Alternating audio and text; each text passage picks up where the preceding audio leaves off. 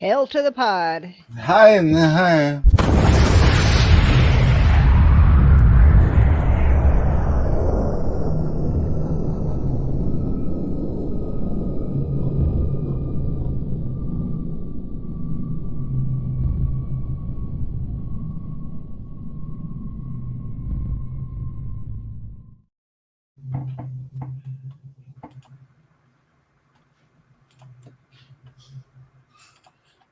What's going on?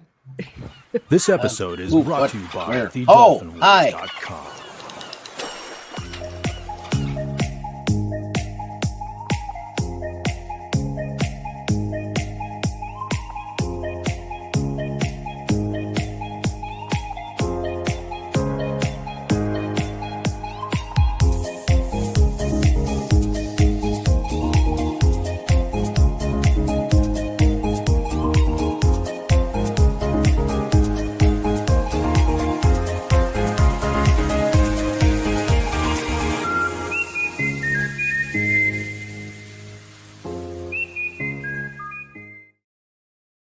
Hello, everybody, and welcome to King Dolphin Television, episode 402.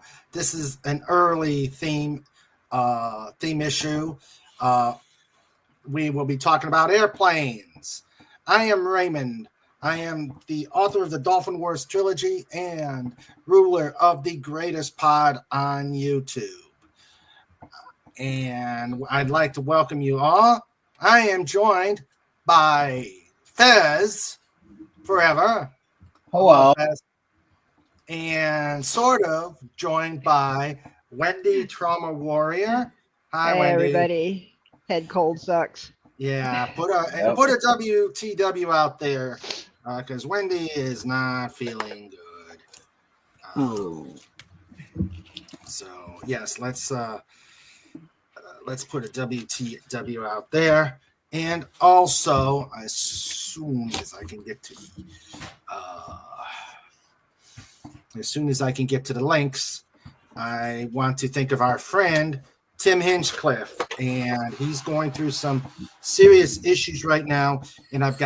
And because this is what we do here at King Dolphin TV, I'm going to put the two links out there. Legatus, could you go on to my list of links and pull the top two for Tim Hinchcliffe and put them into the stream, and so we can show our support and get some hopefully something good will come for Tim. And this is what we do here. If you like what we do here on King Dolphin TV, if you like the theme shows, if you love Just Cuz, and if you like everything else on Wednesdays, please like and subscribe and engage. Let's tell YouTube that we want to. Yeah, I know, Snort.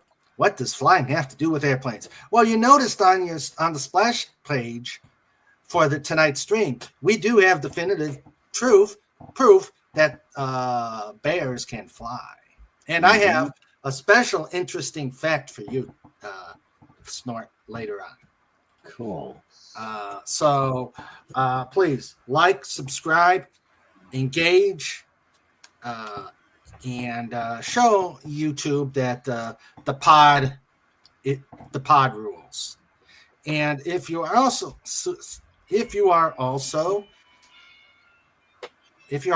so inclined, please help keep the lights on here at the channel and follow with Tim FKHC 2005 says Snorty and Tripe want to tell you both good luck. We're all counting on you. Yeah, I got them. Yeah, good. Want to tell you both. Good luck. We're all counting on you. Help the channel with super chats, super stickers, or the tip link that Snorter Poopers is growling at right now.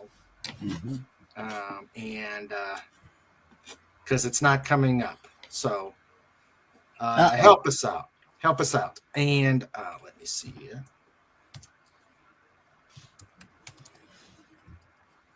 Let's see if I do all capital letters. Okay. And we will get started with the welcomes. As I said, I welcomed our two co-hosts, Wendy and John. Hello. And Hello. let's welcome the rest of the chat. Okay. Right. I've decided that NyQuil doesn't make you feel better. It just makes you not care as much about being sick. Yeah. So that's what Sandra's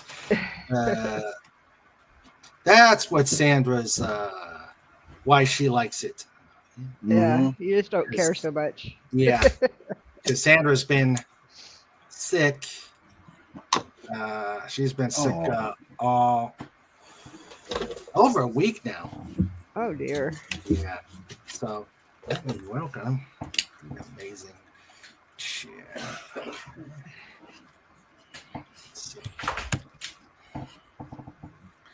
Okay, let's see. Please put an SF out there. Yeah, I hope you feel better, Sandra. Yep, me too. And there he is. That's right. He has been quiet. He has been quiet all day. All day. And I told Sandra it's probably It's because he's a star. Yes. Yeah, it's probably he's building up the energy. He's building up the energy to terrorize her while we're doing the show. That's right. That's what they're good for. Yep. And right now he's wearing a straw boater hat and a striped jacket with a cane and singing I Am Just Wild About Harry and Dog Verses. I'm just wild about Harry. And Harry's wild about me. All right. And I'm trying. Of course, Gumby's already starting to, because I'm trying to bring up these pictures and it says nothing to show. I'm like, really? Oh, boy. All right, there's the one. Okay. Now let's go here. And let's bring these up. All right. Okay, so this is going to be our theme show tonight because we were going to do airplanes, and so there's the tip stream. About time, strip. About time, strip. Get up here, Lenrod. This is your show. This is your show, so come on up.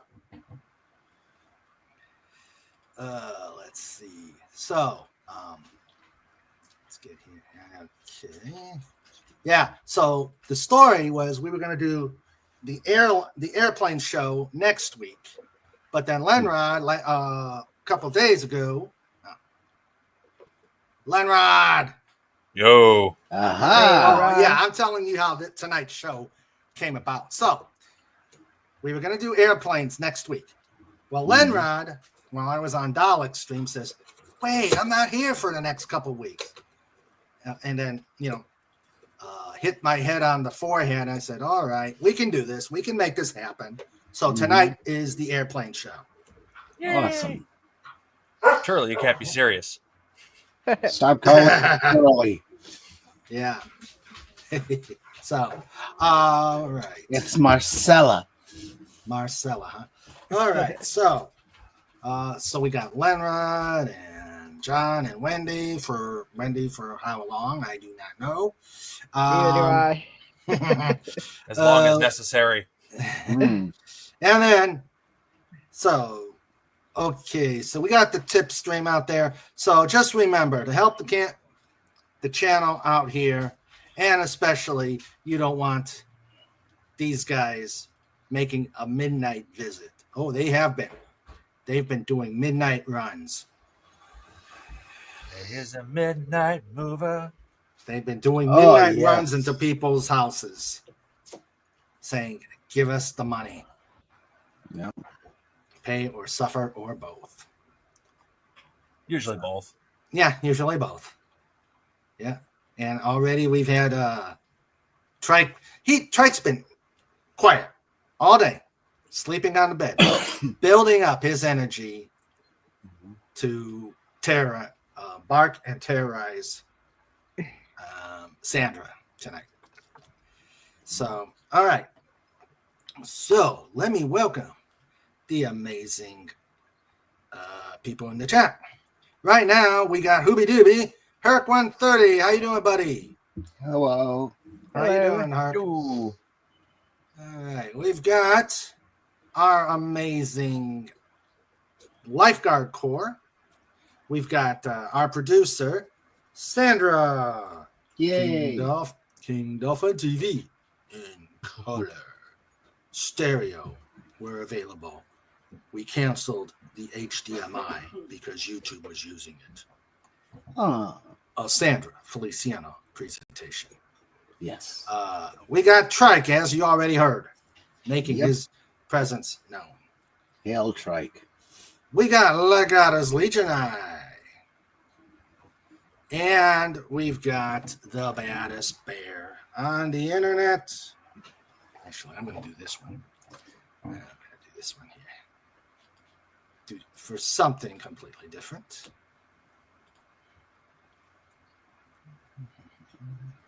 All right. Gotta find it. All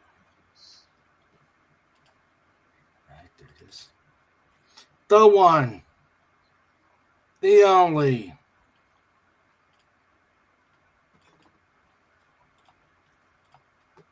Snorter Poopas Q bar. Dot screen. Hashtag. Snorty the Q. Snorty the Q. I like that. How to shut it up. Whoever How do you shut it up? Help! who had the Go away. who I had the did. applause. Oh, nice, cool. There you go, Snort. Snort gun. It's a shiny steering wheel. Yep. Bears can fly. Bears can fly. And as you can see from the splash page we did, yeah, bears can fly. It's got a leather interior on that plane. It's got leather interior on that plane. Yeah. Yeah. Stylish. Yes. Got Fine. the Cadillac of aircraft. Fine. Rich- Fine rich- Corinthian leather. Yep, that's the one. Fine Rich- Corinthian leather. Rich. Hello, Corinthian Sabrina's leather. Espresso. Hello. Hello. This is your first time here. I hope you survived the experience. And welcome, and please subscribe. Let's see. Sabrina's Espresso. Yeah, I saw her last night on Frolics. All right. Ah, Okay. it's a new name. Always And we will nice to have immediately someone ban this new that person. There we go. Okay. Don't What? scare her off. Oh, what? Oh, you gotta be kidding me. Matt G. Oh. Okay. That means I gotta change it again. Matt. All right, so it's Sabrina's Espresso. People and their constant name changes. It's Yeah. so cool. All right. There.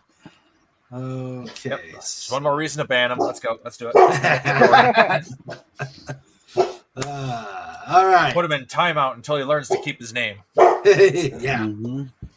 Or even better yet, send Trike over. Yeah. The power of Wolf compels you. Yes, Yeah. Power of Wolf. All right. So, you know, Matt, you keep naming yourself after ladies. People are going to talk. All right. So, we're here. We're going to talk about airplanes, but let's get. Oh, please.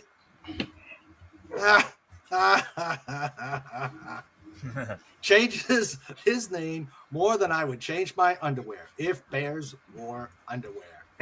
True. Huh? True. Underwear is so overrated. Yeah. Well, as the Romans said, what the heck did they say? Trike. Ah, yes, semper Go ahead, ubi Trike is sub unhappy. ubi.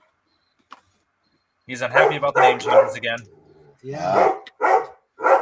Yes, the Romans always said semper ubi sub ubi, which in English Trike's got means this always whole wear thing. underwear. Trike's got this whole thing down. Wait until the stream starts, then start barking. Yeah. Mhm. Get all the treat you want. Exactly. He understands timing. Mhm. Yep. It's like Yes, humans are in position. It's time to make noise to get munchies. Yes. Yep, That's and true. sympathy. Yes. Mm-hmm. Because with sympathy comes sympathy munchies. Yep. All right. Let's. Win-win. Yeah. Of course. All right. Let's see. Do this. Me. No. Hmm.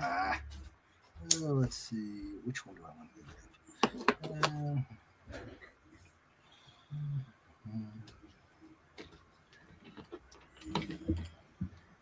All right. Okay. Let me get a proper backdrop. All right. And then I can show my face, and then we'll start the.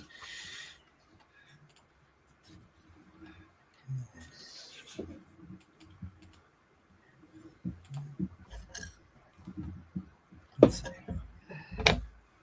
Is this going to work, or is it going to be attacking? Ah, there we go. There we go. There we go. The airplane.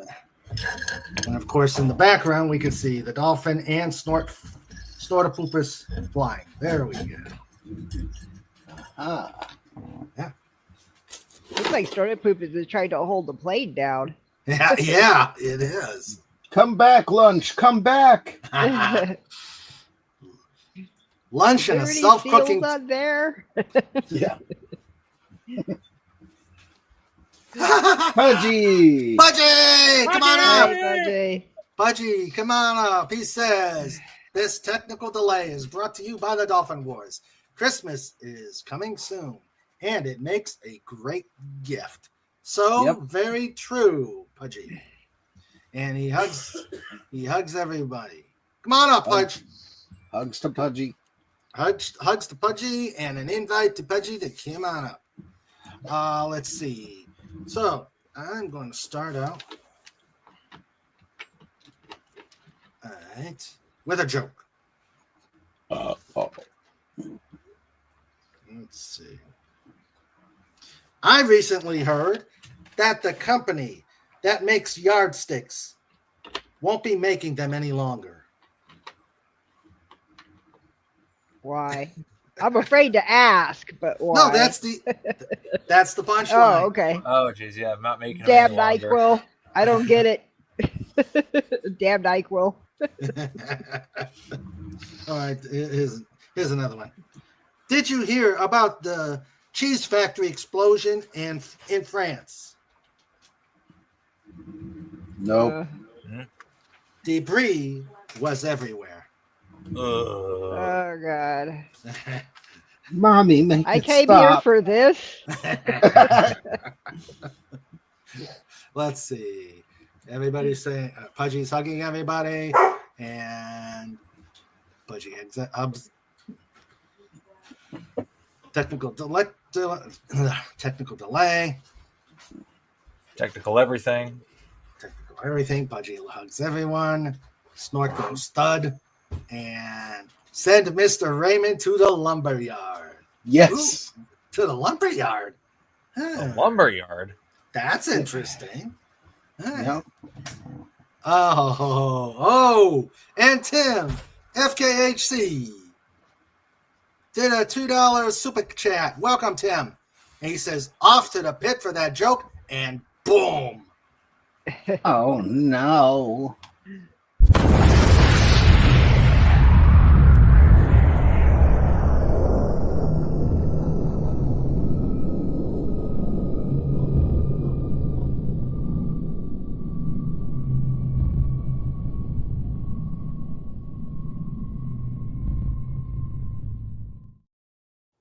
thanks for the $2 super chat, Tim.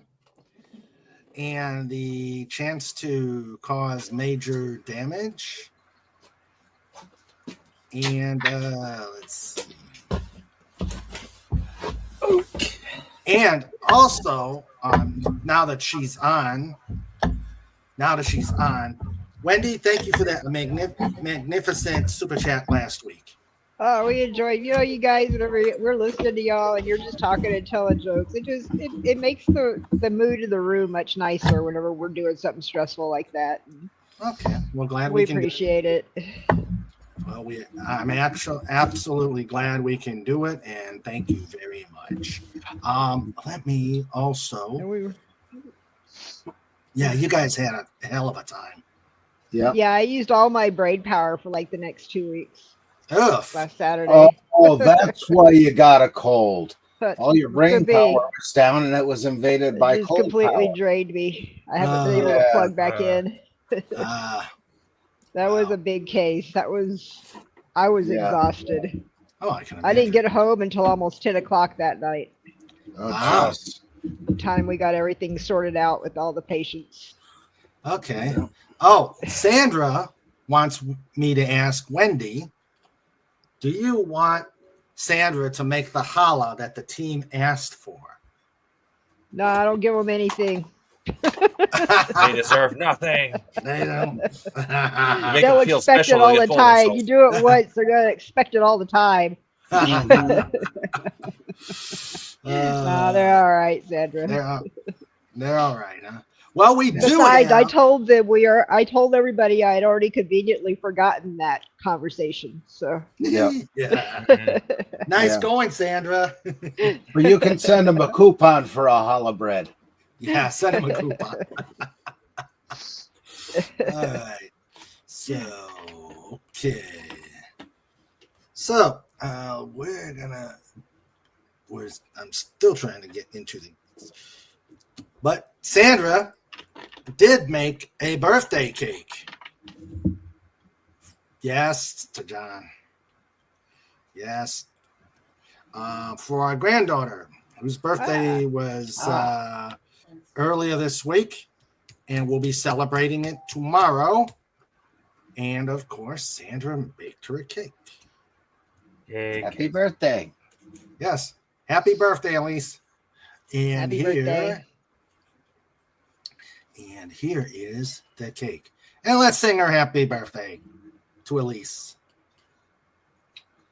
1, 2. Wait. 103. There's the cake. Ooh. Oh, cool. Oh, nice. Everybody's start. I can hear the cars and all the airplanes starting to drive to DC. We're warming up the SR-71. I'll be there in like 10 minutes. Yep. Love it. Oh, yeah. That just reminds me. I got to write this one down. I think Mother has that same cake plate. Huh. Cool. Okay, ready? Go ahead. Yep. Go ahead, Wendy. I was say I have one very similar to that too. Yeah. All right. 1, 2, 3. Happy birthday to you. Oh boy. Happy birthday to you. Happy birthday, dear Elise. Happy birthday to you. Oh, she's going to fear birthdays from this moment forward. Yeah, I think we've just. Who's got the echo? Yeah, we've given her the pain. The pain. Yes. You know, my little brother was a babe, but up until he was about 4 or 5 years old, every time we'd have a birthday party and sing a happy birthday, he would start crying, even if it was his own. Yeah. Snort plugs his ears. Yeah, that's probably good. And FKHC has just sent us to the pit. Can we bring the cake? I'm blaming the head cold. There's the pit.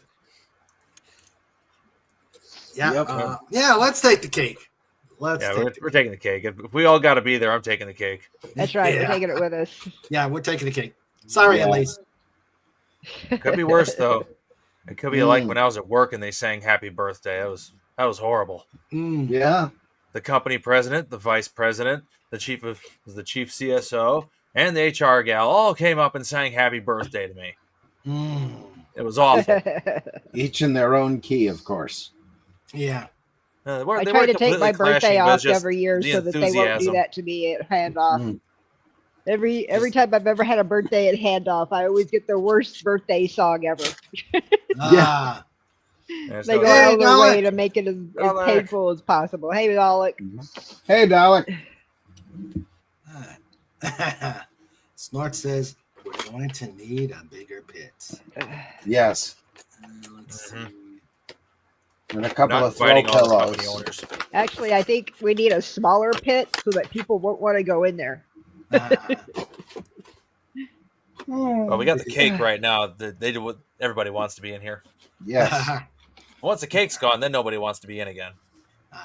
I know everybody at the OR last week wanted to get in the pit. I think we all preferred to be in the pit to what we were doing. All right. Yeah, let's see. Okay, so Tim brought some memes, and we'll do the iconic. Okay. You didn't tell me it was a video. Yeah. Tim, you didn't tell me it was a video, so let's get this. All right, let's. And then it all crashes. Yeah. Yes. Yeah, I was just going to say that. All right. Okay, here we go. Well, it's 8 seconds, so that should be okay. I just want to tell you both, good luck. We're all counting on you. That That was after they landed. I just want to tell you Yeah, both, it was after. we're all counting on you. yeah. I think he did it 3 times during that sequence. Yeah. Yeah. I want to know how they made all that pet sweat pour off of his head and down his eyes during that scene. Yeah. Yeah. Hello, Marcelo Lopez. Hey there. Yo. Let's see. First off, I gotta do Marcelo Lopez. I want to put my space heater back on the desk, but it was making too much background noise. It was warming my fingers. It's like 40 degrees out right now. The heat index here is 111. Wolf. It's like 40 here right now. Wow. I get chilled really quick. Yeah. The real temperature is 99 and the heat index is 111. Oh, I got a joke on the heat index. Oh dear. Aha. I'm sorry for bringing it up, everybody. Yeah. Well, we're in the pit, so. Did you know that the inventor of the heat index died? Good. He was 80. Let me finish. He was 88, but felt like 102. Yep. Yeah. That's about me. I don't think that's enough to get you out of the pit, though. No. No. We're gonna hold you down here with us. Yeah, it's like 85 here in Miami. Oh. Wow. It's warm everywhere but Wisconsin. Okay. Yeah, it's 62 here, and it doesn't want to make up its mind if it's going to rain again or not. Well, it's We've 70. supposedly got a cold front that's supposed to be moving through today or tonight. It's only supposed to be in the high 90s tomorrow. I mean, low 90s tomorrow. Okay. Let's see. So one thing you can always count on in South Texas, it's going to be hot. Yeah. Yeah. Hey, last Christmas Day, it was almost 90 degrees. Oof. Jeez. Sorry about that. Okay. Here,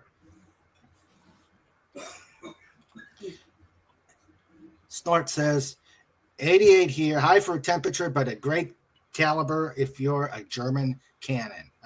Yeah. Mm-hmm. Yeah. And Marcelo says that's corn worthy of a certain squid. Yeah. Ah, The corn. Yes, the corn is 88 high for temperature, but great caliber. Yep. And Marcelo says, and you can count on good barbecue in Texas. Yep. yeah, Indeed. yeah. All right. And here is no. Huh? No. Yes. You have no choice. You gotta do it now. But let's at least Mexican street corn is actually really good when it's because they do it on the grill. It's delicious. Oh, grilled corn. Yeah. Oh yeah, I do that. There is the link for our friend Tim Hinchcliffe. This is the link for the kidney transplant program. Please show our support and see if anything. Well, let's hopefully we can help him out. Evidently, it is a nasty what he's going through. Yeah. Cheap I know my kidneys uncle anyway. for years. He never got a kidney. He needed one, but he'd already had a heart transplant. So. Oof. All right, and there we go. All right. Could So you get a pig's kidney? No. I don't know. I know there's a couple of pig organs that are so more or less interchangeable with human organs, but I'm not sure about the kidneys. There was somebody got one in the news a few weeks ago, and I don't remember what happened with it. I don't know enough about that and transplants to actually speak on it. My forte is trauma. Yeah. Yeah. There's all the best, Tim. Yeah. Mhm. All the best. All Yeah. right. So. All right. Let's see. I love the phonetic spellings there, my friend at Lenrod. Not sure if that's correct or not, though. TH. No, that's close enough. All right. Before we get it. Unless you're in certain areas of England where they'd put an H in front of the H. Yeah. Yeah. That's, Otherwise, that could be read as like ache or something. Because English. yeah. Or Ache. Ache. Yeah, that's true. Maybe like that instead. In South Texas, it would get pronounced H. Ache. That's better. Yeah, H. Yeah. All right. This is for you, Snort. I found this and I had to put it out there. I had to put this out there for you, Snort. This is from Interesting Facts. And the article, or the title of this article is Adult Polar Bears Have No Natural Predators. Well, duh. Duh. That's a no-brainer. It's like where they live, they're the only predators. Yeah. They're bigger than all the other predators. Yeah.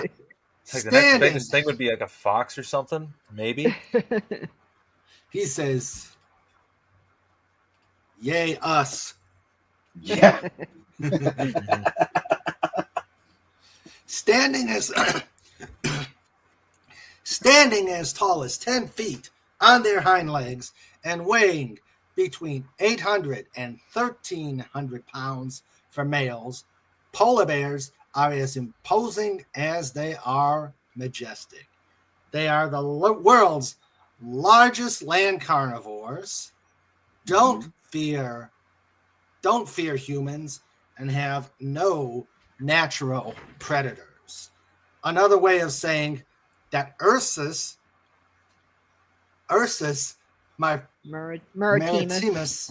maritimus is at the top of the food chain. Mm-hmm. Though they're considered a vulnerable species with just 26,000 left in the wild, their conservation status is a result of climate change, reducing their sea ice habitat rather than direct threats from other non-human animals. Oh, yeah. Oh, but they migrate. And Yeah. just check out Orlando. Polar bears aren't the only apex predators, of course. They're joined on that intimidating list by bald eagles, seawater crocodiles, snow leopards, orcas, and other creatures. Whether humans count as apex predators now is the point of some dispute.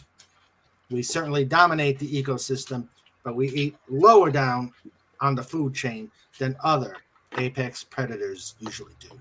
And as long as bears, sharks, hippos, and other imposing species continue to do their thing, humans will continue to have natural predators, even if most of us are usually lucky enough to avoid being preyed on. Pretty sure a bear shark is a real monster somewhere. Yes. Yeah. Let's see. Snort says 10 feet. Poof, I'm 11 feet. That's right. Our bear goes to 11. Yeah, Uh-huh. yes, he goes to 11.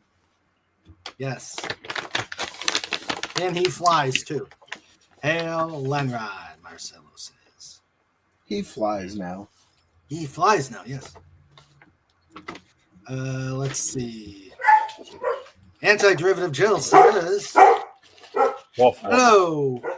Just listening in right now. I need to figure out what to cook for dinner. I hope all of you are well. We are, Jill. We're having fun. And we just saw a birthday cake. And I will bring that back up for you, Jill. Just for you. You get the encore for the...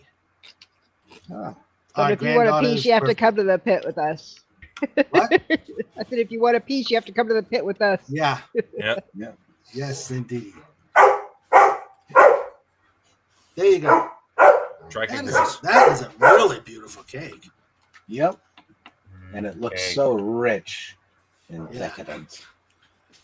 No more singing, Tim. Sugar. Everybody's afraid we'll see again. I don't blame them. Yeah, I don't either.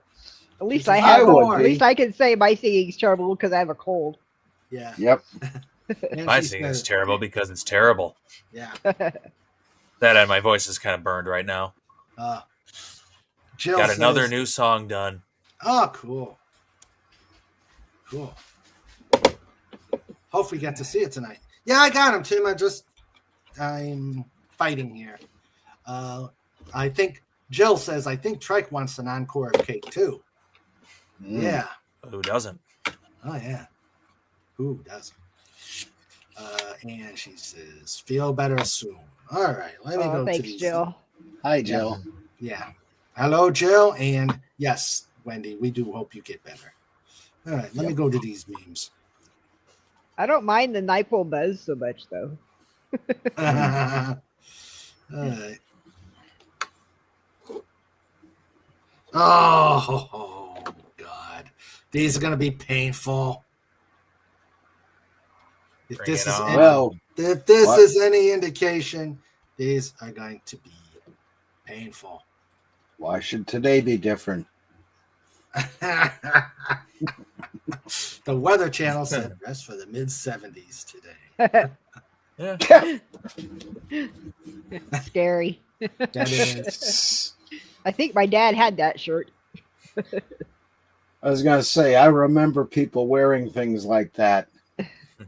Oh, okay, wrong way. Oh, All right. Come on. Come on. There we go. Ah, Googly eyes. they become Muppets. cookie. Oh, I saw one. I gotta pull it up. Sorry, Tim. I hope I saved this. Oh, let's see.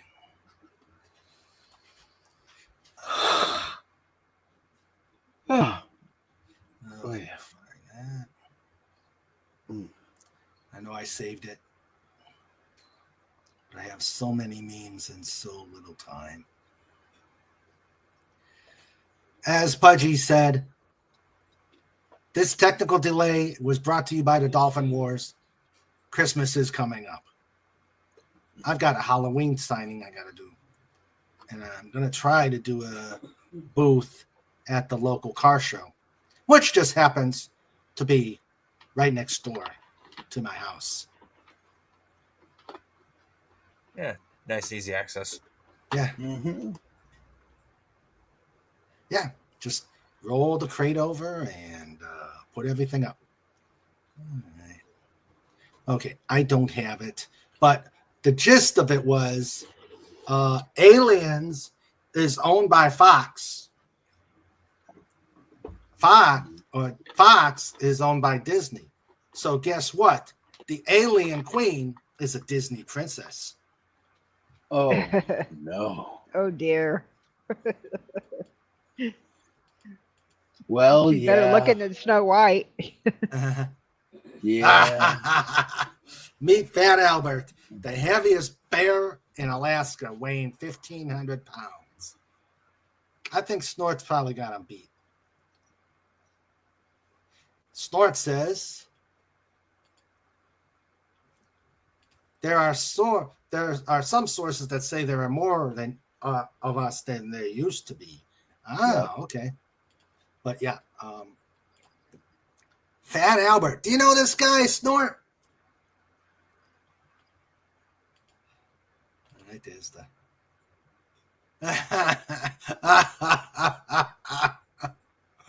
manufactured September 2019.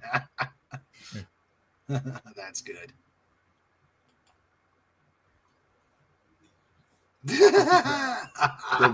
Did the picture come up? I see no picture. I see no picture. Oh, wait, No. did I? Hopefully. He's not sharing with us. We're not allowed to experience it. All right, let's go back. Where did I lose you? Did I? I didn't. I haven't seen that one. Oh, my. Yeah. He does not look thrilled. That's a big boy. Yeah. Yeah. You must be living on human food. Mm-hmm. Yeah. Well, it looks like And there's the googly Andy's eyes. on. We saw that one. Yeah. September. September. Yeah. Derp. Derposaurus. He died of natural causes. You pushed him off a roof. Gravity is natural. Coof, it is then. Yeah. Welcome to Geisinger Hospitals. Uh-huh. Yeah. I feel like that'd be a Marx Brothers joke. Yeah. Yep. He says, Cousin Albert. We call him Fatty. Mm-hmm. Hey, it's Fat Albert. Oh, yeah. I thought that was the stupidest cartoon ever. Yeah. Yeah, that was based on the Bill Cosby stand-ups, Yeah. which are actually pretty entertaining. I like the original Fat Albert show, the Fat Albert show that before they came with this, silly segment. All trains delayed until further notice. Been there, done that, evicted the cat. The hills are alive with the sounds of screaming. Yeah, see, there she is. She's a Disney princess. The hills have ears. Yeah. Yeah. Oh, if only I could have made that movie. Yes. It was many moons ago. My friends and I, we went and saw The Hills Have Eyes in the theater, and it was, your typical horror film kind of thing. And afterward, we came up with the idea of making The Hills Have Eyes 2. But it would have been the movie would have been called The Hills Have Ears, parenthesis, Hills Have Eyes 2, and the movie would be about a spastic golden retriever named Dutchie. So instead of people getting attacked by mutant monster people, they're just, the dog keeps coming after them to play. Mm-hmm. It's like the squeaky toy noise is the theme noise. Oh, cool. Sadly, Dutchie is no longer with us. Hey, Trike. Trike is in my couch. Agent Pepsi 1 says, "Hail, sweeties. We made it to the hotel in Dyersburg. I just had to say hi to King Dolphin, Sandra, Trike, Anti-Derivative Jill, FKHC, Legionus Legionai. Hello, Agent Pepsi 1. Agent Pepsi 1. They've given her a number and taken away her name. Or actually, taken away her heels. I know she likes heels. Thought I'd add that. All right. Yeah. There was a girl at that funeral this morning who should never have worn heels because I don't think she's ever worn them before. Oh, she was funny to watch. She says, Wendy, Lenrod, Fez, and anyone I missed. Hi, Pepsi Wood. And going to be at the house there around 6 p.m. All right. So we got the screaming Disney princess. Julian can be so. How do you handle your chief medical officers? Janeway, I turned mine off. Picard, I turned mine on.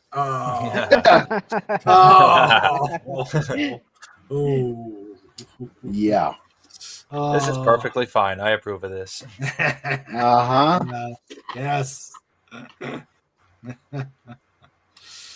Agent Pepsi says it's so sad if you're a girl and can't walk in heels, even if it is very, very seldom, unless you have a medical condition. Yeah. The funny thing is, heels were invented for guys.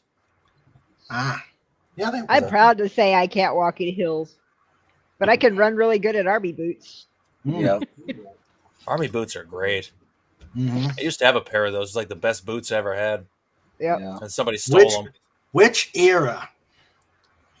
These were early 2000s they were made. Yeah. I started out with the old chukka boots and then combat boots. Then I decided I was going to get jump boots. Yeah. Just because I could. And then I got issued jungle boots, which I thought were the greatest boots. Yeah. I had a pair of U.S. Navy genuine boondockers from the 1980s. And they lasted me. I was still wearing them when I was doing rope rescue in the 90s. All right. Oh.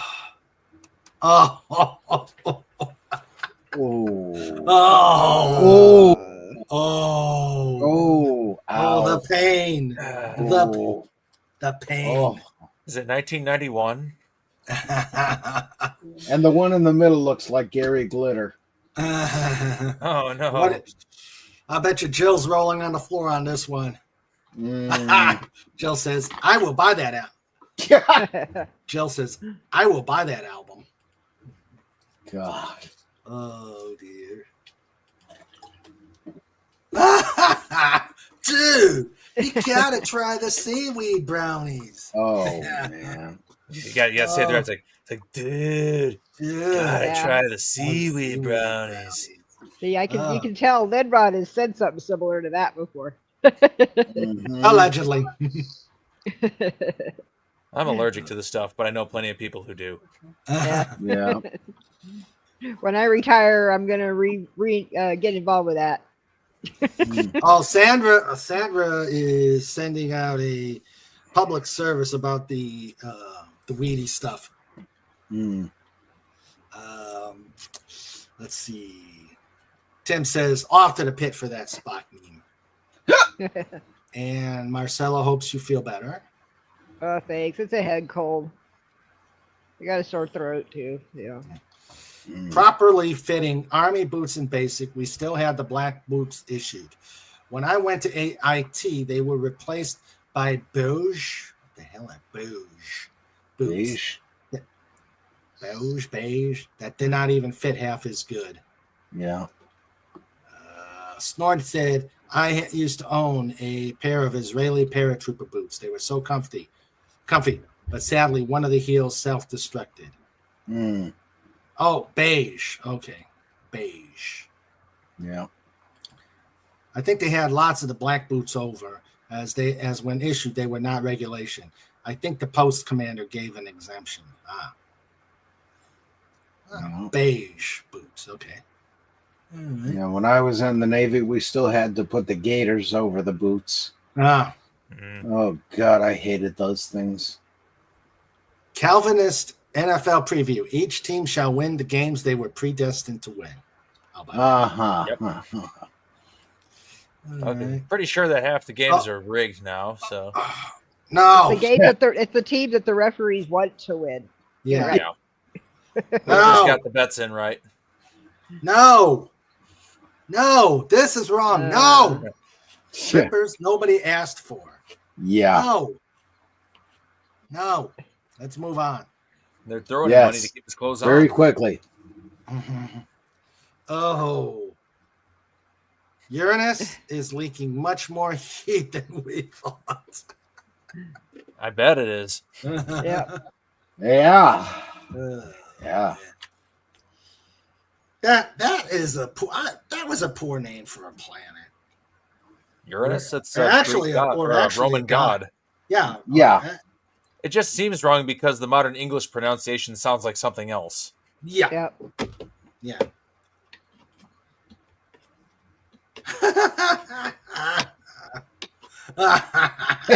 The last thing a cake sees in my house. Yeah. Yep.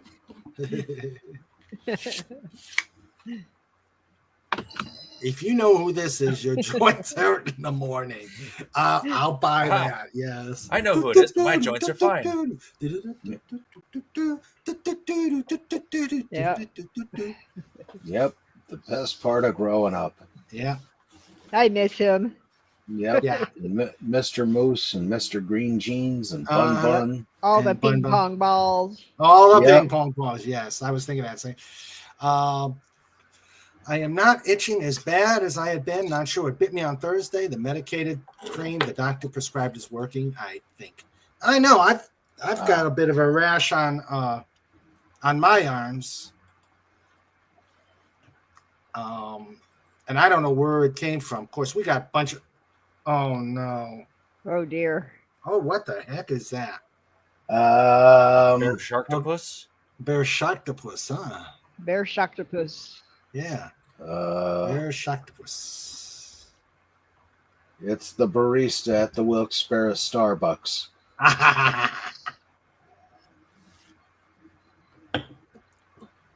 It could also be Margaret, the surgical technician that I worked with last Saturday. Oh, good Lord. Yeah. She would agree if she heard me say that. That's the sad part. Mm. I am the god Uranus.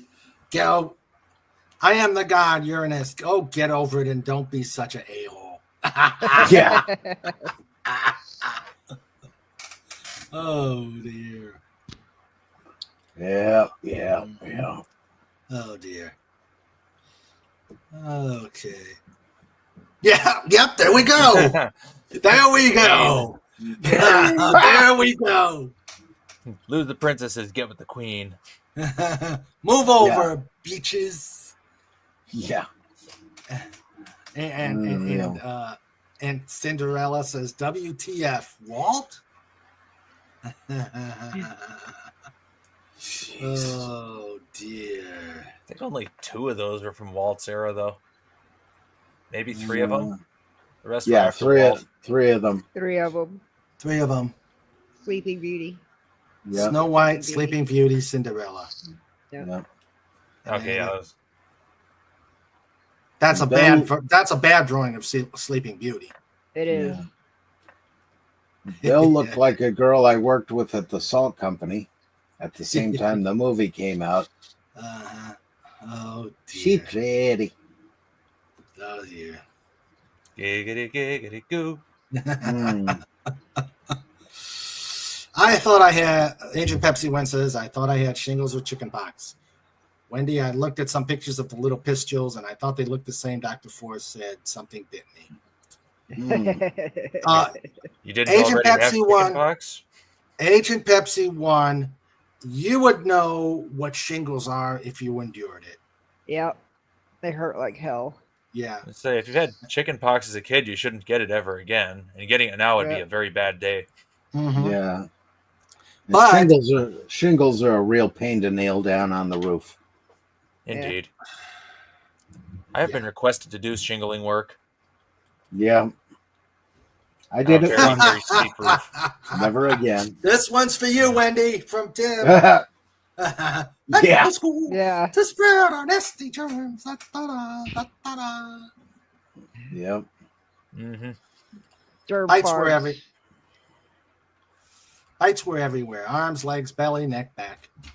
She said I had a terrible allergic reaction. Not good. Oh, sorry to That put sucks. an AP one out there. It's either the germ reactors or the germ reactors or the allergies.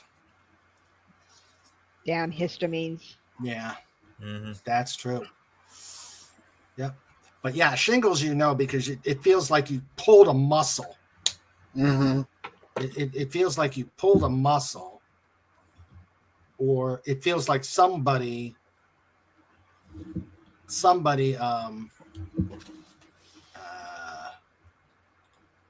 takes steel wool to your arms and legs and Yeah. back. That's how my aunt described it. She had shingles on her back. She said it felt like somebody had been scrubbing her with a steel wool thing. Yeah. So I'm getting we love you too, Agent Pepsi One. But Yeah. I still at times feel like it. But it was like just the nerve pain, just Yeah. and of course you got the little bumps all over your body. Yes. My doctor misdiagnosed it. He said, "Oh, you pulled a muscle doing pew pew. Don't go pew pew." You saw him before you broke out. Yeah. Okay. Sandra, yeah, that's true. I saw him before the breakout.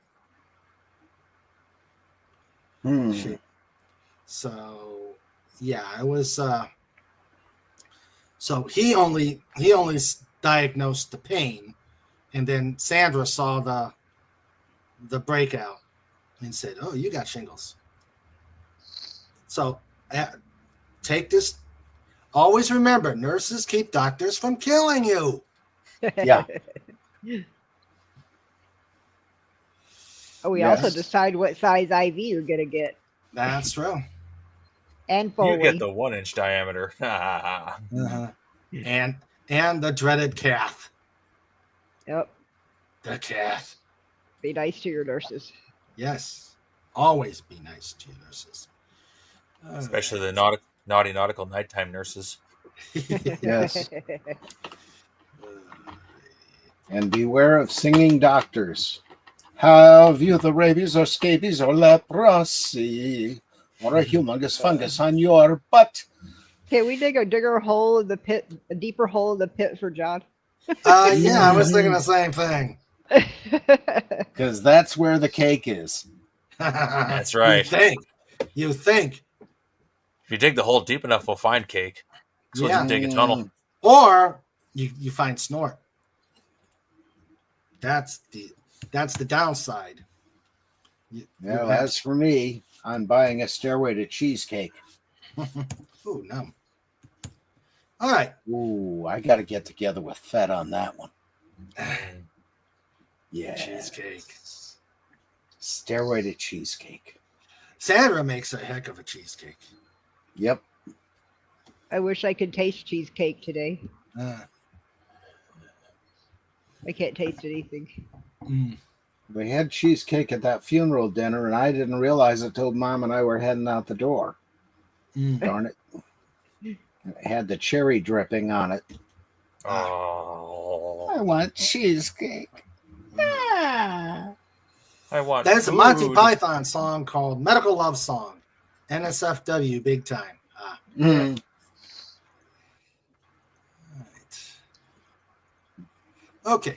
So, I went and mopped every room in the house just in case and disinfected everything in case they spread. Still have the bumps all over. I thank you all, though. You are most welcome, Agent MC1. Okay. Jimmy's hiding from me. She's not working today. She's home, but she's hiding from me, and she's been spraying everything with Lysol. Surprised she hasn't sprayed you. She did. Oh. Yeah. And every time I get up and move somewhere and touch something, she sprays it with Lysol as soon as I walk away. Maximum disinfectant. Yes. Yeah. It's gonna get her ass kicked. Yeah. Once you got the energy to do it.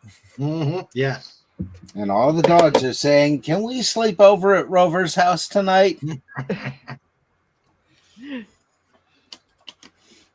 All right.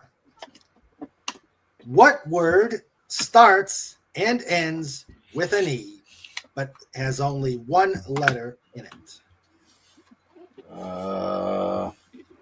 The letter E. What word starts and ends with E, but only has one letter in it? I got cold brain fog. I better get into the lower level of the pit for this one. The word is envelope. Ah. I'm that's- heading there. I'm heading there. Hey, perhaps there'll be cheesecake at the party tonight. I would love some cheesecake. Rennie L. one time during Friday Night Frolics ordered cheesecake with DoorDash. My God, she was. Yes, Yeah. envelope. Yes, envelope.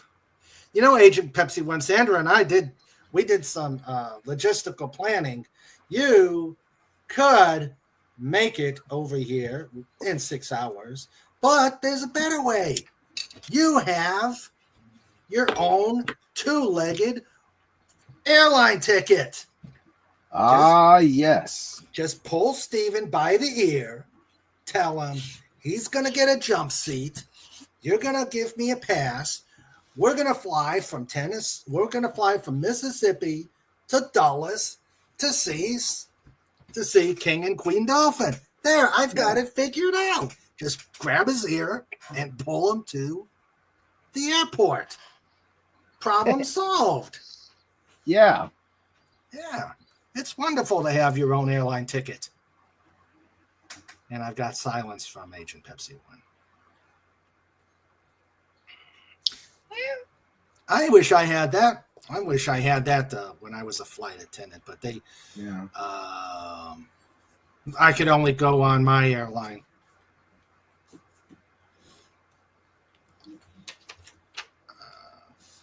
Yes, time to get into the talking about airplanes.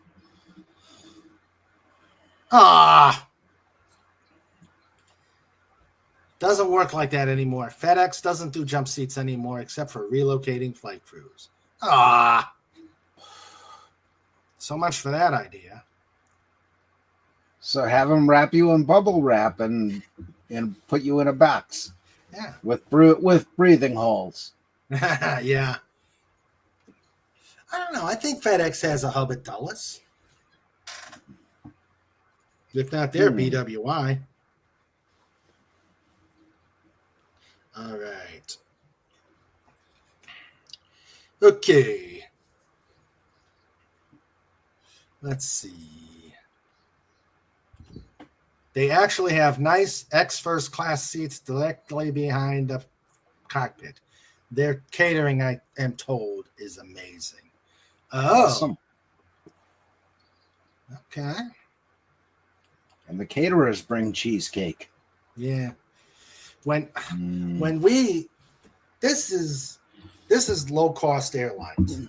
When we were doing our charters from Cleveland to Vegas, we didn't have places to put breakfasts. What we did is the ground people, they brought us big bags of bagels. And we had to put those. We had to put those in the overheads to. We put them in the overheads, and then when we got to cruising and started the breakfast service, that's when we brought the bagels out. But of course, that that meant the passengers didn't have enough space to put their overhead, because you got flight crew, flight and cabin crew that's got to put their stuff back there. You got about 7 or 8 bags of bagels. Yeah. Can you imagine the last scene of The Trouble with Tribbles, only with bagels instead? Yeah. Steven is laughing. He said the cold meatloaf was something to behold. He is very sarcastic at times, but they do have unlimited sodas, though. All right. Ah. Yeah. Yep. And nothing like cheap wine on airlines. Yeah. Yeah. Cheap wine. Yep. Yeah, well, we had the good old MD-80. Oh, and I brought out some of my airplane collection. But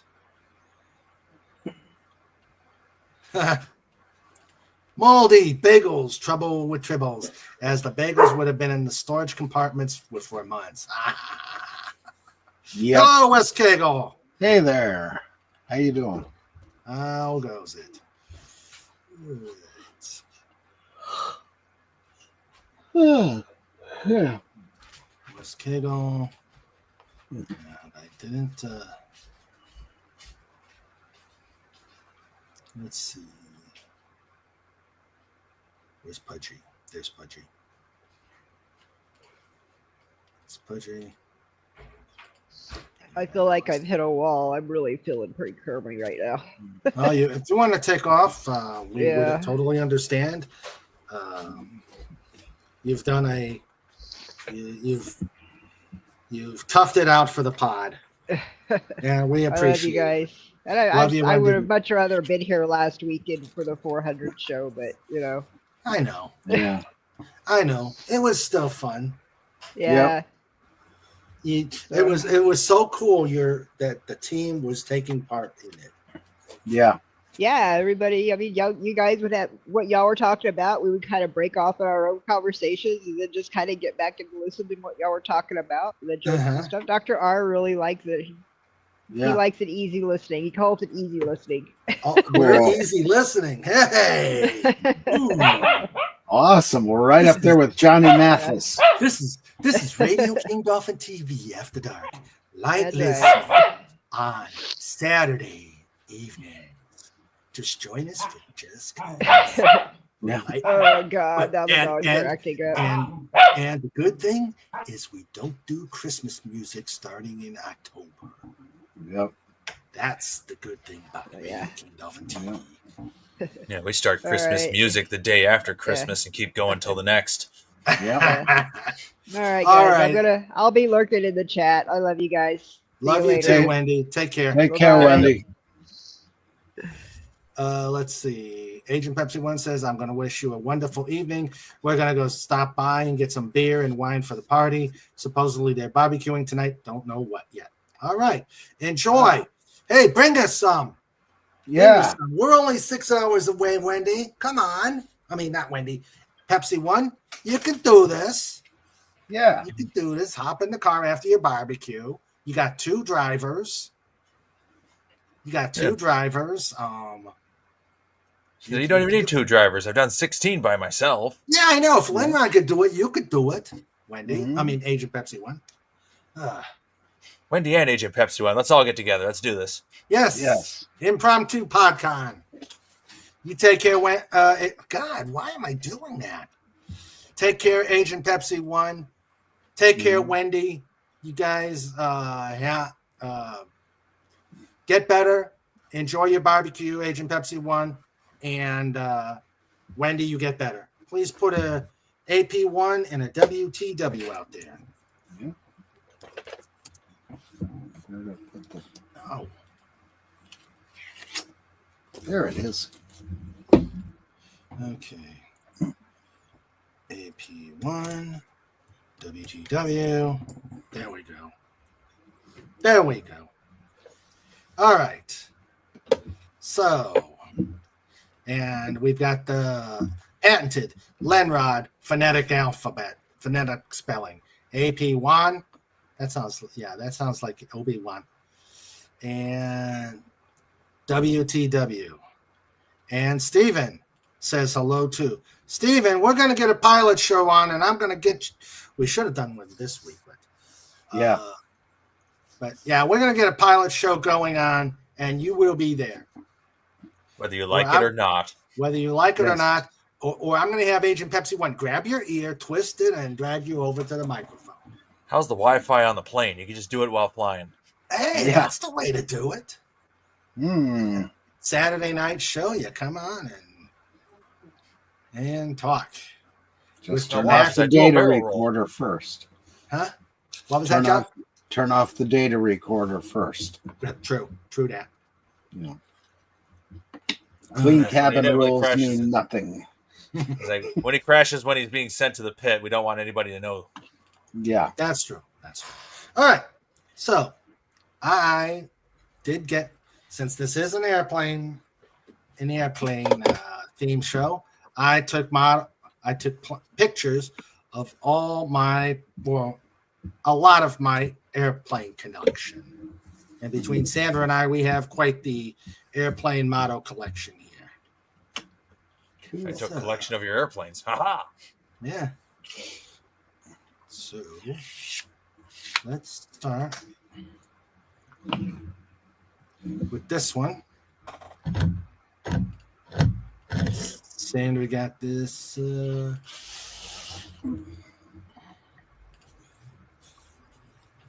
at a Christmas show, a wooden model of a B-52. Ooh. Yo, buff. That's imposing. Yeah. And of course, Snoopy in the corner. Yeah. Trading in a Sopwith Camel. Mm-hmm. Okay. And then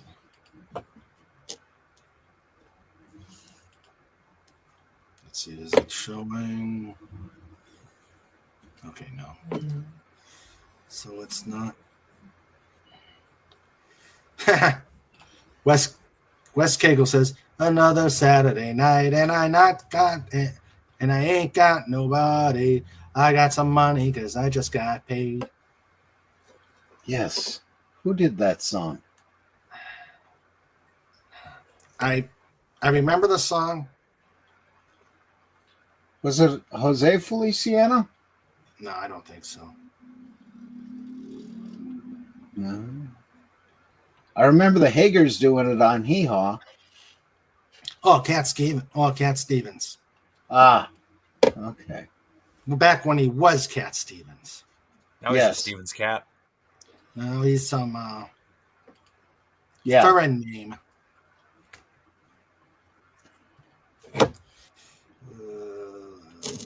Sam Cooke before him. There was a good singer. I like Sam Cooke. All right. And here's another one, a little diorama I made. Oh. Very nice. Very nice.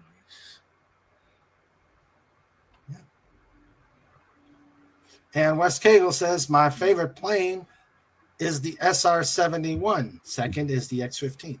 Well, let me... Fast and faster. Okay. Yeah. Well, let me show you...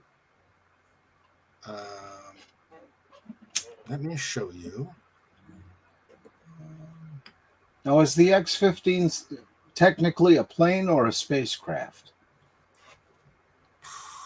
Or something else? Plane. It's plane because it didn't break the... Yeah. It's been to space. The X-15 has been all the way that far. Yeah. It's got the rocket motor instead of a jet engine, so it doesn't need air. But technically, it's a plane first, but it's effectively became a spacecraft because it was able to fly so high. Yeah. It was a rocket plane. really good movie about the X-15 out years Yeah, it was ago. called the X-15. Yeah. Yeah, let me bring up Wikipedia. Whack-a-molepedia. Yes. Oh, I hate the stupid. Going to Wikipedia and getting the don't make sure you donate from us. You donate with us. Yeah. Well, they do exist entirely on donations, so Yeah, servers aren't cheap. that's true. Yeah, because if they had money, they could screen all the stuff going in there for what's real. Mm-hmm. Yeah. There was a short time where there were like 1 million elephants in the world. There's the movie. Ah, yes. Yep. Good movie. I like that. I'll have to dig that out again. And there it is on the wing Uh-huh. of a B-52. Mm-hmm. I don't remember. Did Chuck Yeager ever fly that? No. Neil Armstrong did. Ah, okay. That's the connection. The later models of the X-15 had a throttleable rocket. It was an incredible feat of engineering. Yeah. Considering they used a liquid-fueled engine, you'd think it would have been throttleable from the get-go. Dalek says, the only planes I really know about are the Boeing and Airbus jets. Don't really know much about other kinds of planes. Well, I've got models of all sorts. Let's see. Got This Charles movie- Bronson in it. Yeah, I had Charles Bronson, Yeah. James Gregory, Great actor. and Mary Tyler Moore. Mm-hmm. Oh, dang. Yep. Okay. All right. And let's see. What is the other? Let's see.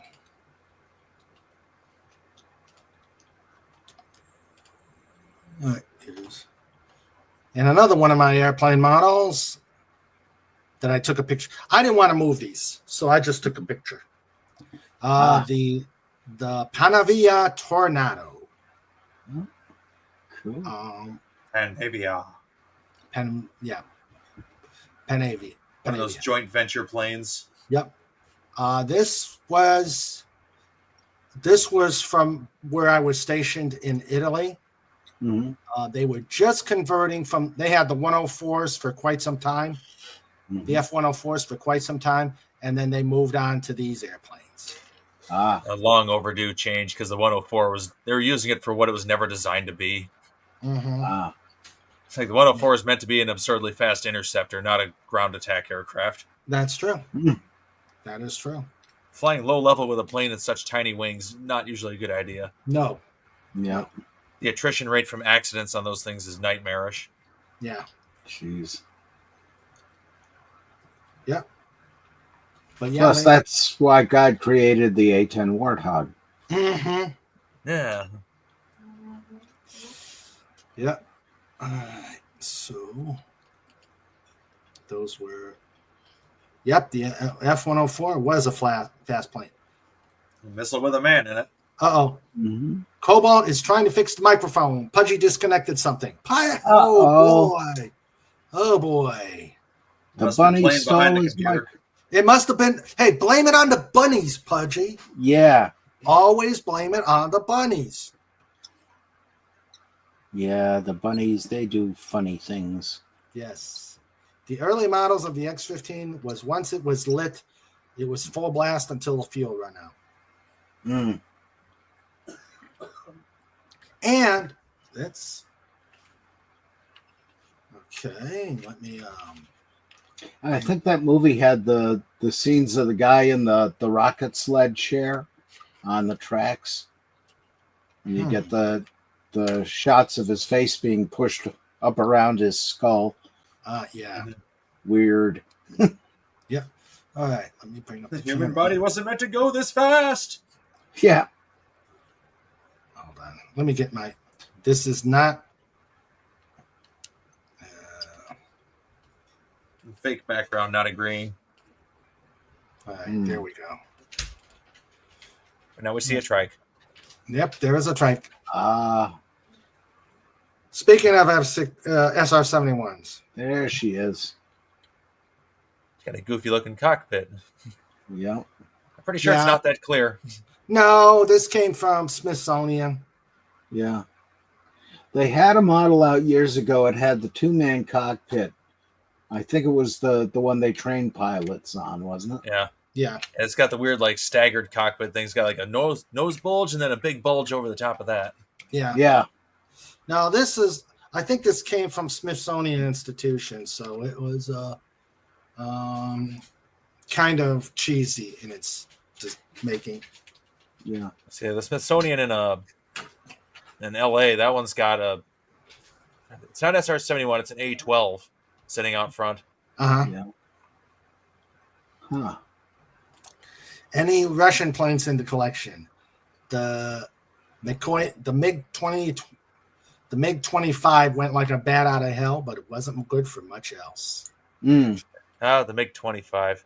Such an interesting story. The Russians made it to counter the XB-70 bomber that wound up getting canceled. When the Americans found out about it, they thought the Russians were developing a super air superiority fighter, so we accidentally built the best air superiority fighter ever made in the F-15. Yeah. It turns out the And then 25 is just a good interceptor, although technically they almost got an F-15 in Iraq in 91. Mm. Because the Yeah, 'cause Iraqis they almost managed to do it. They took advantage of the MiG-25's excessive speed, and they managed to get the jump on a couple of Eagles, but nobody could really hit each other. They did damage one Eagle, but that was it. Yeah. Then they escaped because the F-15 shot back and all their missiles failed. Tim says, "Yep, I could see you raided the Hazy gift shop." Oh yeah, Mm. nice. The engine on that plane, the Pratt & Whitney J58, was a bad arse engine. Yep. Yeah. Okay. Yep. Let's Like see. 1/3 of its thrust was just the suction. The 104 was known as the flying prostitute because it had no visible means of support. Trike. All right. So, and the F-15 is better than the current F-35. In terms of sheer stats, yes. But in terms of mission profile, they both fly very different mission designs. Mm-hmm. Yeah. Yeah. So the 35 is designed to be stealthy or to be invisible, whereas the F-15 is built to just fly in and blow everyone up. Yeah. Mm. Although it's kind of funny to think, with modern aviation tech, with everybody developing stealth fighters, eventually we're going to go back to fighting people with just a regular gun sight. Yep. It's like, oh, look, you can't see the targets on radar or infrared, so you can't fire missiles at them, so you're back to just visual range combat like World War II. Mm-hmm. Yeah. Well, I find it interesting that the F-35, the way the helmet's designed and the sensor HMD, suite yeah. is you could look between your legs and you could see what's below the airplane. I'm saying that is surreal. Yeah. You look between your. I'm not going to go there. Well, That's it's still showing the displays, and the helmet detects which direction you're looking, so when you look down, it's adjusting to show what's down. Mhm. But yeah, that still sounds surreal. Look down, look between your legs. All right. Yeah. Okay. Let's do this one here. One of Sandra's collection. As you can see, we got a lot of airplanes. Yeah. I have a bunch, but they're sitting in my parents' house. A Lockheed Y1C12.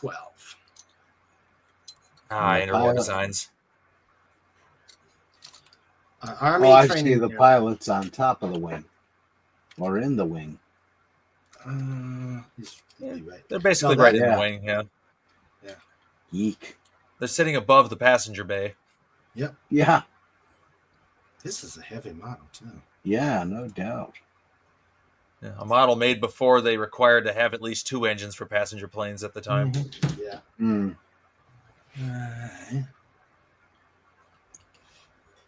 Wes Cagle says the problem with the F-35, they wanted to do everything. We forgot to build different planes to do different missions. Yeah, That's true. But again, it kind of comes down to budgetary reasons. And technically, if you have a plane that's more or less invisible to the enemy's radar, it can do just about everything. Just because they can't see it until it's too late. That's true. Okay, Tim, we will not show them. I was just getting ready to open it up, but thanks God he put on the brakes. I do like the VTOL version of the 35. That thing's just cool. Yeah. It's got to be a nightmare to service, though. Yeah. There's this airplane model place called Pete's Collectibles. Let me see if I can bring it up here. Pete's. I've gotten a lot of my military models from this place. And let's see. Okay, there we go. Let's see.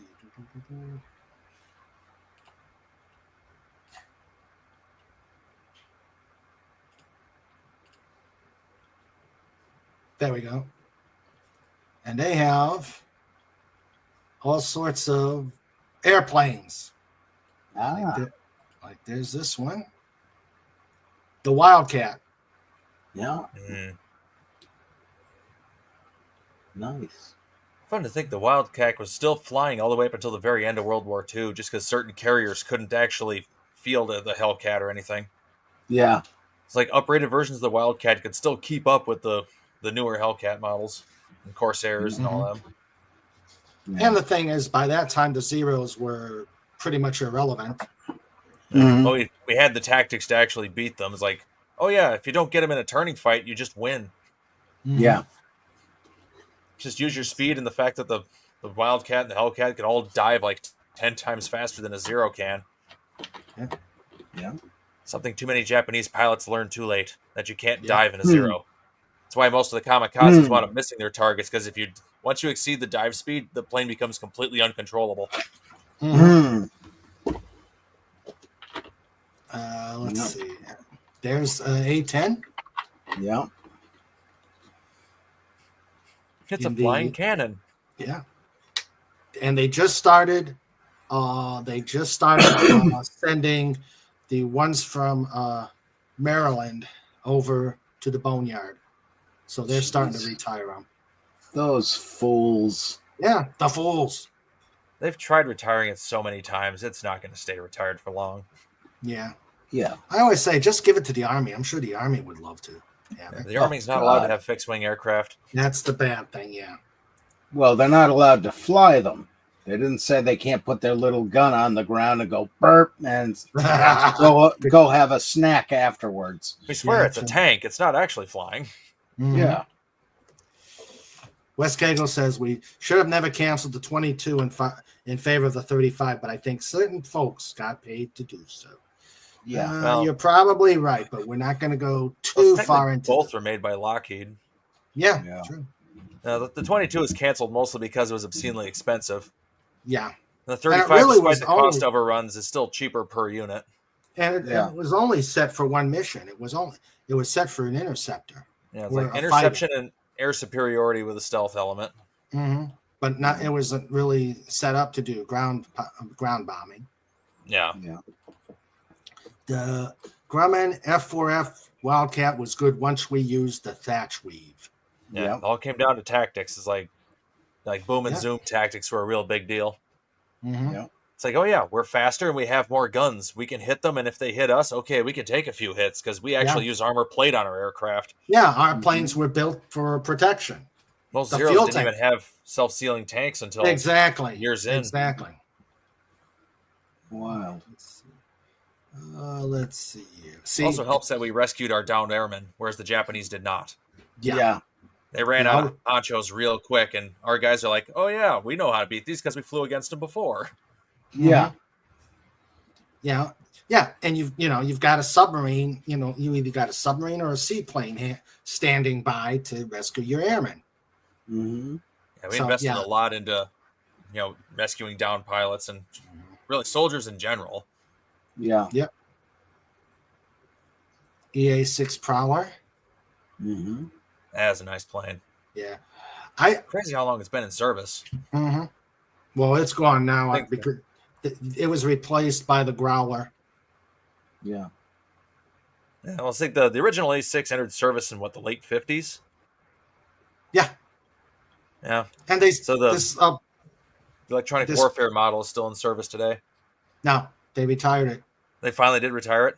Yeah, they retired it in favor of the F-18 Growler. Oh yeah, that's right. Yep. Let's see if I can find one. Cheaper to use one plane and slightly modify it for each role. Mm-hmm. Yeah. Yeah, let me see if I can find it. There's the F-15. Mm-hmm. We got so many models of F-15 that they have 2 letters in the designation now. Yeah, the EX. Yep. Up-tweaked the F-15E to the X standard, which is absolutely Yeah, nuts and because they could fit like a whole ton of standoff missiles on them. Yeah, I've seen pictures of it. It's just nothing. It's just nothing but a big bomb truck now. Let's see. It's a bomb truck that can still do solid air superiority if necessary. Yeah. Let's see. There's And of course, then there's the F-16, which is like one of the most successful airplanes ever made. Mm-hmm. Mm-hmm. There we go.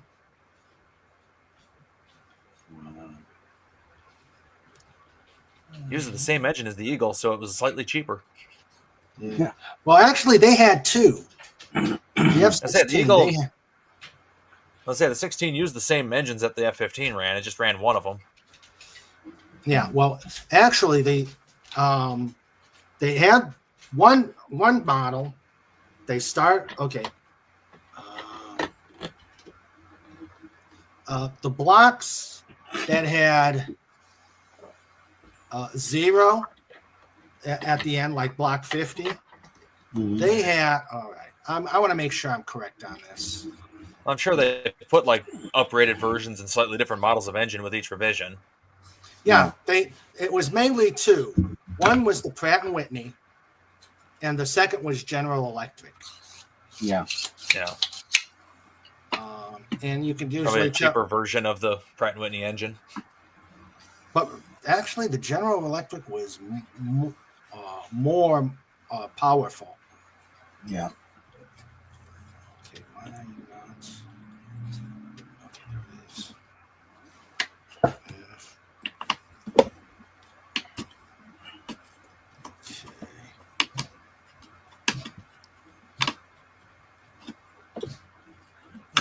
Let's see here.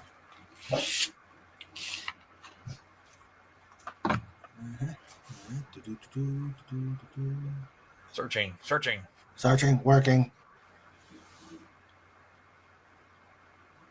Lusting after cheesecake. Mm-hmm. Indeed. Yes, cheesecake. Oh, I hunger for cheesecake. Okay. I hunger for cake in general. All right. Yeah. Let's see. Okay. Yeah. The first engine for the 16 was the Pratt and Whitney F100, which 100 PW 200, which was the modified F-15 version. Yep. And then they had the Air Force decided to do an alternate fighter engine, which is also known as the Great Engine War, and had General Electric provide an F-16 engine. And it was so with that one, they had to modify the inlet so it can get 28,000 pounds of thrust, as opposed 29,000. They gave it a bigger mouth. They gave it a bigger mouth to give it 28.9 thousand pounds of thrust as opposed to 23,830. So, yep. So And they don't allow it to be faster, Yeah. unlike the MiG-23. Mm-hmm. I was watching a guy who was what the heck was I can't remember the name of the program, but it's when they were flying like captured Russian planes and they're test flying them. And the guy that was being interviewed, he was talking about the plane and said that like there's no actual limiter on the engine for the MiG-23. You put the throttle all the way up, and that plane will keep going faster until the engine explodes. Mm-hmm. Yeah. Let's see. Tim said, or Wes Cagle says, the Japanese also flew their airmen until they were shot down. We rotated ours into the academies to teach the new recruits what they learned. Yeah. Yep. And Pudgy Cobalt. Pudgy. Hello. It's Mr. Hey, wait a minute, Pudgy. All right. You're supposed Hello, to sing it together. Hey, Cobalt. Yo, Cobalt. It's Mr. Raymond time. It's Mr. Raymond time. It's Mr. Raymond time. It's Mr. Raymond time. It's always good when Pudgy pushes the right button. When it's Mr. Raymond time. Yay! Pudgy. Hey, Pudgy, how you doing? Pudgy, good. How are you? Good. We're talking airplanes. Oh, boy. Yeah. Pudgy's had an airplane. Yeah. Yeah, Pudgy had a bi-wing airplane, and then Pudgy had a Warhawk. Yay! Yeah. Yeah. Too bad we never got to see a picture of the Warhawk. Well, there is one, but Cobalt says he has to do something with it. Okay. Well, actually, let me go to Wikipedia, and because I know we can find a picture of a Warhawk there, without Pudgy, of course. Unfortunately. Yeah, unfortunately. Well, I'm working on that. Cool. Because now the Christmas catastrophe's done. It's onto the bid. It's onto the bid one. Oh boy. Oh geez. Conversion started last night in earnest for Land of Sorrow. Oh yeah. Okay. Yeah. That's a tough one. Yeah, I think I know how to do it to get around the YouTube sensibilities. So, and then also there was references to an individual that shall remain nameless. That lives You mean somewhere. Dolph? Is it Dolph? Well, no. He may or may not have a secret base somewhere located in Texas. Gotcha. Okay. Under Texas. Under Texas, yeah. Oh. Yeah. Okay. Okay. We'll just call him Tony. Yeah. Sure, yeah. 'Cause why not? Yeah. Okay. We talking about this one?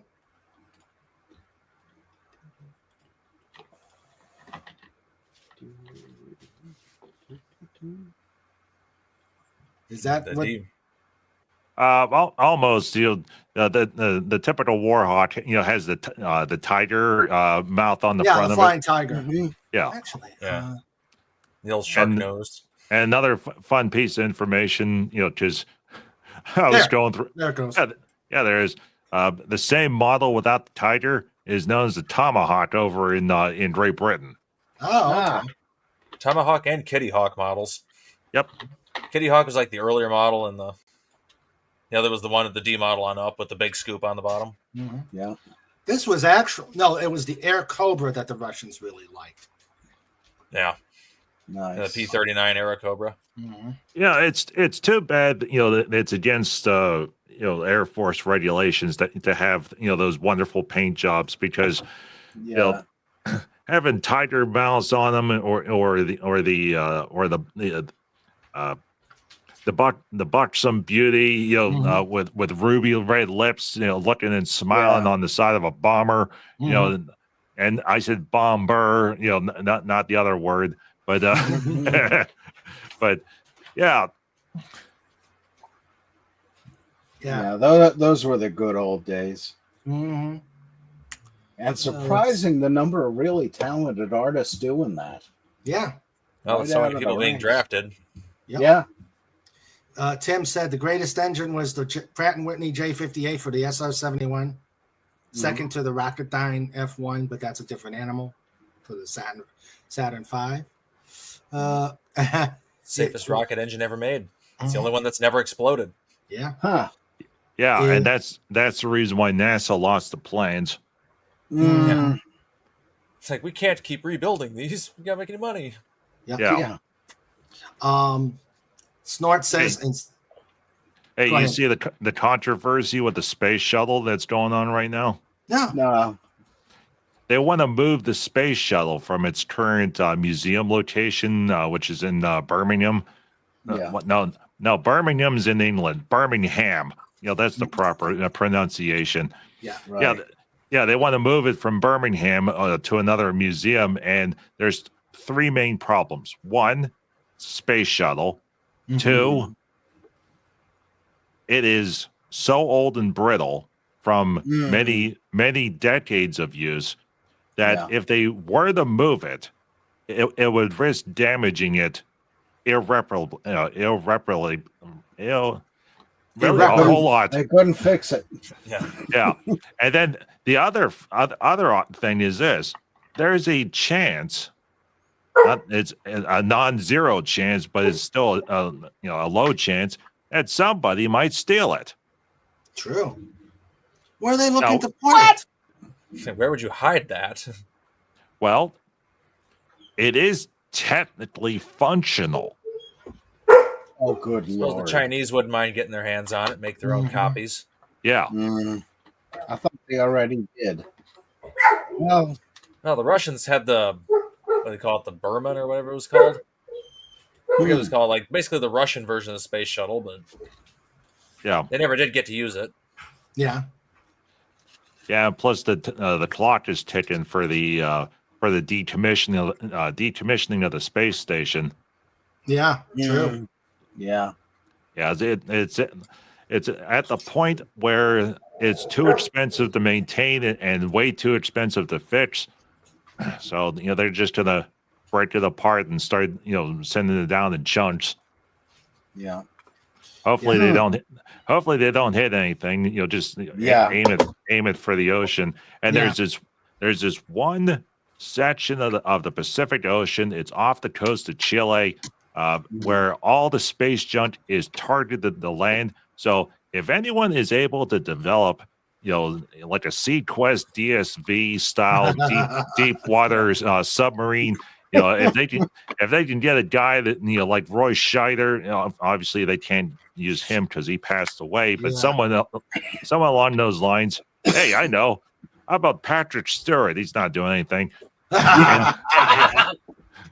So send them down, and it's going to be a huge underwater graveyard of every single known piece of space junk that they've been able to safely bring down over the years. Wow. So that would be interesting. Okay. Okay. I still remember what Pudgy told me. Hey, Pudgy, you want to tell that story? What about the weapons dump that's in the ocean between Great Britain and Ireland? Ooh. Yeah, apparently there's this one stretch. It's only like 10 miles between the two islands. So everyone always says, "Hey, let's build a bridge." Because if you could build a bridge and just drive to Ireland and drive to Great Britain, that would solve a whole lot of problems. Especially with all the lorries and whatnot. Well, apparently, this one region of ocean is so deep that back in the 40s, 50s, 60s, 70s, and 80s, the British government decided, hey, this is a good place to dump all of our hazardous waste and other weapons. So they put it all down in the bottom of the ocean. And big surprise, it's an active seismic zone as well. So that means if there's ever an earthquake, all that stuff's gonna go somewhere. And the worst part is that it's going to go down and left and right and down and left and right and down and left and right and down and left and right. And it's all going to fall into Xanadu. And Doomcock's going to be like, you stupid. Yeah. True. Oh, look. Here's some empty missile parts. I could use those. Yeah. There you go. Sport says in Soviet Russia, the airplane. In Soviet Russia, airplane flies you. In Soviet Russia, airplane flies you. Yeah. Thanks, Linerat. The Brits had the shark mouth before the flying tigers. Yeah. Mm-hmm. The Raptor engine on Starship requires 33 of them compared to the Rocketdyne. Yeah, Wow. with Starship, they've taken a Russian approach where they're just using a lot of smaller, proven engines all at once. Mm. Whereas with the Saturn V, they're just, we need to make a bigger engine. Okay, let's design and build a bigger engine. Yeah. Okay, West Kegel says, which shuttle is in the museums? I have those lists. Okay, Atlantis is at the Kennedy Space Center in Florida. Mm-hmm. Discovery is at the Udvar-Hazy Center in Virginia. Yeah. Endeavour is at the California Science Center in L.A. I've been there. Enterprise is at the Intrepid Museum in New York. Yeah. So, Space shuttles are really big. Yeah. Yeah. You won't think it at first, but when you actually see the space shuttle in person, like, it's huge. Mm-hmm. The one they have set up in LA, you can, like, it's on a big platform, and you can walk right under the thing, and you're just like looking at this monstrous vehicle, and it's like, Yeah, I've seen Discovery. Yeah, I saw Discovery when we visited the Udvar-Hazy. If only they could have landed it at Volk Field, but no, every other field was fine the whole time. Yeah. Oh, here we go. Political effort is underway to move Space Shuttle Discovery from the Smithsonian National Air and Space Museum in Virginia to the Space Center Houston in Texas. Oh, no, that won't happen. While $85 million has been allocated in the Big Beautiful Bill approved by acting NASA administration Sean Duffy on August 5th. Move is controversial due to the potentially high cost, which could exceed $300 million. And significant risk of damage to the shuttle's exterior tiles. Yeah. Well, the thing is the plan would involve using a barge for water transport, followed by a potential over-the-land transportation to the final display location. Yeah, because the 747 is no longer used for it. Yeah. I doubt they kept the mounts even. Yeah. Mm-hmm. I was walking around downtown DC when I was working over there, and I saw the Discovery on the 747 do its last flight around the city before it landed at Dulles. Cool. I thought that was so cool. I think I may have a picture of it. I'm not sure, but it was cool. Yeah, I mean, as far as transporting it, just build a couple of dozen Zeppelins and, tie it off onto those. Yeah. That'd be ironic, wouldn't it? And also including one Led Zeppelin. Yeah. Everybody knows that'll never fly. Mm-hmm. Yeah, that's true. Not without a Deep Purple. Right. Smoke on the water. That's about what it'll be. The engine's on fire. Fire's in the sky. Yeah. Smoke on the water. Oh, those are the Ghost Riders. They're working on another job.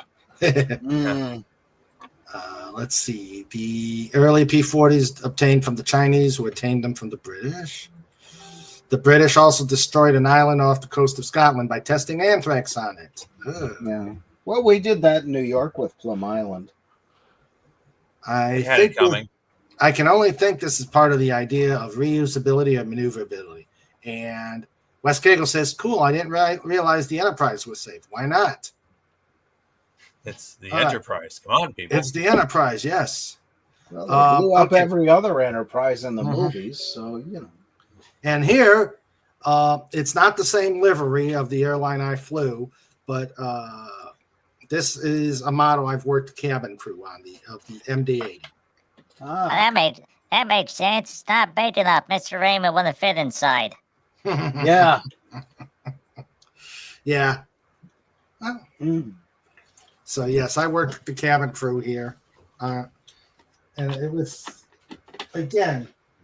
Space on the airplanes are premium. When you have to shove, when you don't have kitchenettes or big galleys, and you have to stick the bagels in garbage bags and put them in the back of the in the baggage compartment. But there is a benefit. You can toss after you serve the bagels, you got ready-made garbage bags. Yeah. You just got to find a way to pack. Yeah, that's true. Oh, Pudgy, why do you send me these things? Oh, dear. Uh-oh. Well, Pudgy thinks it's important. Yeah. Okay. All right. Contaminated metal at an industrial site in Indonesia may be the source of radioactive material that led to a massive recall of an imported frozen ship, and international nuclear safety officials say efforts are underway to halt more U.S.-bound shipments. So, if you remember, there was a recall on the Walmart shrimp because it was radioactive. Yeah. Yeah, this is the reason why the Indonesian metal company dumped all their radioactive metal in the shrimp area. That'll teach them. Yeah. That'll teach them. Okay, let's see. And let's see. Pull this one. See, I brought all my model. I brought most of my models down. B-29. Yep, B-29. Again, it's via the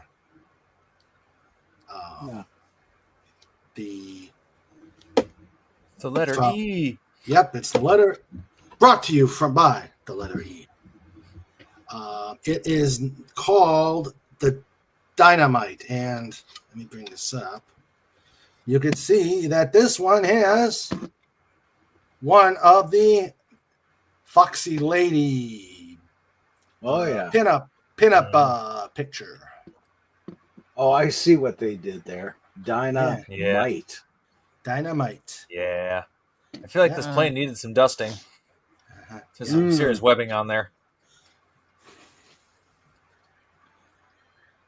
Yeah. The B-29s. Yep. The engines were their own worst enemy. That is true. They used a high magnesium alloy in the engines, so if they caught fire, they caught fire. Yes, they did. Yeah, my great uncle Gilbert flew one of those. Yep. I'm surprised they didn't have like either models of the Enola Gay or the boxcar. But controversial. Yeah. And Very cool. The guns even twist around. Very nice. Yeah. So there's my B-29. Sweet. Okay. I tried to get that radioactive shrimp. Isn't that how superheroes got their superpowers? The engines might have been touchy, but the planes were almost untouchable over Japan. True. Yeah. Yeah, it was like I said, that their worst enemy was their own engines. The Japanese did develop an interceptor that might have been capable of catching a B-29, but it was like very end of the war, and they didn't have any way to produce it. Yeah. You know what would be really nifty, Mr. Raymond? What? So Pudgy knows that Japan doesn't have any armed. Well, they do have armed forces, but it's the self-defense force. The SDF. So can you imagine? On all other airplanes they have Kirby. You have the Kirby mouse painted around where the air intake ports are. Yeah. Kirby. I assume the video game character Kirby. Yeah, video game Kirby, the Yeah. little pink guy, Okay. Inhales things. Yeah. Yep. of course, whatever squadron that is, for the SDF, Air Forces, they're gonna be like, I want to be Star Fox. No, no, you got to be Star Fox the last time. I want to be Star Fox. Yes, Pudgy's making Nintendo jokes. Yes. Now, Nintendo, Pudgy really likes you, and Pudgy's just having some fun. But please don't go after the Mr. Raymond show. He's really nice. Thank you, Pudgy. Thank you. That's the reason why Pudgy doesn't play Nintendo games, because they're just a little bit crazy with their DMCA takedowns. Yeah. So you wanted to play an old game that everybody likes. No, you're not allowed. We'll sue you all the way to Trenton. Trenton. Well, Hey. they used to sue to oblivion, but now they sue the Trenton. Oh, okay. That's beyond Trent- oblivion.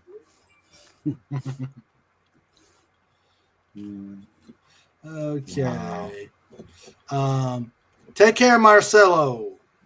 I have an appointment Bye. at 7, but thanks for the show. Take Later. care. Yeah. All right.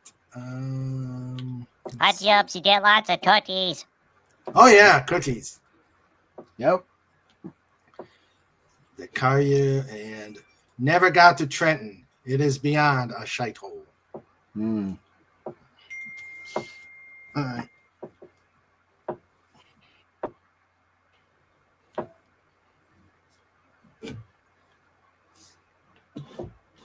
I gotta talk to my content.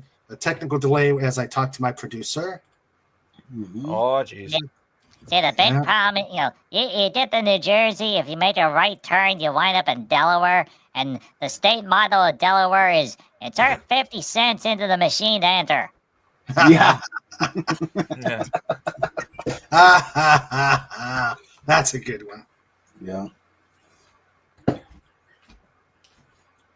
So as Well, I Mr. did- As Mr. Raymond does behind-the-scenes dolphin stuff, Mhm. Yeah. remember everyone to follow and subscribe Mr. Raymond here on YouTube. Yay! And make sure that you engage, slap down the YouTube anger rhythm. Mm. Yes, I like that anger rhythm. anger rhythm. Yeah, it's always interesting whenever Pudgy uploads, shorts or other video content to YouTube, because usually Pudgy gets a certain number of views, and the range is nice, and Pudgy's like, oh wow, Pudgy got a bunch of views, and then just randomly out of the blue, it's like 2, and Pudgy's like, what did Pudgy do wrong? Pudgy's got everything set correctly. It's just the way the algorithm works that day. They're like, no, we're not going to share hedgehog Christmas stories today.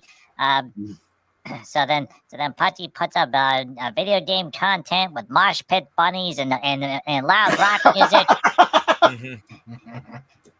Mosh bunnies. Mosh bunnies. Yep. Trike's been getting a lot on Sandra's channel. Trike has been getting a lot of views. Yeah. Oh, Trike Cam has really been blowing up. It's the puppers that gets all the views right there. Yeah, Mm-hmm. and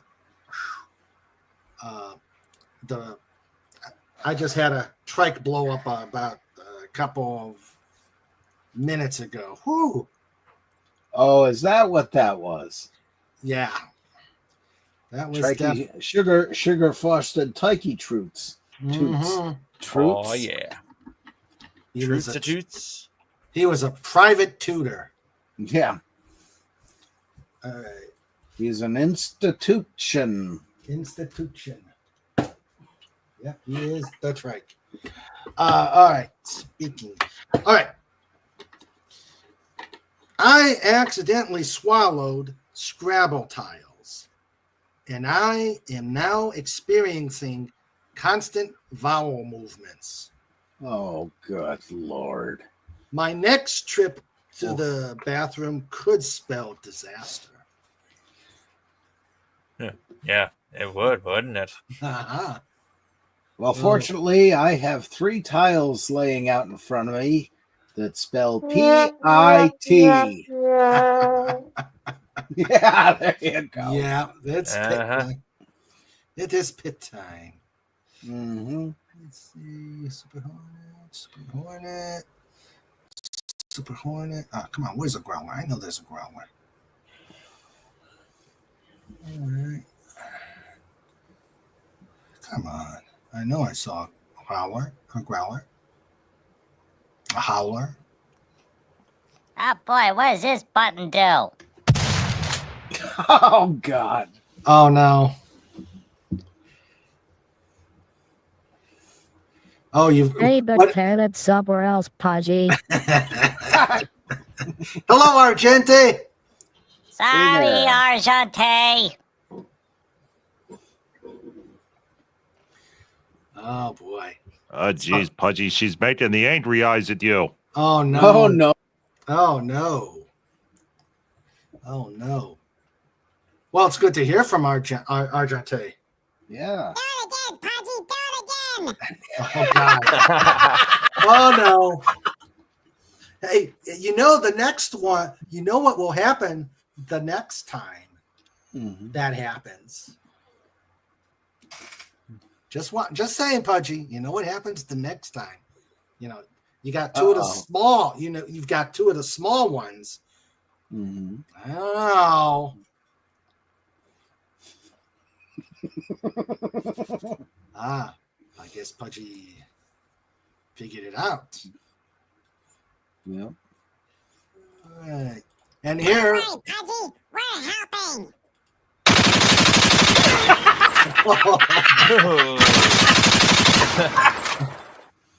Oh, no.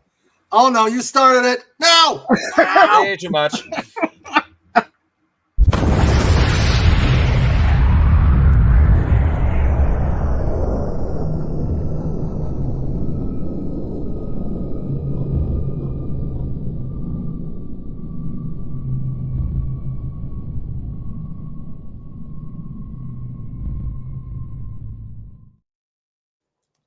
That escalated quickly. Yeah, it did. Now, there's a I'm growler. taking this and taking that and taking this and taking that. No!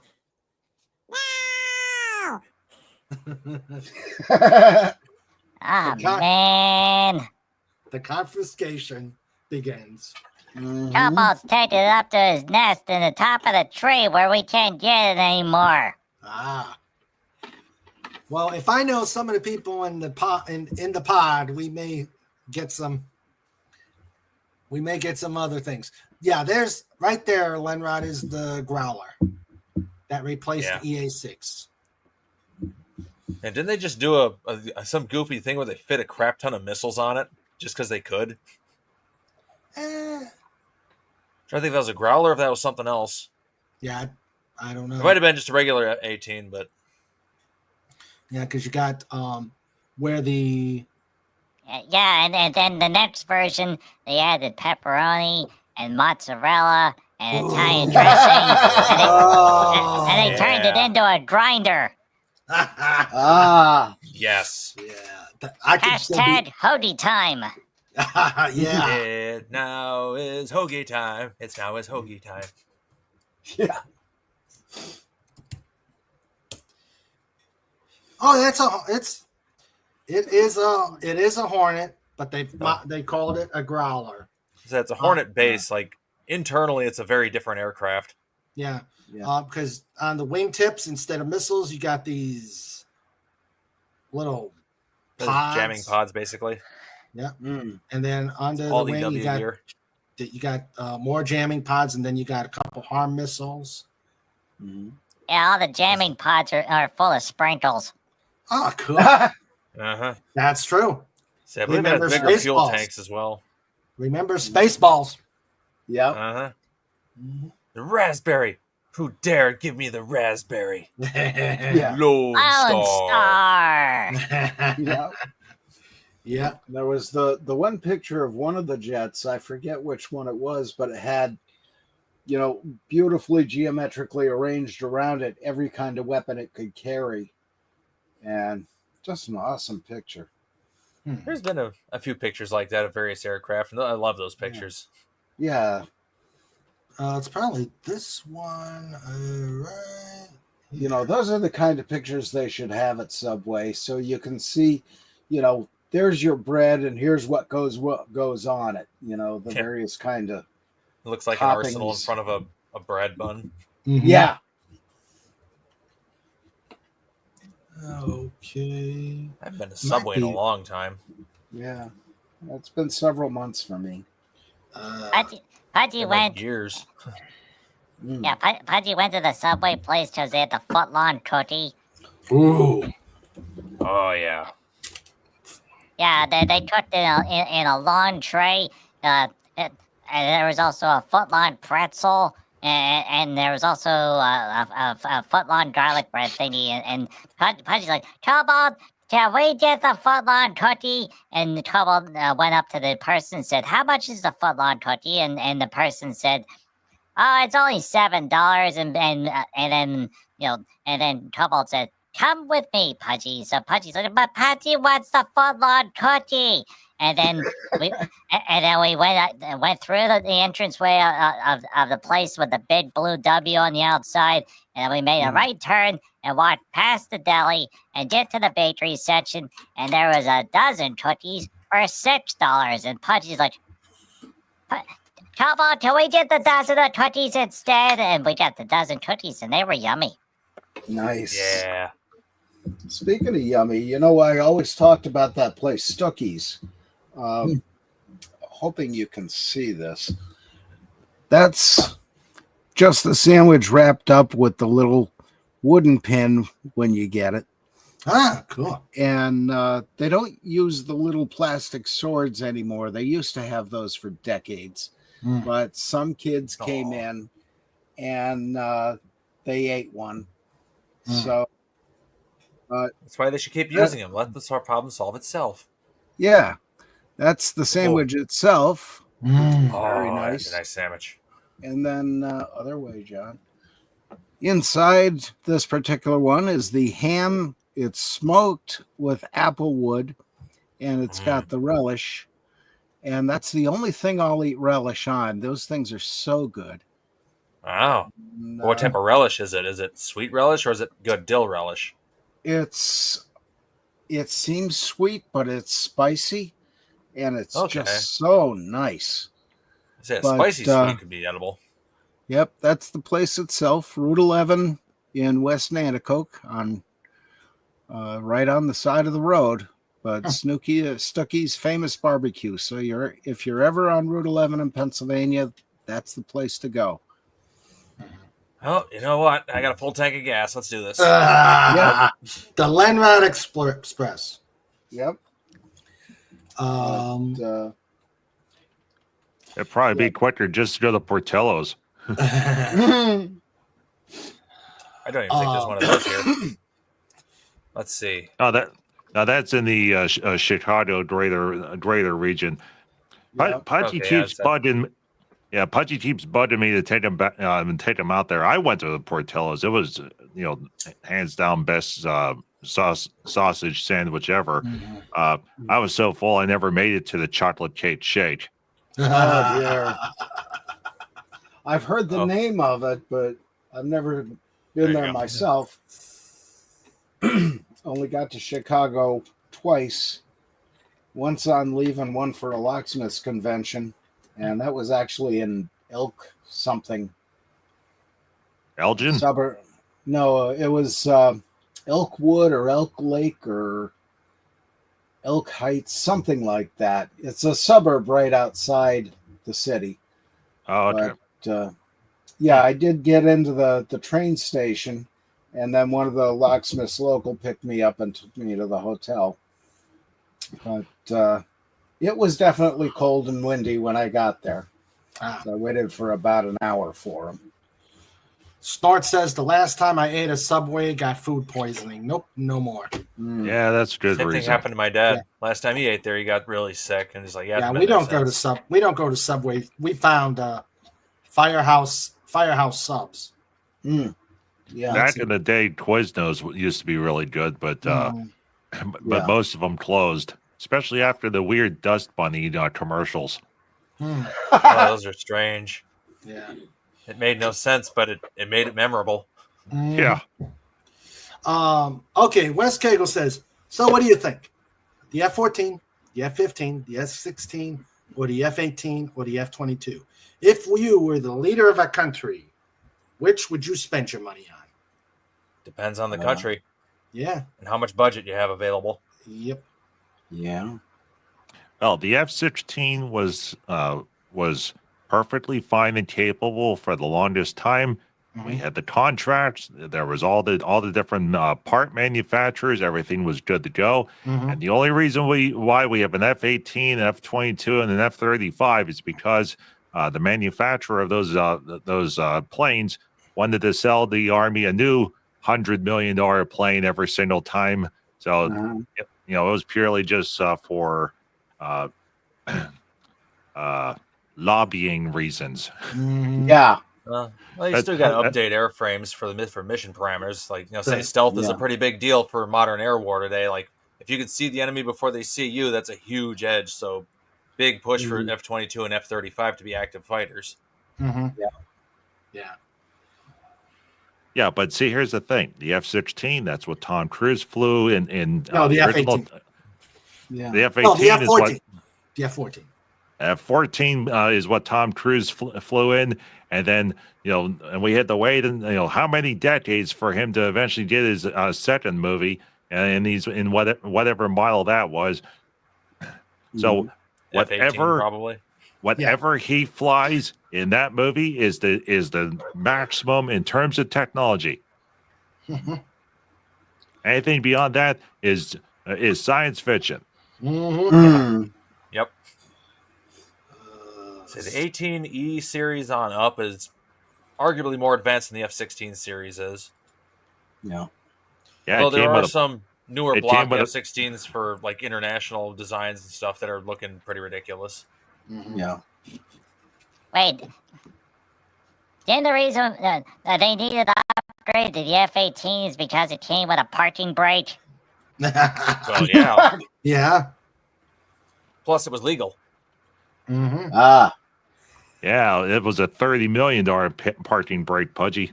Yeah. And there's an F-14. Yeah. Wow.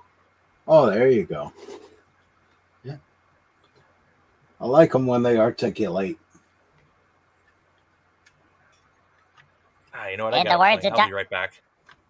Yeah. In the words of Dialect, articulate. Pudgy hopes you're doing good, Dialect, wherever you are.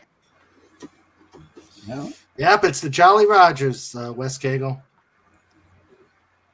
Yeah. Snort says, I've always been fond of the F-14, but I'm a polar bear and I'm all wet. Hey, it's real simple. All we need to do is tie some wings on the Snortopoopas, give him 55 pounds of Brunschweiger, and then he'll be able to make it from the polar bear cave in Florida all the way to the Outer Banks in one shot. Yeah. Wow. There's the F-35A from Alaska. Like, can you imagine that Snortopoopas is flying through the air? There's a bunch of Air Force guys on a training mission, and they're like, "Hey, Captain, is that a flying polar bear?" And the captain's like, "It's not on radar." Yeah. Oh my goodness, it's a stealth bear. Ask no questions. There you go.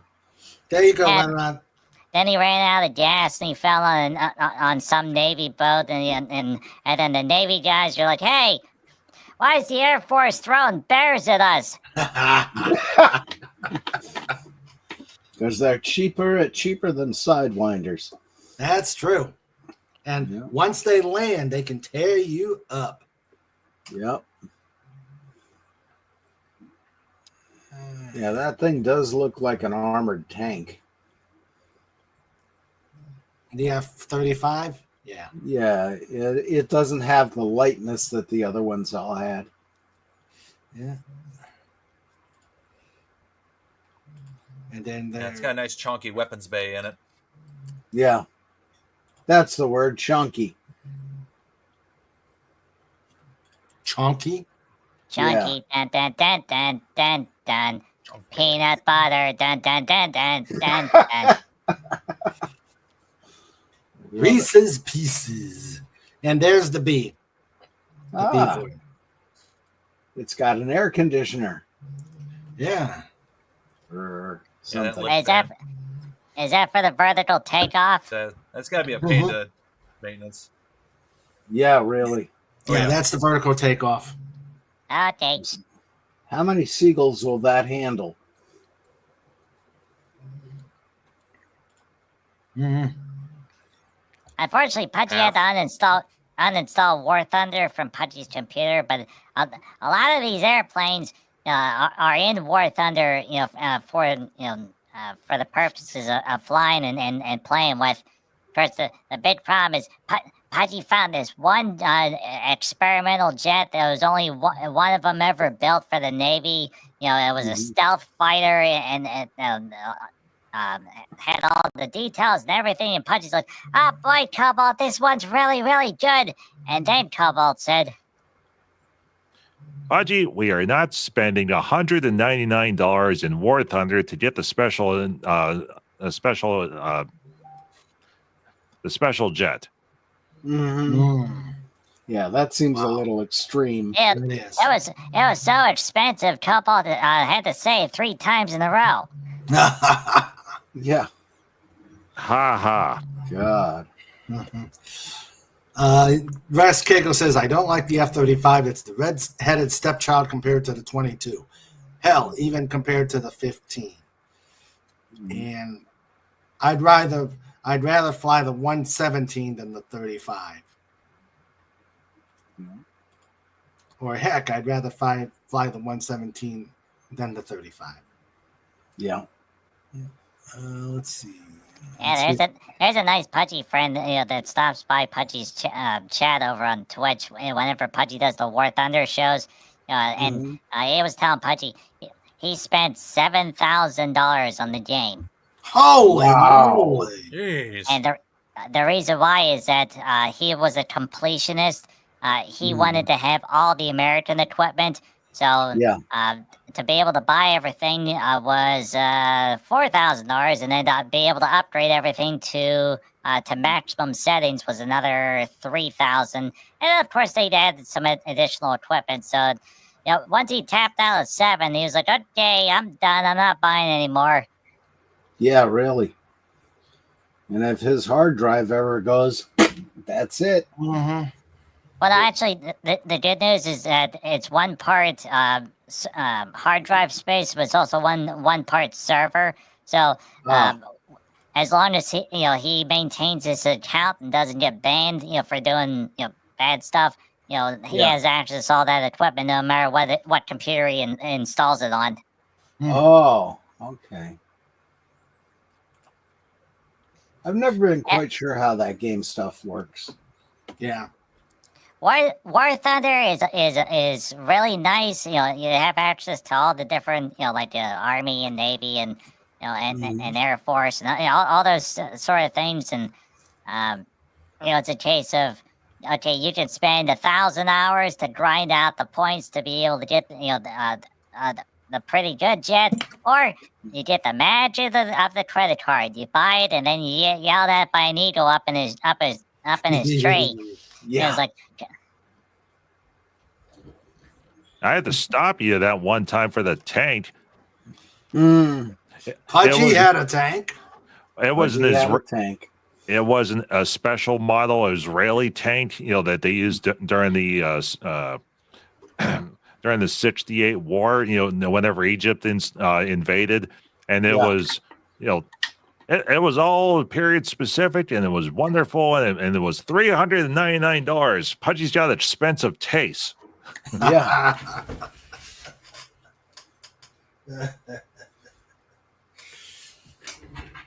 And that is the F-35.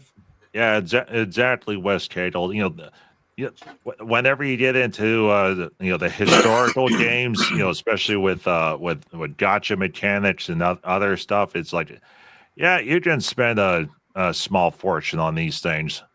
I keep telling Pudgy, he's like, hey, you want to do the special gotcha pulls and to gamble on this, or you want me to take you to the Italian Bear Bakery?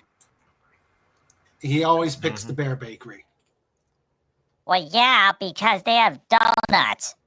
Every time Pudgy wants to buy something special, and the couple always says, "Oh, do you want to go to the Italian Bear Bakery?" And then makes Pudgy forget. And then whenever Pudgy comes back, people are like, "Oh, Pudgy, I got the special thingy of whatever." And Pudgy's like, "Oh, wait a minute, Pudgy was gonna buy the special thingy of whatever," but Pudgy's surrounded by donuts, and Pudgy's like, "Oh, donuts."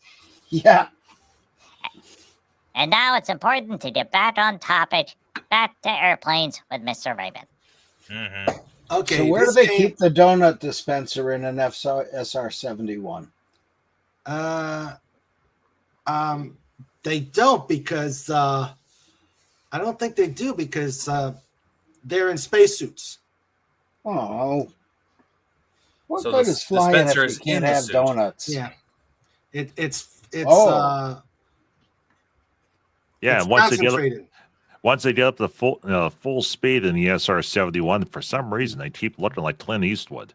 Yeah. Okay, Tim. Here's the first picture. What movie was that where he was the airplane pilot? Firefox. Firefox. Yeah, Firefox. Yeah. And he had to think in Russian. Yeah. Oh boy, a movie about foxes. Yes. No, Argente. That was it's about airplanes and Clint Eastwood. Yeah. Okay. FKAC says that B-52D was in the Imperial War Museum in Duxford. My father flew 3 training missions on it. Oh, cool. Wow. Nice. Right, Imperial as in, like Great Britain, or dun dun dun dun dun dun. No, it was Great Britain. Okay, good. And where did Major Kong keep his donuts? Probably in the safe with everything else. And a friend of mine flew 4 combat missions in it. Wow. That's a D model, if I remember right. D for donut. D for donut, yes. Pretty cool. Okay, next one. Oh, not that one. Okay. And then... Oh, Darth Vader's lightsaber sells at auction for $3.6 million. Woof. Have fun with that. It wasn't that good a movie. I mean, I like Star Wars, but come on. And it's not even functional. Disney took out the Kyber crystal. That's true. Okay, that is a B-29. Yes, it is. Let's see. I'd laugh if it was dynamite, but it doesn't look like it. Oh, that's Boxcar?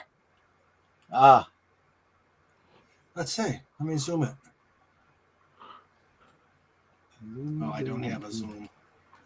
Was that at that's the Air Force Museum, isn't it? In Ohio? I think it might be. Boxcar setting. Yeah, Boxcar. Yeah. See, Enola Gay's sitting at the Smithsonian. I think Boxcar's at the Air Force Museum. Yeah. Yeah.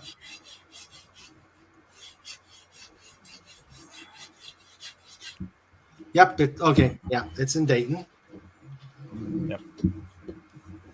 Cool. I went to the Air Force Museum. It's so cool. Yeah, I only got to see like half of it last time I was there. We didn't have enough time to go through the whole thing. Yeah. Yeah, go past the Waffle House, make a right at the Wendy's, and hey, the Air Force Museum. Yep.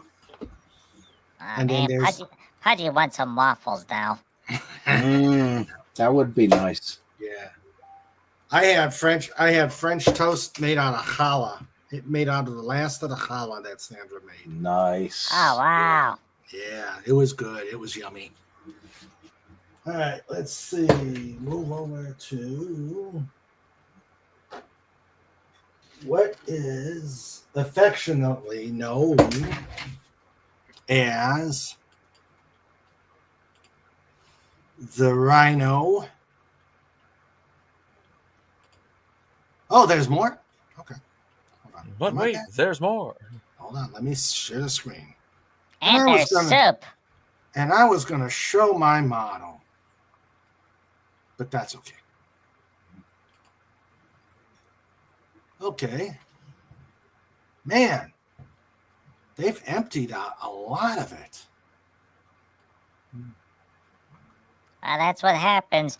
Unfortunately, the mob got involved, and then there was a group of dancers, and they were working with Dan Aykroyd, and he had to put on a special costume, and he became Dr. Detroit. Oi. Fierce. Okay. Yeah, it does look kind of sparse there. Yeah. Like they were going to play a hockey game or something. Maybe they're Where's the making room. B-52? I don't see it. It's right in the middle there in the Oh, there it is. Man. Yeah. Man, it's well camouflaged. I didn't see it. there's, Huh. there's a Predator drone. There's no B-52 there. Yeah, it is in the... Rock Lobster, down, down, down. No, Pudgy. This is an Air Force Museum. The B-52s aren't in there. Oh. Oh, man, but Pudgy wanted to roam like Pudgy wanted to.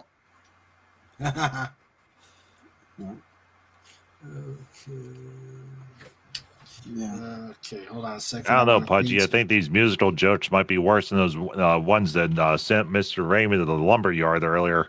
Yeah. No, I think Snortopoopas, I think Feta is not doing a show tonight. He's got an away mission he's on. Yeah. That's right. He's out of town. Yep. Although if he can get enough internet, maybe. Yeah. I haven't heard anything yet. So No, I think I talked to him this morning earlier. Hey, he's going to the roller derby. Aha! Yeah, it's hardcore. Oh yeah.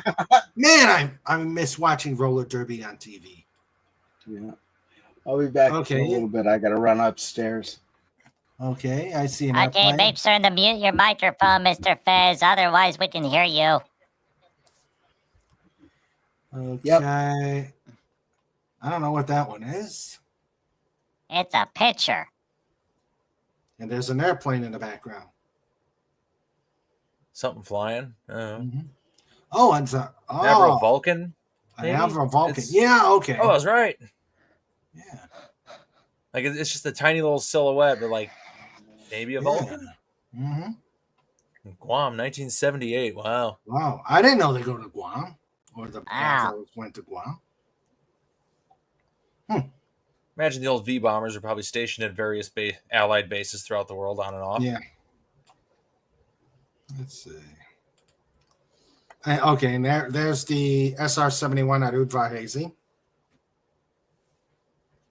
That is cool. Yeah, unfortunately, it's missing something, though. What? Well, Pudgy doesn't see Cyclops or Storm. Oh, that's true. That's true. The X-Men had a and there's in the background there's Discovery.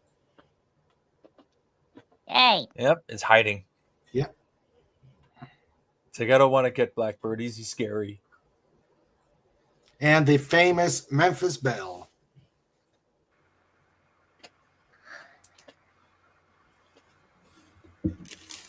Is that the nose of a P-39 next to it?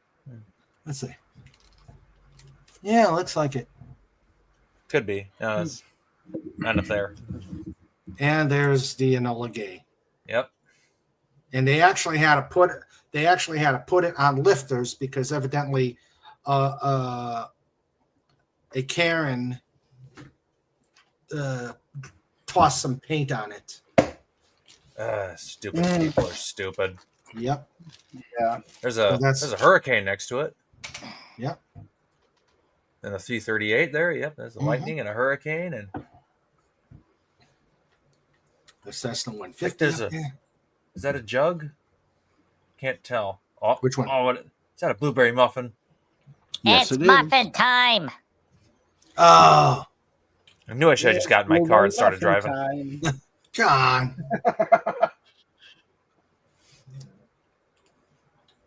Yep, there's the Enola Gay. Yep. If you want to confuse all the Air Force people that are watching this show right now, we can turn on the ASDF movie. It's muffin time.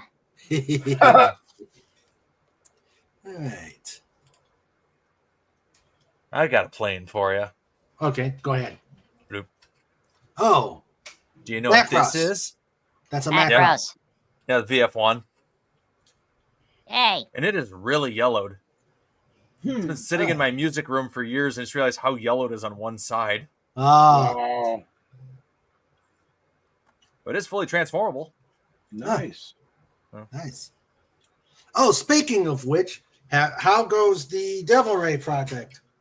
It's going nowhere fast. Ah. I'm doing a lot of nothing. I've overtasked myself. Uh-oh. And I'm getting stuff done. It's just in order at this point. The short-circuiting of the brain has happened. Just too many things I need to get done in a certain time frame. I got most of the stuff that I need to get done now. Okay. Just like, customer-related things. Yeah, darn those customers. Yeah, it makes me more money than I need. And then I spend it all in cardboard crack. Oh. Insane in the membrane. Insane in the brain. FKHC says, no, it's always been like that when they build it, but the paint was on the opening day, and I was there too and heard it and saw the guy who did it get taken away. Good. Good. All right. And let's see. Now I've got Old Reliable here. The one, the only. The Phantom. The Rhino. Ah, yes. That's the Wild Weasel model, isn't it? G model? Yes, it is the G model. Yeah. The G model's got the sensor suite under the nose instead of the gun. Yep, it's right there. Kind of funny how that works. It was originally designed without a gun, then they added a gun to it, and then they made the defense suppression version. They took away the gun, but kept the spot for the gun and just put more stuff in it. Yeah. Yeah, right here. Well, yeah, because it's more cost efficient that way, and they can sell extra parts and maintenance plans, and special protective coatings. You turn a $5 million jet plane into a $50 million jet plane. It's more efficient. Plus, now you have a place to put the bagels. That's right. A nice warming spot. Yep. Yep. So there's antennas here. Yeah. There's antennas here. You've got got the missiles. You've got the harm. Yeah. It's a very sleek plane. Yep. Proof that anything will fly if you put a J-57 in it. Yeah. Enough thrust behind it, even a brick will fly. Yep. Yeah. Oh, and because Mr. Raymond's got a folding table. And see, I did this backwards. So we are traveling in time, Lenrod, to Danger Zone. What you just talked about. And it's the cannon arm model, the F4E. The F4E. Wow. That's a lot of stuff under that wing. Uh-huh. think, what is it, 20,000 pounds of ordnance it could carry. Yep. It's like this 2-seat jet fighter could carry more ordnance than multiple World War II bombers. Mm-hmm. Yeah. That's got to be some kind of heavy bolts holding the wings on. Oh, yeah.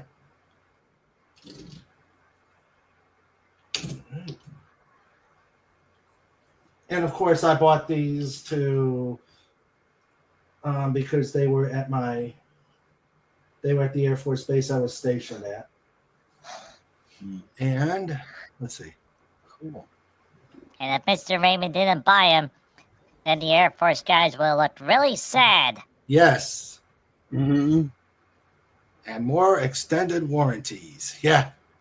Yeah, Unfortunately, unfortunately, the U.S. thought the days of dogfighting was over, and then they had to put a gun pod under the F-4 Phantom.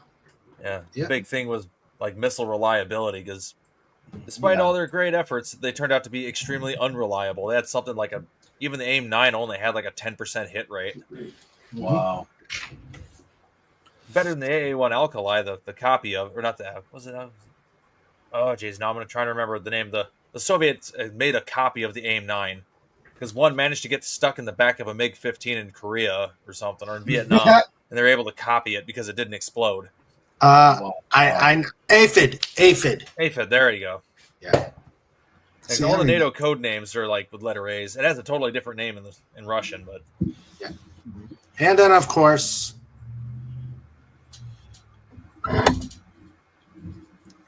dust it off. An F-16D model, also from the same base I was at. Cool. This one had laser-guided bombs. Yeah. Centerline tank, and the 4 air-to-air missiles. Nice. Yay, 2-seater. Yeah. And it's always smiling. It's happy to see you. It's got the big mouth. Look at him. He's so happy. Yeah. It's the most cheerful plane in the skies. Yeah. Not so much for the people under it, but you know. Yeah. Yeah. It was funny when we were converting to the F-16s, we still had F-4s. So it was going to be a combination of F-4s and F-16s. So our smart aleck F-4 pilots, what they did is they said the ultimate defense suppression. They took they took the front view of the F-4 and hanging off the left wing of the F-4 was the F-16, and then there was it's the pilot of the F-4 says, "Get him," because of this, because of the size difference. The F-16 is kind of small compared to the F-4. That's a lightweight aircraft. Mm-hmm. I remember a photo of an Israeli F-4. They decided they needed better rearward visibility, so they welded a side mirror from a truck. No 10-year commission studies. That's the way to do it. That's something that the Phantom lacked was that rear visibility. But again, it wasn't built for dogfighting. It was built as a missile-armed interceptor. Yep. Yeah. And the way they work, if it doesn't work on the first try, it doesn't work. If it does work, it works. Yeah. Why do paperwork? That's true. Reading is overrated. That's true. And of course, we go to the future. The future? It is the future. Yes, the future of air combat. Year 6969. Somewhere out in megaspace. Yeah, that little guy. We got the flying ferret, or the fighting ferret. Yep. Yay, Franken casing. Yeah. Kit bashing. Very cool. Yep. Yeah. Very nice. That's teeny little decals. Yeah, I always. Is that the one you did then, Rock? Yes, Yeah. it is. Okay. Brain and memory in order. Yeah. Yeah. I remember this. I got to get the magnifying glass so I can see the decals. I don't know how you got it. I say my printer could just print very small. That's what it boils down to. Oh, okay. And you had the adhesive paper and Yeah, it's actual like water slide decal paper is what it is. oh, okay. Yeah. Cool. All right. Mm. Okay, and did I have more? Okay. All right. And I found some more airplane frame. paper. In frame. Yeah. Okay. Very good. Nice. There we go. Now, those actually converted to humanoid robots, right? Yeah. Okay. It's a shame that entire show takes place in the past now. Yeah. I want transforming fighter jets. Screw these things we're flying now. I want a big robot plane. And spaceships. I will trade the internet away completely if I could have spaceships and transforming fighter planes. Yeah. I've always had a silly thought. Can you imagine?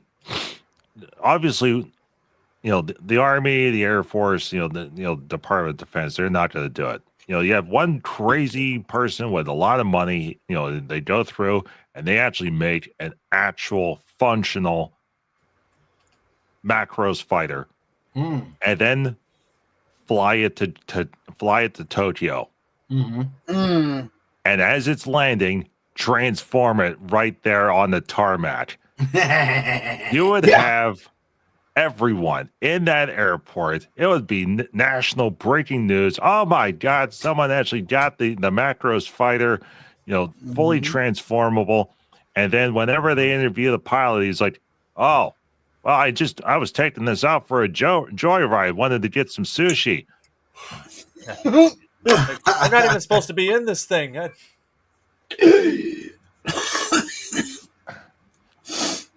Oh yeah. We're building the SDF in North Dakota. It turns out it did actually crash land back in '99. It's just taken a whole lot longer to reverse engineer it. Guaranteed that if someone, if they built the Macros fighter and there was someone working on the SDF, Super Defense Fortress, even if it was just being built out in a field somewhere, obviously you need a lot of space for it and nice and flat. So, Wisconsin, Minnesota, the Dakotas would work really well for that purpose. Building the SDF in Pennsylvania, that's not going to work because half of it's going to be up a mountain, the other half's going to be down in a valley. Mm-hmm. Nothing's going to in Iowa. Yeah. It's like Iowa and Nebraska are your best bets because we have a lot of hills here in Wisconsin and Minnesota. And West Virginia. Yeah. Plus, that thing is literally over 1.5 miles long or something. It's huge. Yeah. But guarantee, hey, if they could make the NOAA Museum with the Ark in Tennessee viable after 15 years, if someone built an SDF fortress and invited all the anime fans out there for a Macros convention, it'll make it back its money. Yeah. Oh, yeah. Well, unlike the Ark experience, it would make its money back day one. Yeah, exactly. I'm pretty sure the Ark experience is only being propped up because people have been donating to it. Yeah. Well, that also, not a lot of people show up to it. Let's see. Macross class super dimensional ship. For those of you that are curious what I'm talking about, down in Tennessee, there was a developer. They made an actual scale version of Noah's Ark, and there's a museum, and apparently there's dinosaurs in the museum because of reasons, and there's a whole thing, and it took them about 15 years to finally be, a viable business. Hmm. According to this information, the ship is only 1.2 kilometers long. So not even a mile. Yeah, well, it's still bigger than my house. FKHC says, I've been in a B-52 on Guam when the Arclight Memorial was still around. Sadly, they had to tear it down due to weather and salt air. Yeah, that's what Salt air happens do whenever when you're in the ocean. Mhm. Yeah. Hello, Wallace Lang. Hey there. He's also in a B-52 when one visited Offutt in 91. Let's see. Hi, Wallace. Let's see, Mr. Wallace Lang. Okay, he is.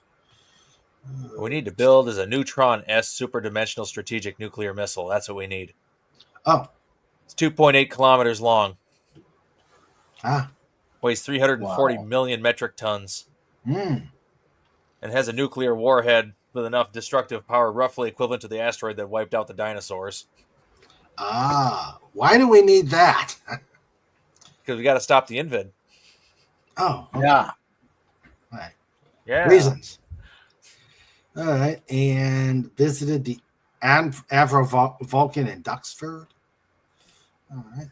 And let's see. Vulcan. Was the Vulcan one of the early ones blew up at an air show? I don't know. I don't think I've heard of an Avro Vulcan blowing up.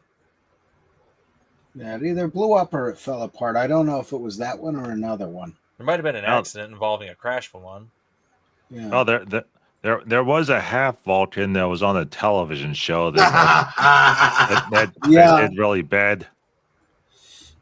Yes, one did. Okay. Let's see. Oh, okay. Hey, did you guys see that?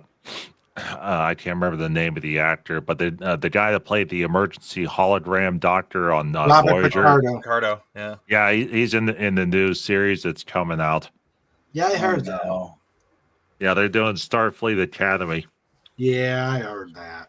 Of course, here's the thing. With the whole Skydance merger, they're under contract to release certain things, but they're not necessarily under contract to release a season 2 of things. So that show might be like just a one-off.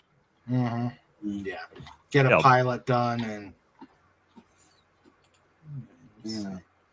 share screen. All right, here we go. Oh, that's a nice design. That's a nice.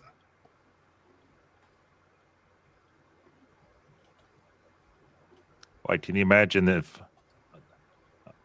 No, wait, no, Pudgy, don't say it. It's gonna happen. Uh-oh. Come on, it would be awesome if they rebooted Star Trek from square one and Adam Sandler was Captain Kirk. Oh, no. Oh, dear. No. Oh, dear.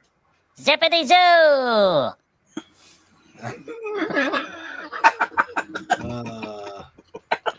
The only way that could possibly be balanced is if we got Christopher Walken as Mr. Spock. Ooh, there you go. God, yes. Oh, yeah. That is quite illogical, Captain. You touched the hair.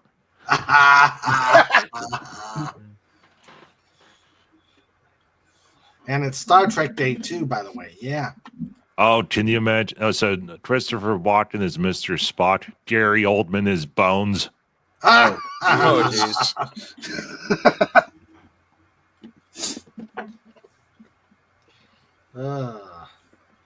Well, today's the 6th.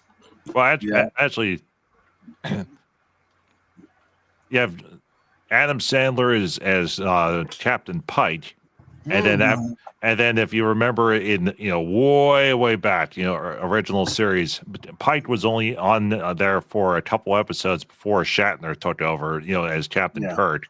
Mm-hmm. So, then they just bring out some random guy, then hanging out with Gary Oldman and Christopher Walken on set every day, and they're like, "Are we still doing a Star Trek movie?" And he's like, "I thought we were doing Star Wars." And Christopher Walken is like, "I was the emperor of the known galaxy." God. And everyone looks really confused because that's a Dune reference. Although Christopher Walken did good as the emperor in Dune. Yeah, I didn't see him in that. I but didn't see like that. to. What's this in the? That's in the second one. The second part. Yeah. Because they couldn't get the original guy. I think he passed away. Yeah, I'll have to check out the clips on YouTube.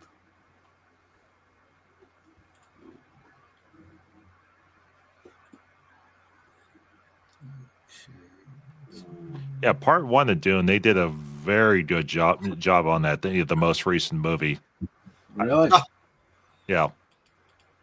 Oh, Tim. Awesome. All right, so that's stage 2, where it's half fighter jet, half robot. Yep, the Jurwalk mode. Yeah, and then stage 3 is whenever it goes the full robot. Yep, the battle ride. Yeah. Okay. Tim outdid himself this time. Uh-oh.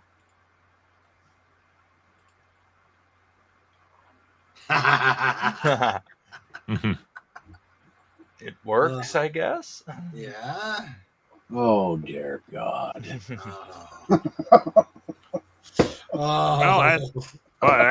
Actually, now that I'm thinking about this more, okay, so Christopher Walken is too old to be Mr. Spock, but you know who he would be work very well as, given his current age configuration? Sarge. That's true. Oh, yes. He would make a good Sarge. Yes, he would. Yes. And then the feud would never stop. The father-son feud would never stop. Yeah. Aw. He got shot down. Oh, no. This thing is old and kind of flimsy. Oh, well.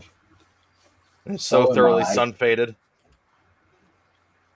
Yeah, that's happened. That's what's happened to all my Star Trek models. They're all yellowed. Yeah, you're right, Star Poopus. Needs more cowbell. Needs more cowbell. More cowbell. If only I still had my cowbell.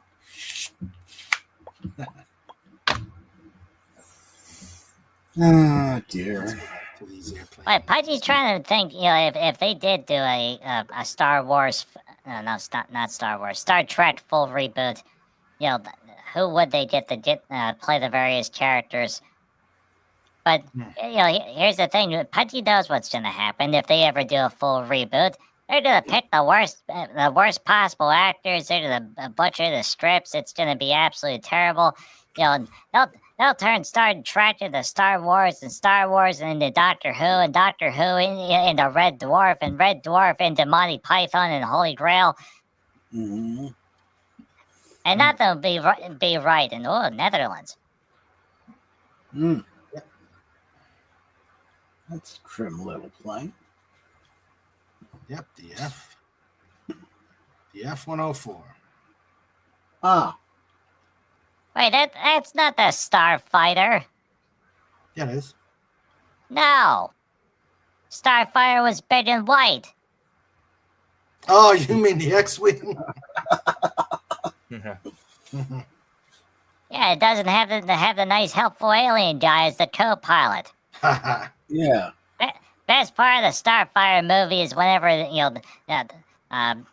it's the final battle scene, and he opens all the switches and all the missile doors and everything opens, and it starts spinning in every which direction, firing laser beams and missiles in every which direction.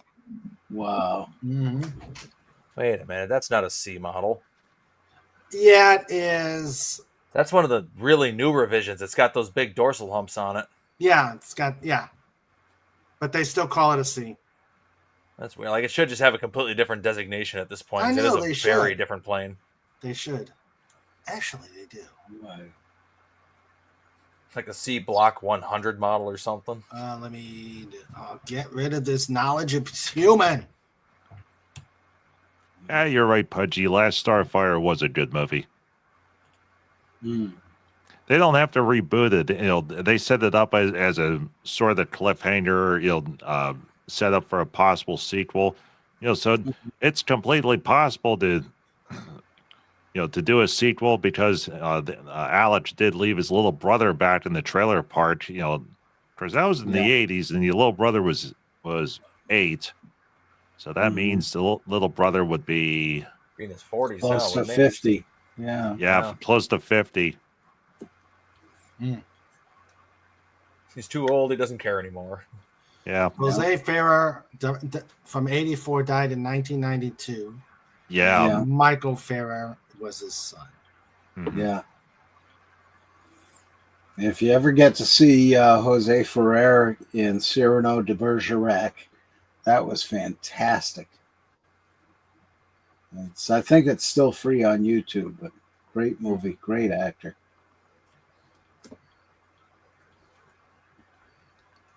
Let's Yeah, see, I always liked the 84 version of Dune.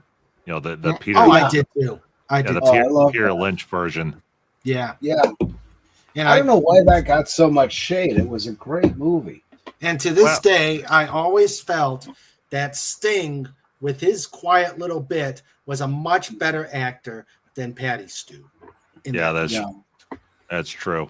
Well, fun piece of information. Mama Edel, and I guess you say Papa Edel at the time. Papa Edel decided to take Mama Edel to go see Dune as a Valentine's Day date. Mama Edel hates Dune, absolutely despises it. Doesn't like it whatsoever. So they went out to the movie theater. They watched it, and she was like, it was 3.5 hours, and she hated it. Yeah. Because the original version was 3.5 hours, and whenever it was so bad that they pulled it, edited it, and dropped it down to 2 hours. And then once they got it to the 2-hour model, it started doing better, but they had chopped so much out of it that they took important parts out. So they had to stop, re-edit again, redeploy it as like 2 and however many minutes, and that was better. And then whenever they decided to do the television version as a mini series, I think it was on CBS. They actually, in order to explain how that movie works, they made a 30-minute animated or semi-animated storyboard. Seeing that. Yeah, I remember seeing that. Yeah. Now, long time ago, back when sci-fi showed movies, then it wasn't just like junk on television, but they actually did the original, director's cut 3.5 hour version of it, and it was like, I could see why they cut out a lot of it because there was a lot of repeating scenes with the battle parts, but then the parts they cut out of it, it was like, no, you should have left that in because it explained important plot points, and the problem is everyone saw the 2-hour one. And like, okay, there's Sting, there's Paul Atreides, there's, okay, it rained on the planet, it was like, okay, whatever. Yeah. I remember when I went to see it, they handed out this booklet in the lobby when you got your ticket, so it would explain to you what was going on in the movie. See, the biggest problem with Dune was it was a 3 if I remember correctly, it was like it was over 1,300 pages for the novel. That is true. And the novel was so huge to be able to adapt it into a 2 to 3 hour movie. It was a near impossible task. That's the reason why when Dennis Villeneuve, Dennis V, did the most recent version of Dune. He's actually he read the book. All the script writers read the book. That was homework number one. Everyone read the book.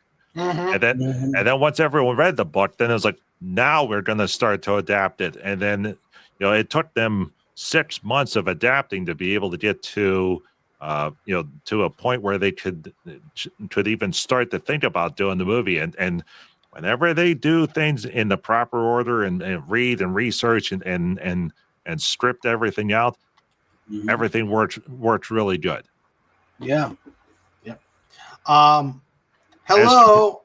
As compared to Marvel, it's like, hey, we got a 10 series and 5 decades worth of Fantastic Four stuff. I know. Throw it all out the window. Yeah. The thing gives Harvey cooking lessons. Yeah. Yeah.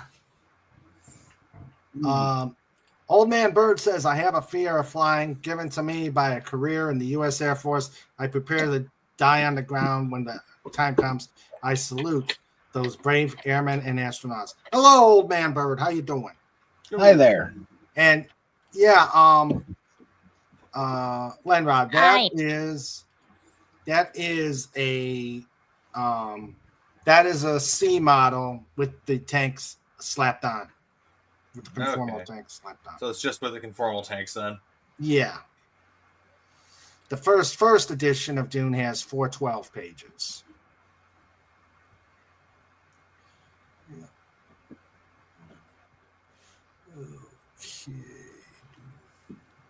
I was like, there's also a part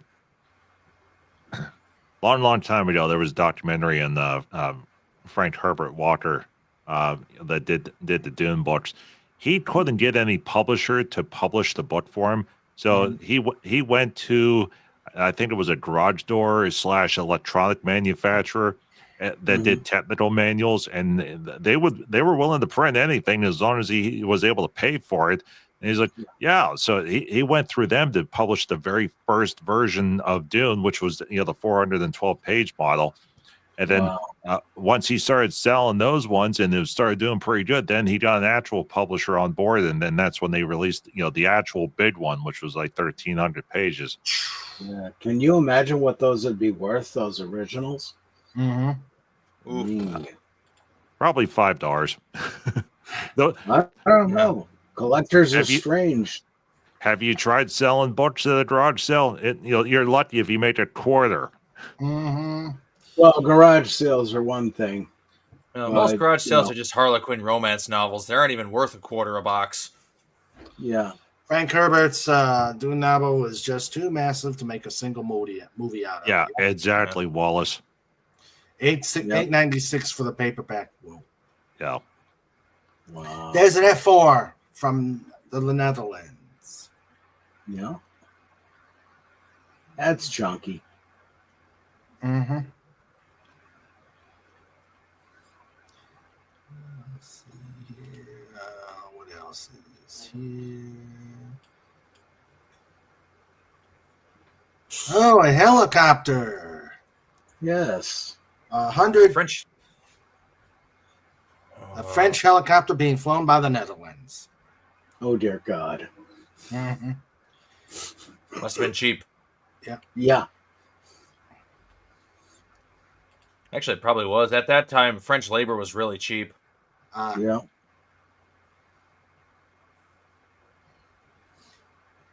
Huh. Or otherwise known as lot cheap. Yeah. Oh, an S14. I don't think I've ever seen one of those. Fokker is still around? Yeah. Yeah. There's like a lot of old aircraft companies that are still around, but they don't make aircraft anymore. Yeah. All right. I got to run, fellas. Bye, Mr. Fez. Bye, Fez. And thank you very much, old man. Everybody. Take care. Bye. Yep. Thank you very much for the donation, old man Bird. Yeah. Yeah. Very cool. Woot. He says, Fez forever. A $9.99 super chat. Fez forever. Thank you, Old Man Bird, for the donation. Thanks, man. All right. Well, we'll see y'all later. Everybody Take care, have Fez. a great weekend. Take care. You too. Catch you on the flip Bye. side. Bye. Let's see. Okay, let's go to another interesting shot. I find this interesting. Where the That's a nuke, isn't it? Yep. Oh yeah, it says right on the bottom, a B-61. Mm-hmm. And it's in a shelter with its very own F-16, and I guess it rises from the ground and come up. Did it not?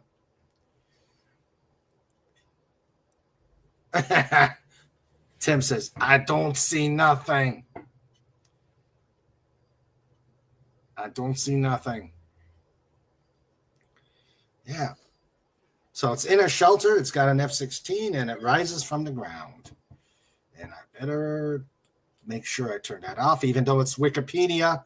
I don't want YouTube to say, no. I swear, it's just like a dart. Just a dart, okay? Yeah. You play that game, you throw it at the board, that thing, and it sticks in it. Yeah. Mm-hmm. Exactly. That's what they called the F-16 for a while. Lawn darts, because they had the nasty habit of losing their power and falling to the ground. Oof. Yeah. Early teething troubles of engines. Mm-hmm. It's a little easier on the F-15s. It had two of them. Mm-hmm. Exactly. Yep. And there's the trainer.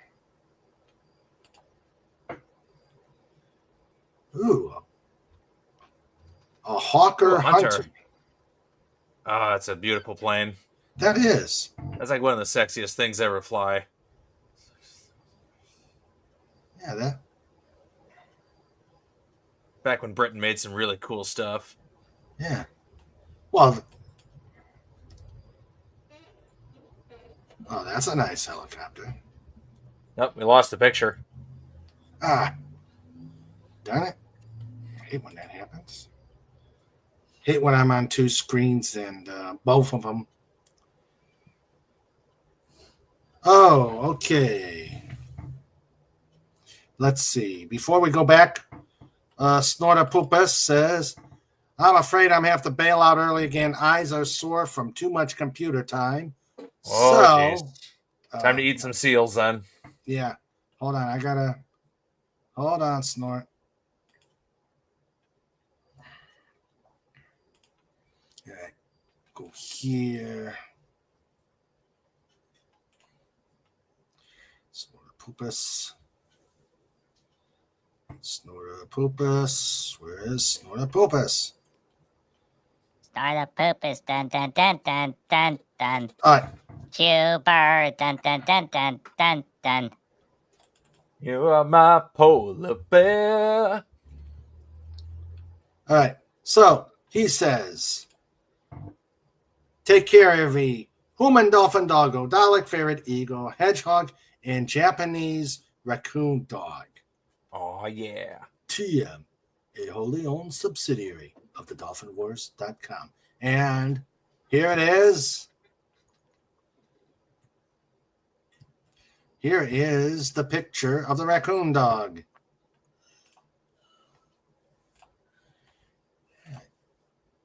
It'll come up. Oh, that is kind of cute. Oh, look at it. He looks so coony. Yeah, Yay. it does. It's like a tanuki or something. Yeah. That is a cool little dog. Thank you, Snort. You have a good night. You have a good night. And there's the Japanese raccoon dog. Ah, yeah. Yeah. Ha! A living tanuki suit. Yes. Okay. True story. When my father was on a B-52 training mission, he was asked to come up to the pilot area, as he was the nav, between the fuselage and the engine was an F-14. It's kind of squeezed up in there, huh? Yeah. Cool. It's like, how do you navigate with a plane stuck on your wing? Oh. Well, remember, they launched airplanes from the wings of the... Yeah.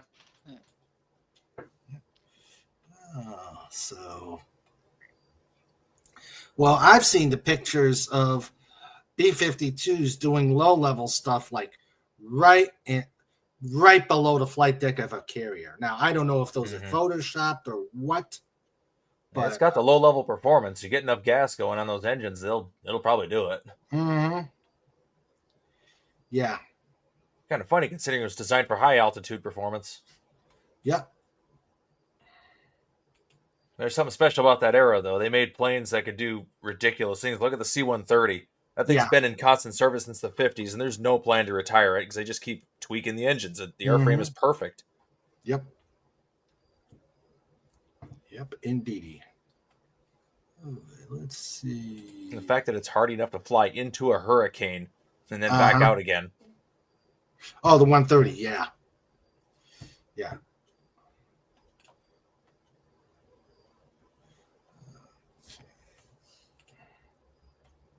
Hey, Mr. Raymond. Yes. This has been a wonderful show, and thank you very much for inviting Putty. But is it time for...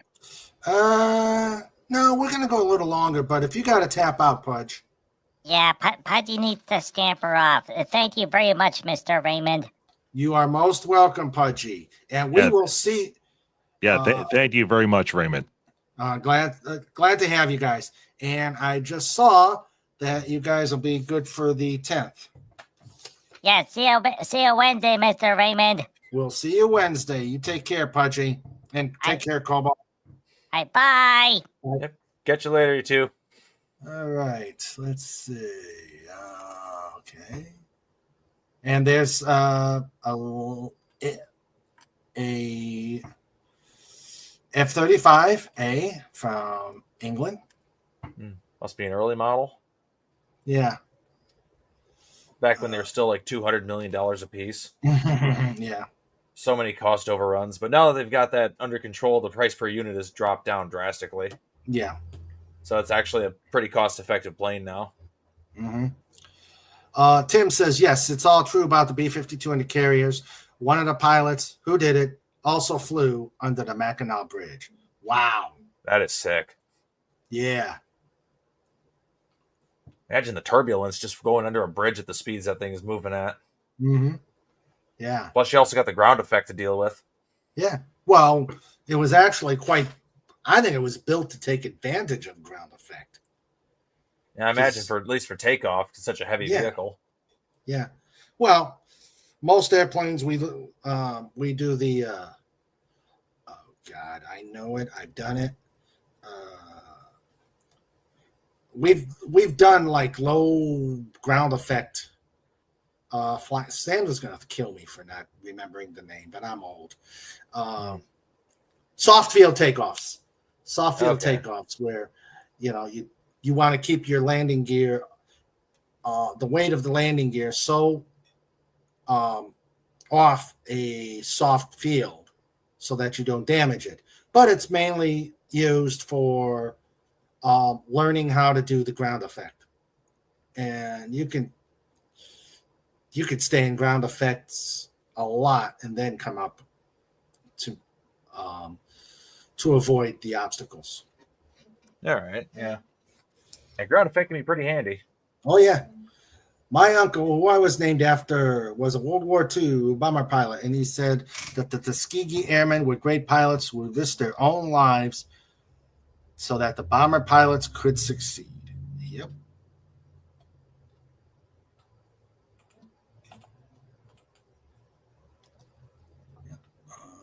Let's do this. Okay, so that is... All right, let's see. Come on, where is it? Working. Working. Okay, there it is. Yay, teletype noise. Yeah. It's something my boss taught me. I've got a big screen at work, and he taught me how to do split screens with the window and arrow key, and I love it. But sometimes here it gets confusing. Yeah. Oh, that's a nice view. Yeah. It's a shapely shape. Yeah.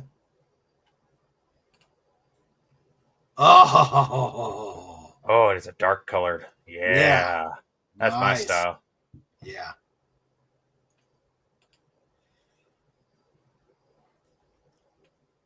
Yeah, and he's inverted.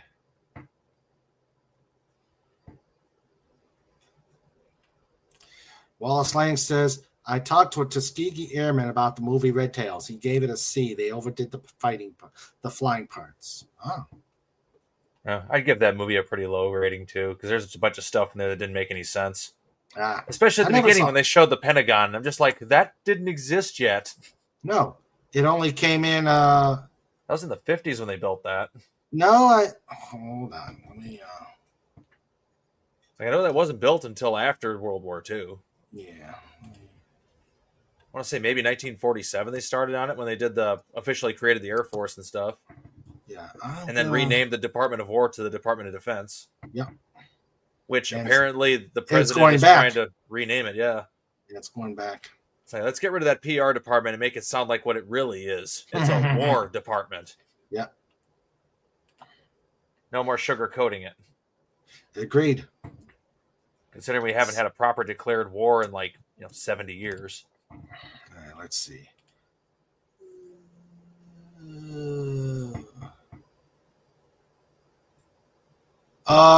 Ground was broken on 11 September 1941, and building was dedicated 15 January 1943. So it was there. Oh, wow. It did exist. Wow. Could have sworn it was built way later than that.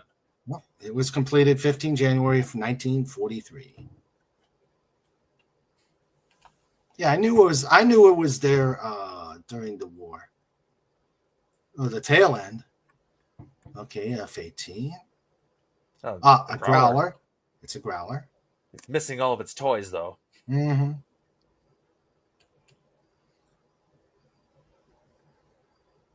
An Airbus 400. Poor man's. Looks like a combo between the 130 and a 17. Yeah. They fused together. It's their baby. Yeah, it's the baby. It's the baby. C5 just pooped it right out. It's fine.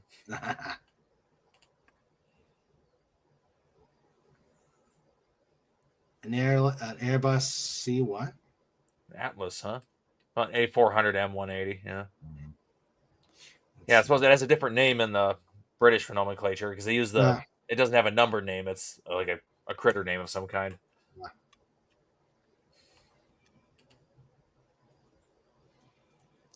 Yeah, it does look like a 17 and a 130 kind of spawned. Yeah. It's got those ridiculous looking props on the turboprop engines. Mm-hmm. But apparently they're super efficient. So yeah. And there's a proper C model. Yeah, without all the extra goodies tacked onto it. Yep. And it's still happy to see you. Mm-hmm.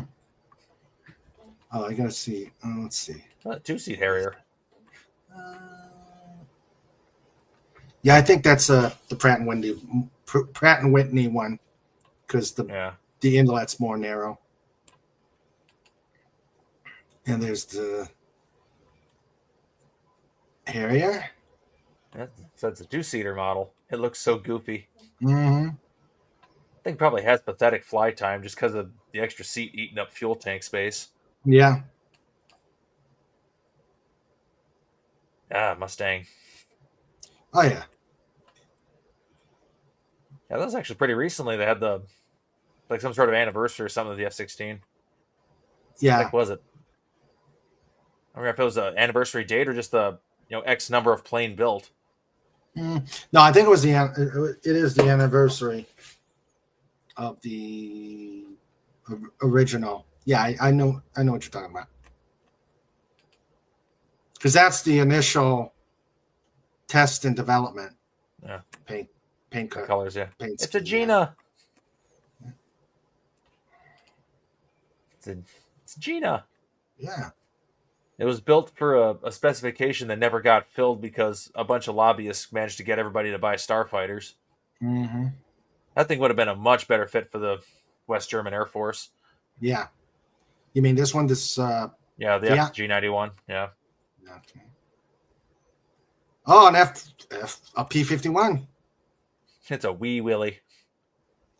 Yeah.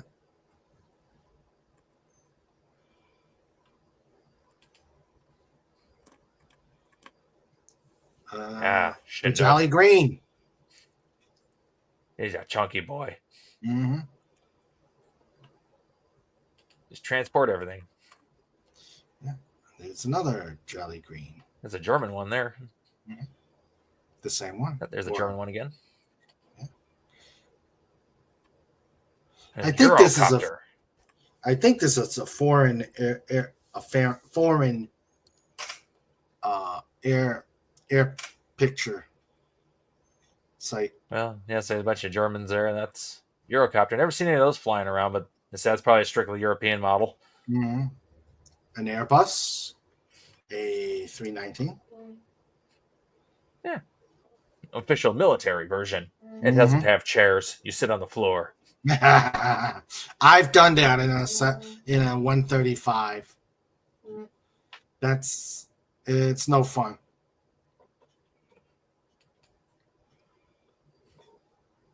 MiG-15 UTI. I saw one of those for sale once a number of years ago, and I thought about buying it. What were they asking? I don't remember. It was like 20,000. It was nothing. Just like, I want this. I could buy this, but I have no ability to fly it and nowhere to store it. Well, you could have always. When was it? When did you could at least get your pilot's license from Sandra? Yeah. Then I have to go through a bunch of other certifications for jet fighters and all that. That's true. Yeah. So the only airfield, well, maybe the local civilian airfield, they did lengthen it out for some jet aircraft, so it might be big enough for that. Otherwise, the only other field would be the actual military airfield. Yeah. I don't know if they'd be too keen on letting me park my plane there. That's true.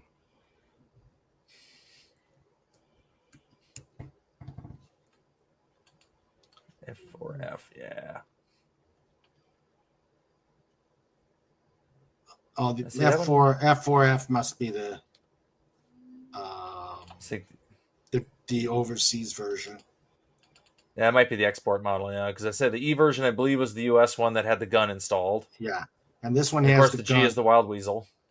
Yeah. King Air. Super King. Yeah. That's a nice looking plane. Yeah, it is. Oh, L-159. That's a nice looking plane, too. Yeah. All right, let's see. I think when I was at AirVenture years back, somebody had one of those for sale there. There's no way I could buy it, but it was just cool. Like, oh, man, I'd love to have something like this.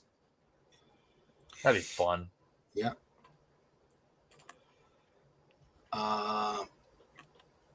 They started, 1 September 1941.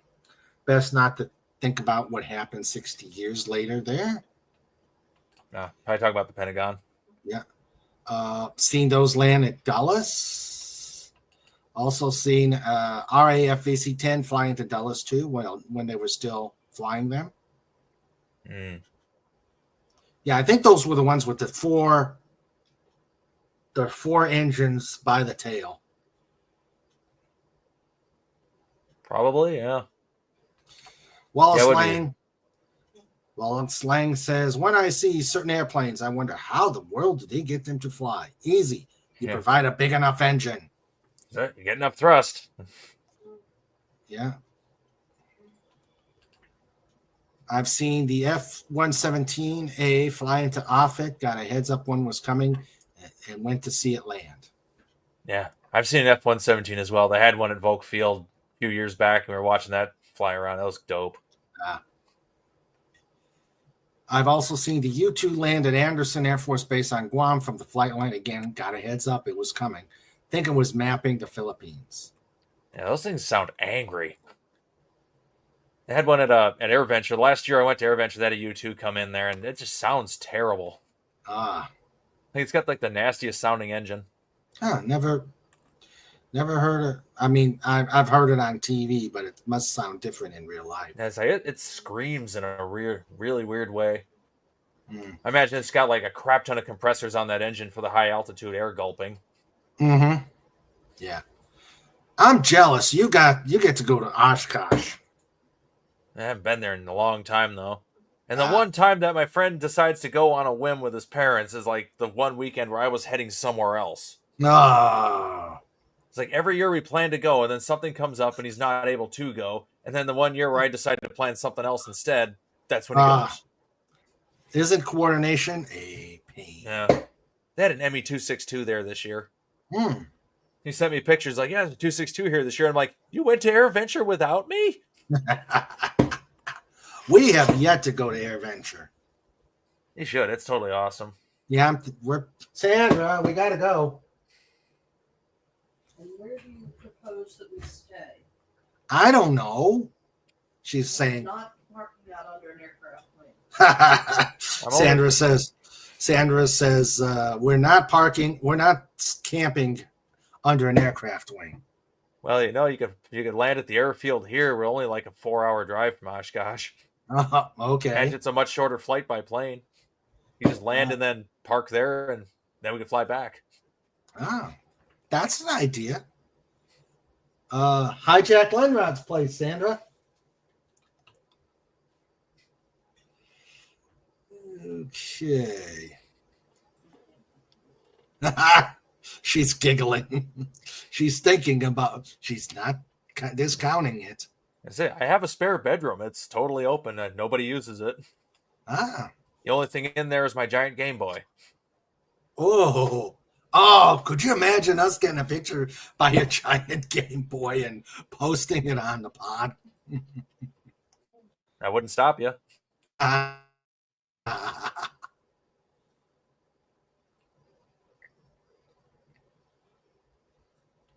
wonder. Oh, the Polish built. Yeah.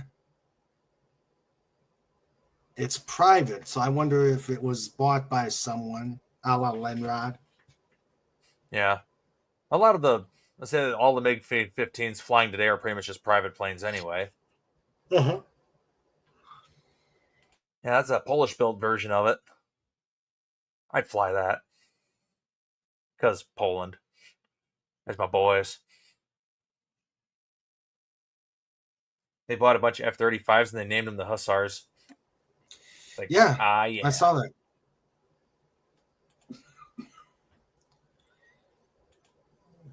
Let's see something here.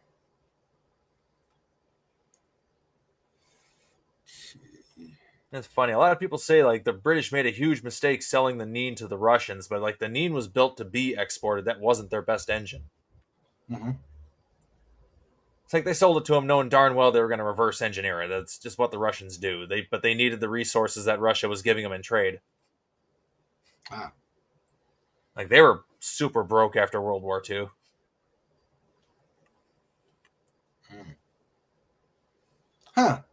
Sky King. Tim was sending this. It's an American radio and television series. Lead character was Arizona rancher and aircraft pilot Skylar Sky King. That's got quite a few episodes. Yeah. 72 of them, dang. Yeah. And let's see. And the next one was Bird of Prey. I've heard of that one.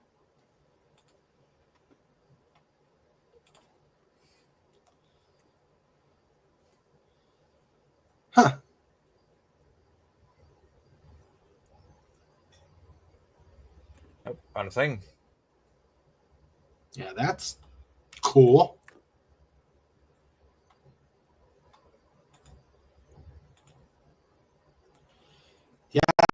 back when everybody was trying to figure out what the stealth airplane was looking like.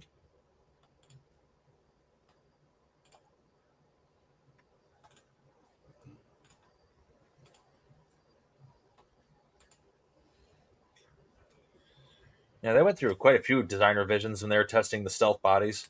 Mm-hmm.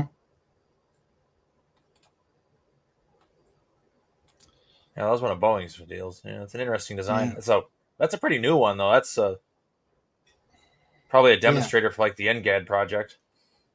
Yeah.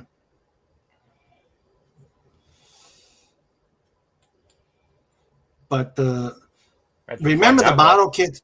Remember the model kits that came out when they were still trying to figure out what the stealth one was, and it looked like when they were just making stuff up.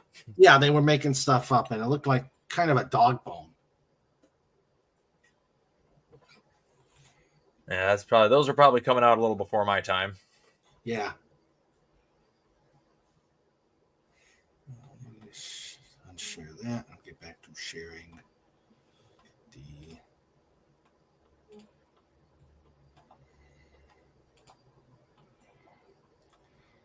Back to here.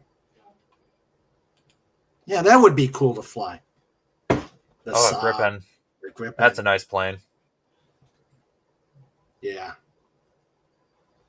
It wasn't around when I was. It wasn't around when I was.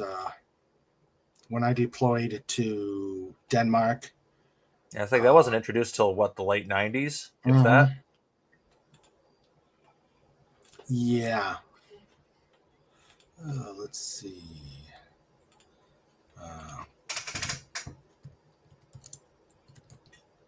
Okay, there it is.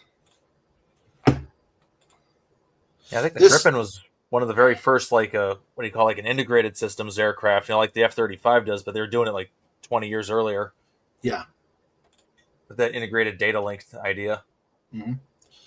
The one that they had in the Danish Air Force at the time I deployed to Denmark was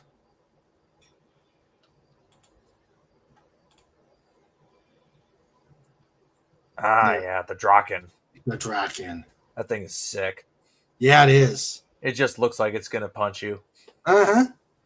That thing's got crazy good performance too. Like a lot of planes can't even match it now, decades later. Yeah.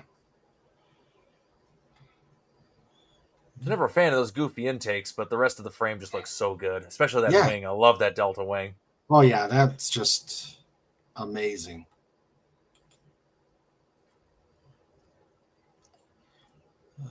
Okay.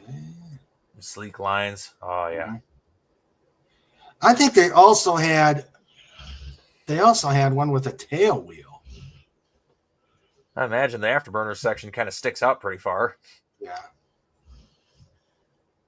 Whoop. What the? They did the Cobra maneuver. Suck it, Russia. They could do it in the Saab. Oh, wow.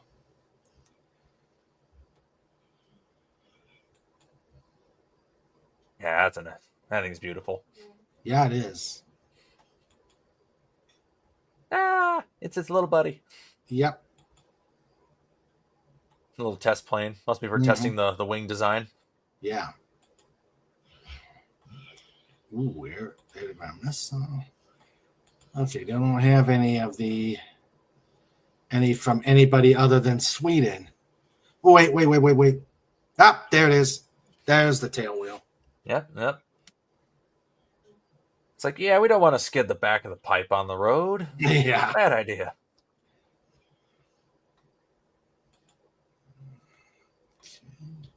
Come on, show some of the other Air Forces that had it. I don't know. Did anybody else actually fly that thing?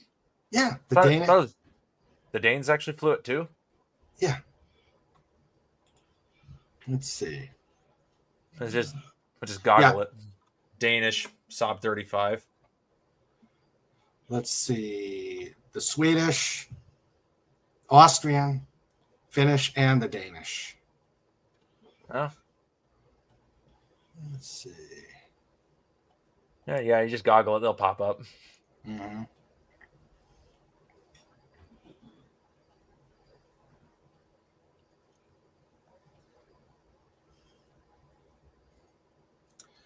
Let's see. That bright red one. That's cool looking. That's a reconnaissance model.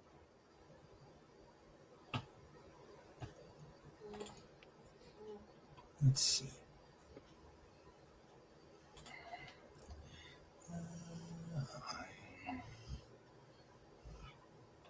Interesting. Its numbers F-35 and Danish Air Force use. Mm-hmm. Yeah. Yeah. I wonder. I'm surprised that Saab didn't sue the U.S. for using the F-35. I'll say the model is 35 in their nomenclature. So I was like, it's just what we number our aircraft as. Yeah. And of course, after the Century series, when they reset it, you're going to get numbers repeating. Yeah. Because otherwise, we'd be at like F200 or something by now. Yeah. Yeah. When they did the big reset. Yeah, I don't see. What was the last plane to have the P designation? Was it the P-82? I think the Twin Mustang was the last one to still have a P designation before they switched over to the F for everything. Yeah, and that was a pretty neat airplane. Yeah, that was a neat aircraft. It had the range. Mm-hmm. It looked like two Mustangs slapped together, but it really wasn't. It was a very different bird. Mm-hmm. Let's see. I'm running out of daylight. I'm going to go turn a light on here. All right. The Stealth B-1 bomber actually looks like Batman's Batwing jet. Oh, yeah. I remember that one. A lot of these European planes ended up in the early Cold War planes ended up in Africa. Oh, I can see that. South Africa got a lot of stuff. Mm-hmm. And they were pretty much heavily relied on it after some major embargoes kept them from getting newer aircraft. Yeah. Ah, there's the Airbus. It's so chompy. Yeah. I don't like those engines. I don't like Just those. want to squeeze them. Yeah, but they're like crazy efficient though. Yeah. Just looks so squeezy. Like that looks like it could be a plushie. Ha ha. All right. Well, those are airplanes that I. Wes Cagle says the Shooting Star was the last P plane. Yeah. It was like P-80 and the P-82, or was it F-82 after the designation? I don't know for sure. I know for sure the P-80 had a P, so before they changed it to F. Okay. I just look it up. Yep, go to. Say, like, the British made a huge mistake selling the D to the Russians. But, like, we have an echo. I know. Oh, wait, that was from like quite a while ago. Darn well they were going to reverse it. Oh, there it goes. Let's see, F-82 based on that. Yeah, it looks like it's just straight F-82, so the P-80 was probably the last one to have the P designation. Okay. And an XP-82, so it did have a P while it was in prototype phase. Ah. Let's see, production order P-82B after 1945. Also, it did have the P designation then. Okay. Let's see, P-82Bs were completed before end of World War II. So I would have kept the P designation then. Mm. So I mean, that was the last one to have a P. Okay. If we're to believe Wikipedia anyway. That's true. I've got some books on my shelf I could look at that are probably more reliable. Mm-hmm. Of course, those are in the other side of the house. Ah. Like, those are in my workshop. Okay.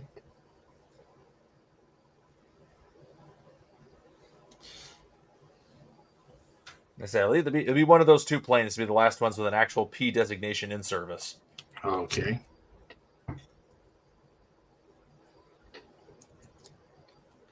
Because I think the next plane to enter in would have been the F-84. There was no 83 that entered service, and yeah. All right.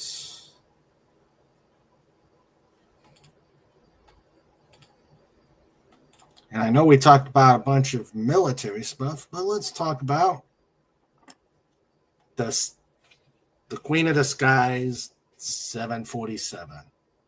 Big Bertha. Mm-hmm.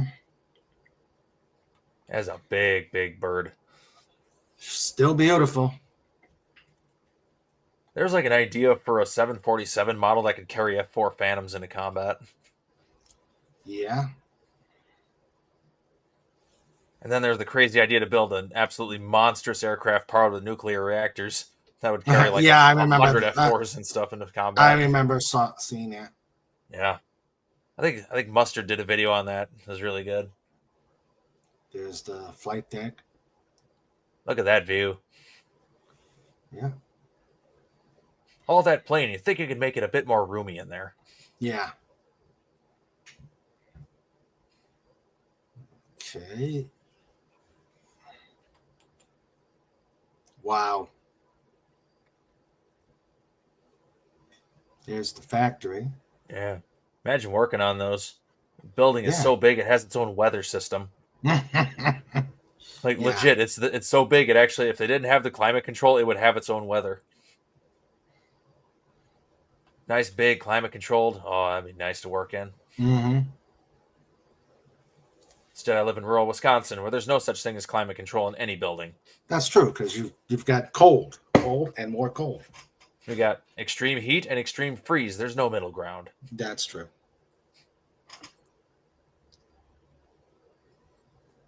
I don't think it has enough landing gear. It needs a few more. Yeah. What about the C5? And it's ooh, yeah.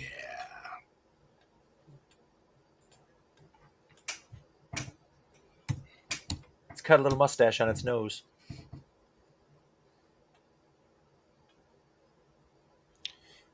Pan Am.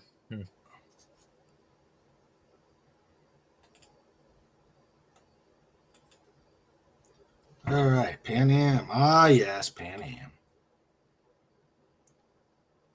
Look at all that space. Huge. Huge. Huge. Inside a circle. Yeah. Yeah, 70s. You don't have to read the stuff on the bottom. No, that was in the 70s just from the colors. Yep. Yay, earth tones. Mm-hmm. The 343 layout. That'd be a nightmare to sit in that. There's just too many people for me. Mm-hmm. I would be first class all the way. Yeah. Lufthansa. I wonder what the top flight deck what the top floor is used for anymore. From what I've heard, they don't. Maybe more storage, but I'm thinking it's probably the flight crew's rest area. Yeah, maybe. Either that was just extra first class. Mm-hmm. You got first class and then zero class. Yeah. These guys have no class. Uh-huh. That's where everybody goes to work naked. The 747-8, the last Boeing 747 to be built and delivered. So sad. Yeah. I say it's just not cost effective for most airlines to fly them anymore. Yeah, the engines are better. One single engine is probably better.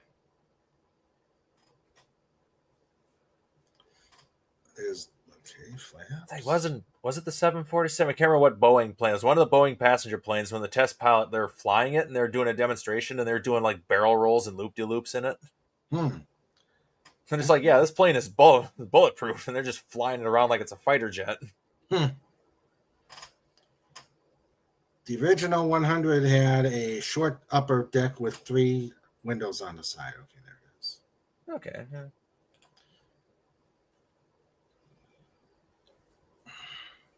It's got a SUD. Stretched upper deck. Okay, FKC knows what it was. The Dash 80, the 707 prototype.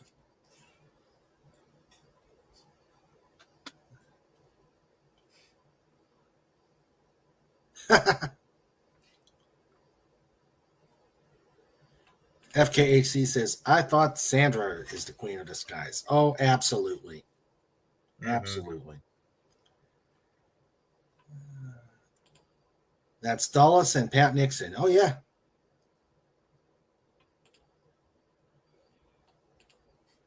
When I was looking up the actual genuine original members of the Untouchables, I discovered an Italian curse word in the first paragraph. Since I was a subscriber at the time, I replaced the nasty word. Oh, okay. Must have been The on Dash 80. Wikipedia. I don't know. The Dash 80, the 707 prototype. Yeah, the guy doing the maneuvers in. Mm-hmm. I knew it was one of those planes.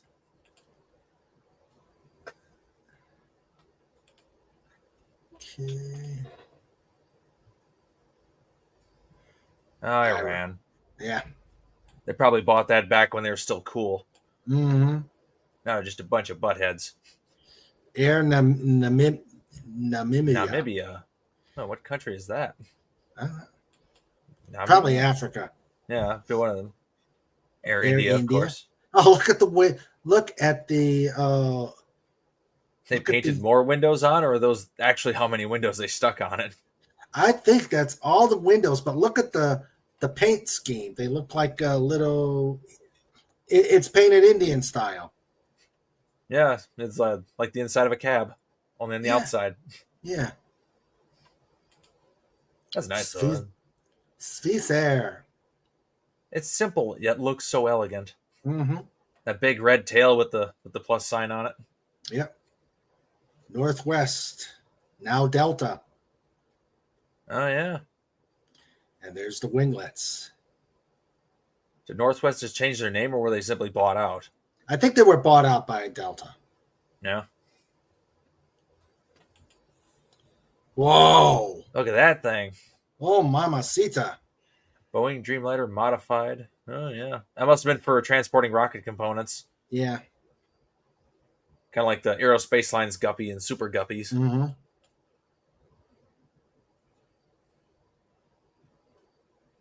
The stretch. Oh, yeah, and that's where they start The freighter using them model, as yeah. Freighter model. I say very efficient for freight, that's for sure. A lot of storage. Yeah.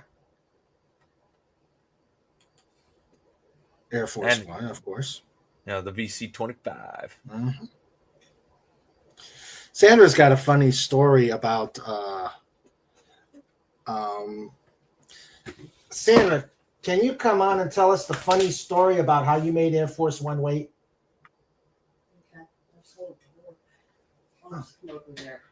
Okay. Sandra's got a funny story about how she made Air Force One weight. Ah. All right. Can you hear me from here? Can you guys hear her? I can hear her. She's quiet, but I can hear her. Can you hear me from here? Okay.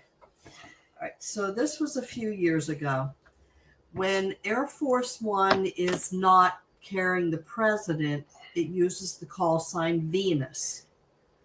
Well, the airport near us is a quote unquote short field for them because it's only 8,000 feet long. So they were doing practice touch and goes. And I was doing instrument proficiency to keep my currency because you have to have 6 approaches every 6 months to stay current. So I was flying with another pilot. We were finishing up our flight and we were coming in for a final approach. So we flipped over. We were told by Potomac to flip over to the frequency. And the controller is sounding irritated with this Venus pilot. Well, you know, they're arrogant, they're rude, and they think because they're flying Venus and therefore by association Air Force One, that they're better than everybody else. So we're coming in a little 182 at 100 knots. That's pretty slow compared to what this other aircraft does. And we're just coming on in, just putzing along. And the controller says, extend your upwind. I'll call your crosswind, which means keep flying the runway heading and keep going until I tell you to turn. And I'm like, well, this is weird, but okay, whatever. So we're still probably a good 5 miles from the field. They can get at least one more pattern in before we are even there. And we're still nee. And Venus says, can we turn our crosswind? The controller says, sure, turn your crosswind. In pretty much that tone of voice. I'm thinking, okay, this is weird. But okay, whatever. I'm under the view limiting device, so I can't even see outside because I'm focusing on my instruments.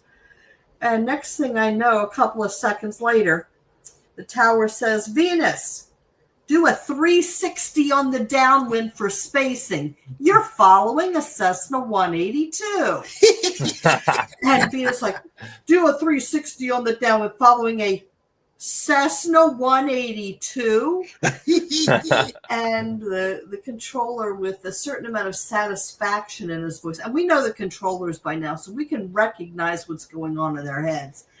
And he says, and Cap, blah, blah, blah. I'm not going to say the call sign. You're cleared for the option. What are we doing today? Oh, so this is full stop. He says, clear to land. Take as much time as you want. So he didn't clear Venus to turn their base until we were practically on the ground. And I think he was disappointed that we got off as our normal get-off spot instead of going a couple of taxiways down. And they only did one more touch and go, and then they left the area. Yeah, but don't piss off the controllers. Yeah. Nice. It was a certain amount of satisfaction because as we're fueling the plane, we're seeing what plane is behind us. And it was interesting. So, yes, Sandra made Air Force One wait. Well, that's funny. Well, actually, yes, you're right, Wallace Lang. She made the airplane. Air Force One wannabe. Yeah. Venus. That was You're too close to the sun. You got to wait. Yeah.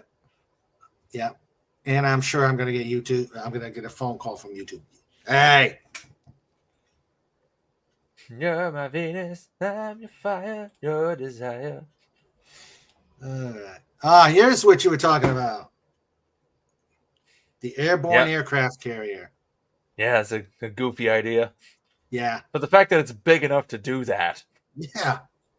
Let's see. It's 1, 2, 3, 4, 5, 6, 7, 8, 9, 10. So it could launch, it could refuel, and no. I know they were talking about doing it for cruise missiles. Yeah. I'd say it could do it. And say like the whole fighter conveyor project they did back in the 50s, the FECON project. Mm-hmm. Like that was a bit of a mess because they're doing that with like a first attempts like a B-29, then later with B-36s, but you got that massive amounts of prop wash off those big propellers. Yeah. Like crap tons of turbulence. But doing it with like a big jet plane like a 747 would be significantly easier. Mm-hmm. And of course, there's the shuttle carrier, which I happened to see, like I said earlier in the show. That's cool. Do its grand tour around DC before landing at Dulles. I say like the shuttle isn't tiny and it's small compared to a 747. Yeah. Yeah. I wonder what they did with the carrier aircraft. I don't know. They're probably like modified for the purpose and then just converted back for later. Yeah, they probably turned it back, put it back on a line. Maybe NASA still has it and then is flying it. Hey, Dalek's back. Hey, Dalek. And that is a tiny picture. Yeah, I know. I don't know what it was. What it is. Just a small thumbnail for something. Yeah. Let's see.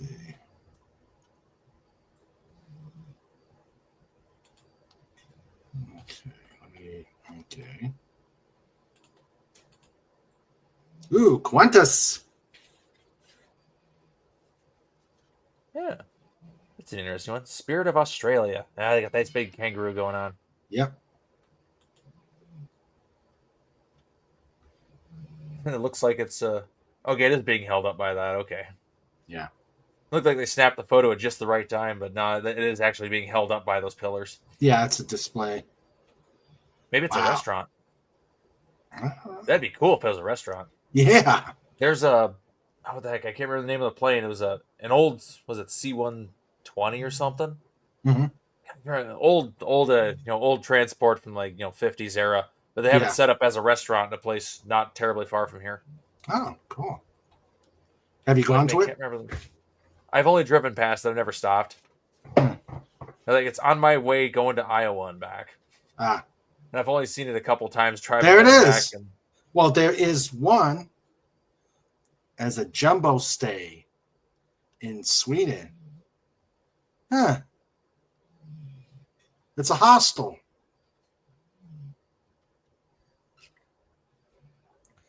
So they converted it into a bed and breakfast.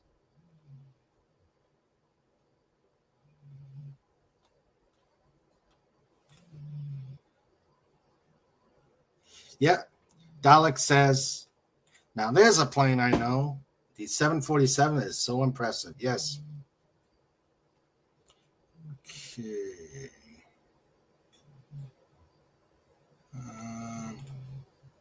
Lenrod, you still here? I'm trying to find that airplane right now.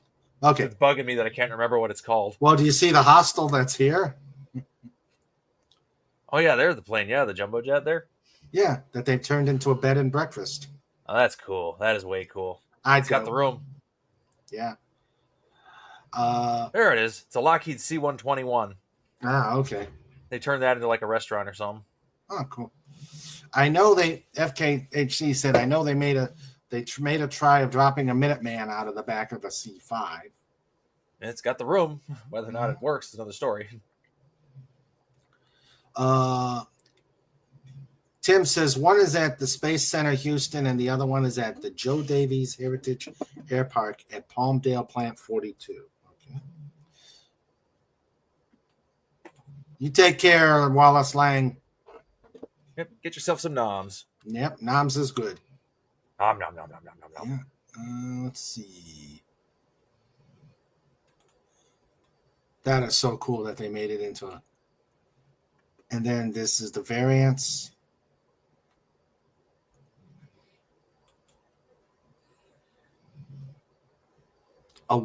The only airplane that has a Wurlitzer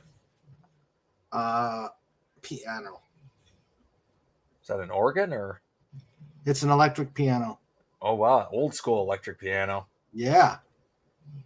Wouldn't you like to have that, Lenrad? I don't know where I would put that monster. And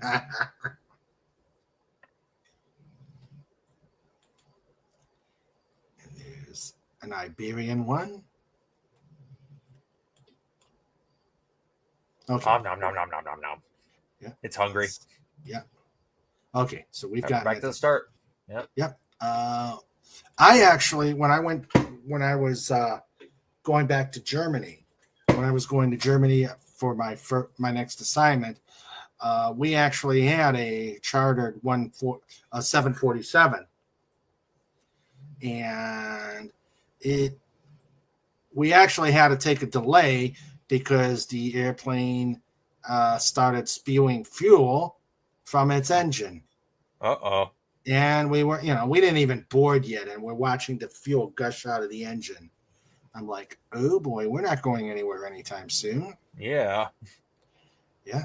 So we spent the night while they fixed it, and then either fixed it or replaced it. And we took off the next day. Screwed up everything on my arrival because I was supposed to be at a specific time. Yeah, you get that. I had that happen when I was coming back from. I was supposed to be coming back from Virginia for my cousin's wedding. Mm-hmm. We go to the airport. We're sitting there waiting for our plane to show up, and it showed up. And I'm looking at the wing, and one of the ailerons is kind of hanging off. Apparently, they blew a hydraulic line and it took the whole thing off. They're like, "Oh, I don't think we're flying out of here today," and we weren't. Yeah. Well, And of course, like, it was a connecting flight, so it's like we had to wait until the next day to get another flight to get back home. mm-hmm. Yeah. When I was when I was doing my flight attendant stuff, we were getting ready to do our early morning arrival to the airplane and pre-flight, blah blah blah, and we walk in and we see the back pressure door totally taken off, and maintenance was working on it, and I'm going, what the heck? And they said, oh yeah, the pressure seal's not working, we got to try and fix it. Yeah, that's kind of important. Yeah. Yep. So nothing wrong with having something randomly explode on you while flying. It's normal, fine. Yeah. Okay. Oh yes, we have talked much about the C-130 already. Yes, we did. And there's so much more to talk about. Oh yeah. There's so many variations of the C-130. Mm-hmm. But let's see. So that happened as a kid, and that happened to me as a kid from Hawaii to Guam. Had to wait a day to have the airplane get a new engine. Mm-hmm. And welcome back, Kirk 130. No, we have not. Well, we have, and we have not. We've mentioned it more than once now. Yes. You can't talk about planes without mentioning the C-130. Yes, in fact.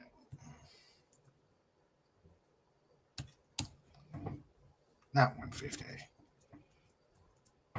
Let's see. Let's see here. But you can't talk about big planes without talking about this beast. This beast.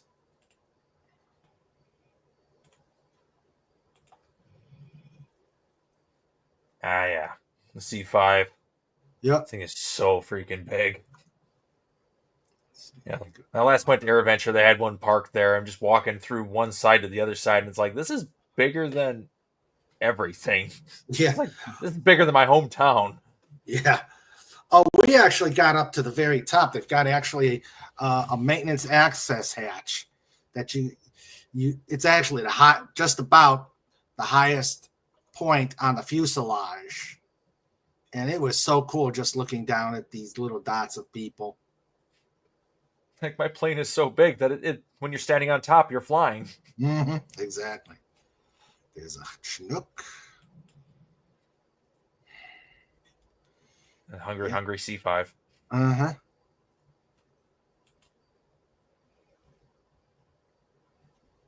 Oh, the wind tunnel test, huh? Yeah. At Arnold Air Force Base, Tennessee. Notice that high quality buzz cut. Yep. That's a man's haircut. Mm-hmm. European one color scheme. Yeah, I love that army green camo color. Mm-hmm. Oh, and this is where it's going to be a C5M. It must have a cold. They have his nose covered up. Yep.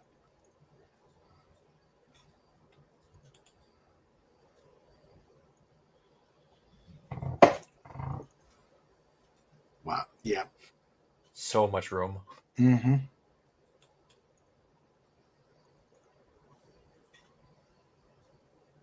Like, when you need strategic transport. Yep. You need strategic transport. Exactly. And it can take an Abrams tank. It's like, so how many tanks do you want to transport in this plane? Yes. We can do it. There's the one that Tim was talking about, the dropping a Minuteman. Yeah.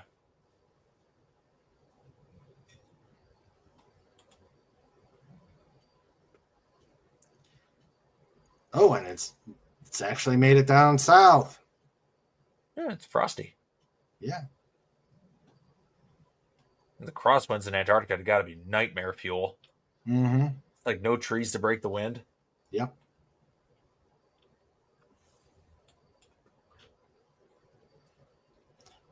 Good old steam gauges. Mm-hmm.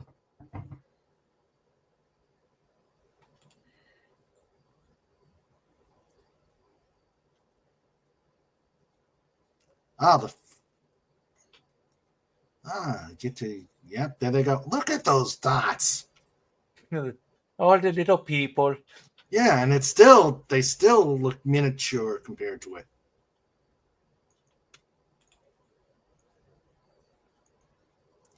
Yeah, Rhein-Main, no longer in existence. I think it's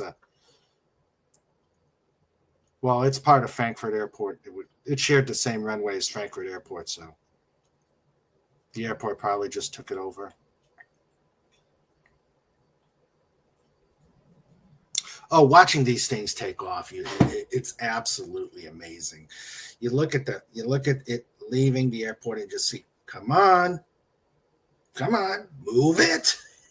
Move it. And eventually it gets off the ground.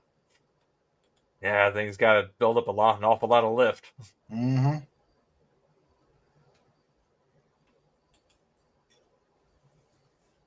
Ooh.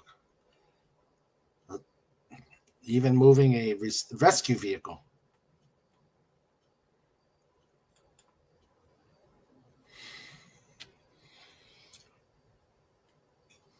It's like everything fits in there. Mm-hmm. It's like, what do you want to fit in here? Everything. Mm-hmm. There haven't been a lot of. Okay, I spoke too soon. Okay. Yep, they done broke it. Mm-hmm. Well, you see what happened here was the plane was flying along, and then a hot plane chick flew by, and then he turned his head to look, and he turned a little too hard.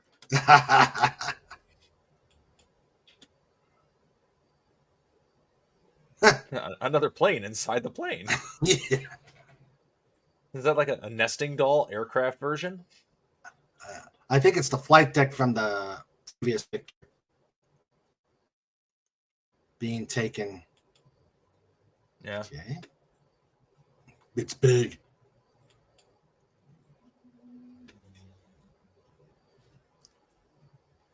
And the nose gets raised. That's some next level hydraulics in there. Mm-hmm. Okay, so that's that. That's a big boy. That's a big boy. All right. And of course, let's go to the Herc's plane. Let's see. The mighty Gumbercules.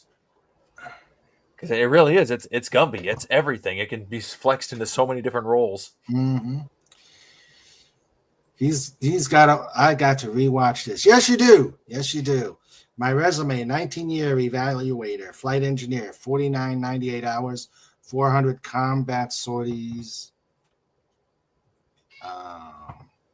Exactly. Before I became a flight engineer, I was a fuel system mechanic at Rhein-Main. I worked 141, C5, 130, and C9s. Nice. I think it would be interesting staying at the South Pole, not when you are socked in at wintertime, but still have day and night to see the sky at night. Oh, yeah, that'd be amazing. Like, absolutely no light pollution whatsoever. Yeah. Take care, Sabrina. Take care, Matt G. He of the many names. All right, let's go to the 135 for Herc 130.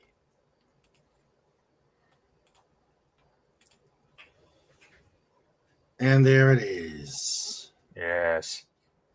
It's like the perfect airframe. Yeah. Does it all. It's got plenty of windows so you can always see what's happening. Mm-hmm. I have been. Engines. That's an old cockpit, isn't it? Yeah. That's old. I have been in this plane so much. Oh, it's pooping. It had Taco Bell. Yeah.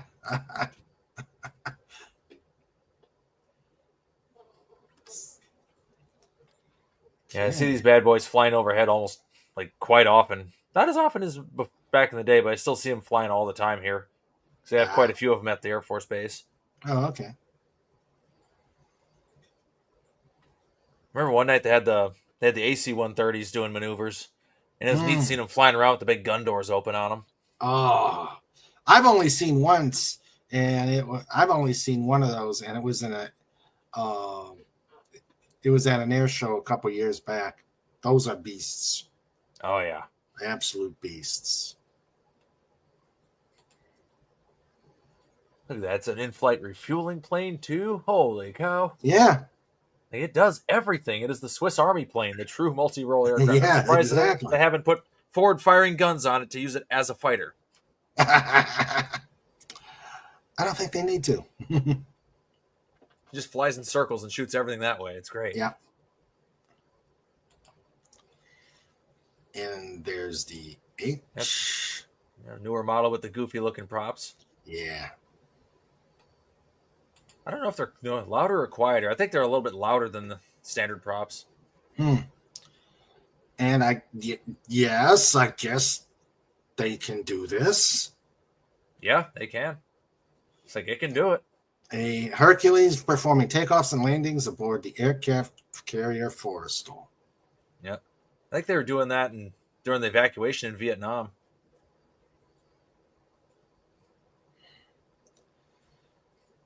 And oh yeah, they mentioned it right there. Mm-hmm. Yeah, the evacuation, in '68. Yep. Probably during the Tet Offensive. And their Marines coming out at Da Nang. Ah, Da Nang. You know what's special about that place? That's where Magnum PI was. Ah. The rockets just did takeoff. Yeah, they had the one special mission with the C-130s where they had both takeoff and braking rockets so it could land in a space smaller than a football field. Oh, I never heard that. I knew about the radar, this. Yeah, it was for it was like a hostage situation. I can't remember what it was. Huh.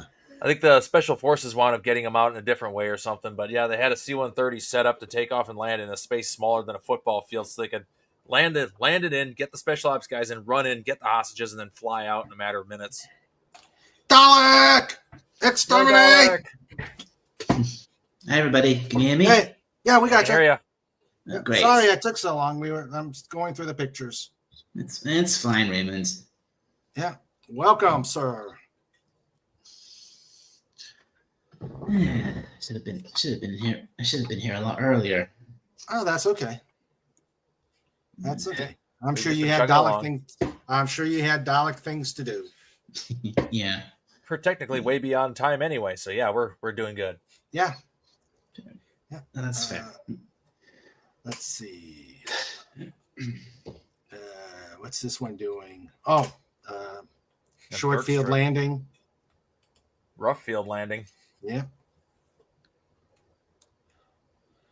Oh yeah, these dispersing chemicals. Yeah, I remember that. Yeah. I think this base is the only one with the spraying, the 130s that can spray. Yeah. I wonder what model designation that one has. I don't know. It's like they got to be on like triple digit letter designations by now. No, it's a J. The latest is a J. Yeah. There's so many different sub varieties though. Like I know the one weather model that's designed to fly into hurricanes. It's like it's got an MC-130. It's got an extra designation in the front. Yeah. And there's the firefighting one. Uh-huh. So that's an older model with the gas engines, 3 billion props. Yeah. Belonged to South Vietnam. Transition from gas to jet, Mm-hmm. Ooh, Bangladesh even has them. Oh yeah, the WC-130. Okay, that's the actual model designation. It's so special it gets its own letter. Let's see. They had to invent it. That looks Iraqi or yeah, no, Iranian. Again, probably purchased before Iran became a bunch of buttheads. Mm-hmm. This is 130 out of Pope.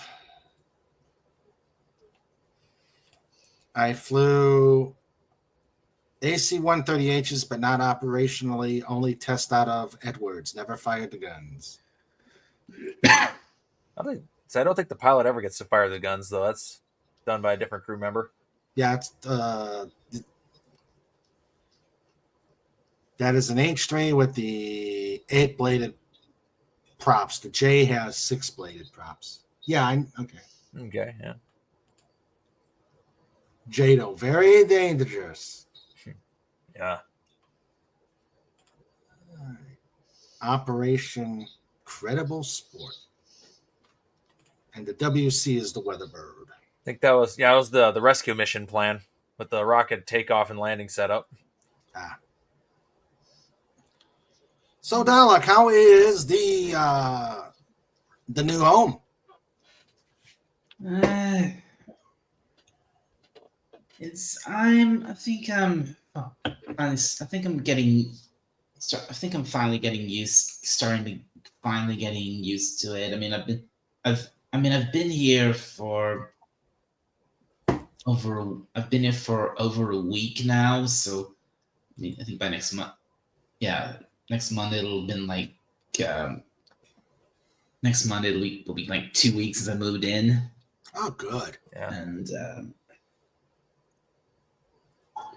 what you ought to do is either get your phone and actually show, take a camera of your flat and then post it as a video on your channel. Yeah, you're right. I've heard that. I think I've been given that suggestion before. I think when I did my own live stream, someone suggested that to me. So, and yeah, I think you're right. I probably should do something like that. Yeah. Either do it live. Well, you really don't want to do it live on your channel, but just do a video. Just do a video on it. Yeah. And there's like, I mean, I suppose if I did do that, it'd probably be like 5 to 10 minutes long or something. Because basically there's basically 3 main rooms. There's the kitchen, the room I'm in now, the living room, and my bedroom. And there's one small bathroom, and then en suite to my bedroom is a walk-in shower room, which also has a sink and toilet and things like that.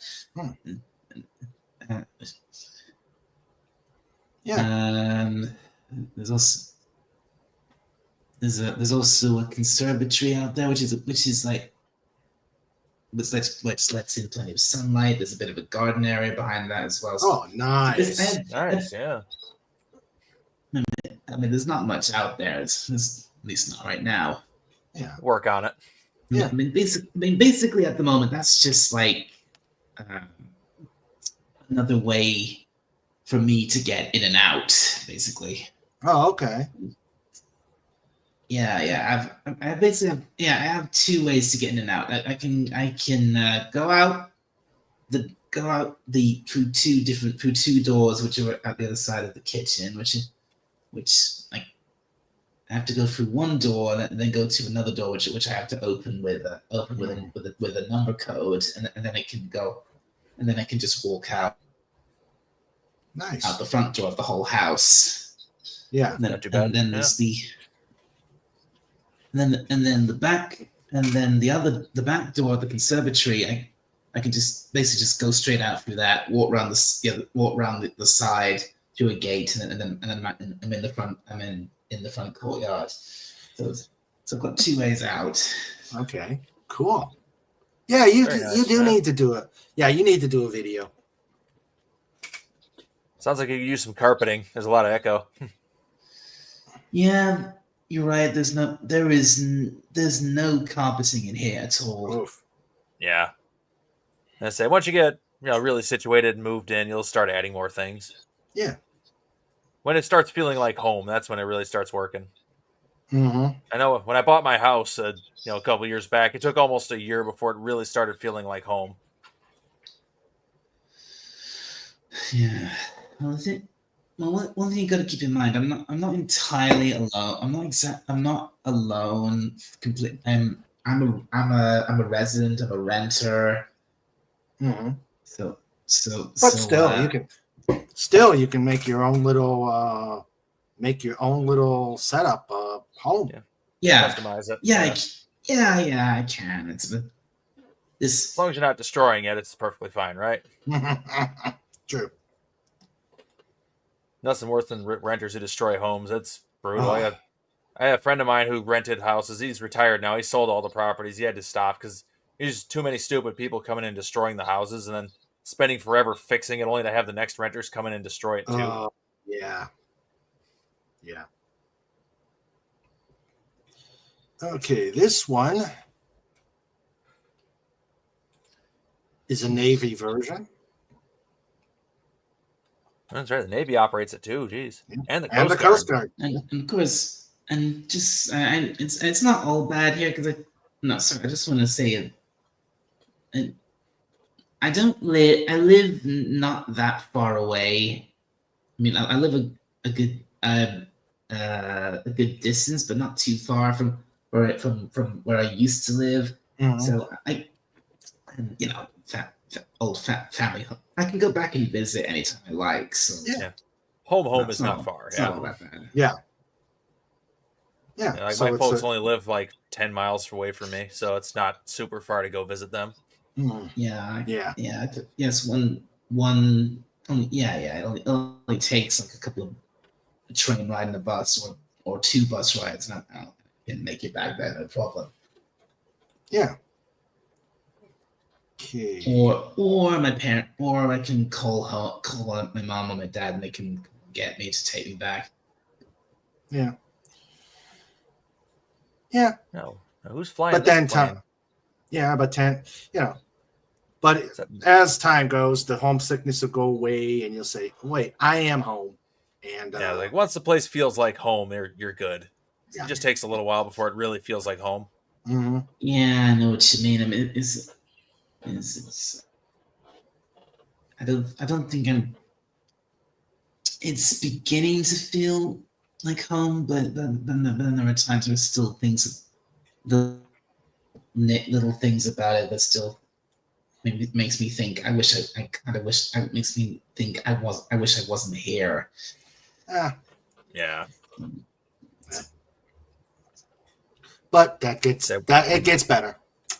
You say once you start decorating it however you want, and then leaving things wherever you want, and it's like, oh, nothing is changing. It's just being the way I left it. Awesome. Mm-hmm. Oh, this is cool. A JC-130. That's an interesting designation. Yeah, and it's taking satellite film. It's capturing it mid-flight. Yeah. Yeah. Cool. It's got that big old dome on the top for upward-looking radar. That's cool.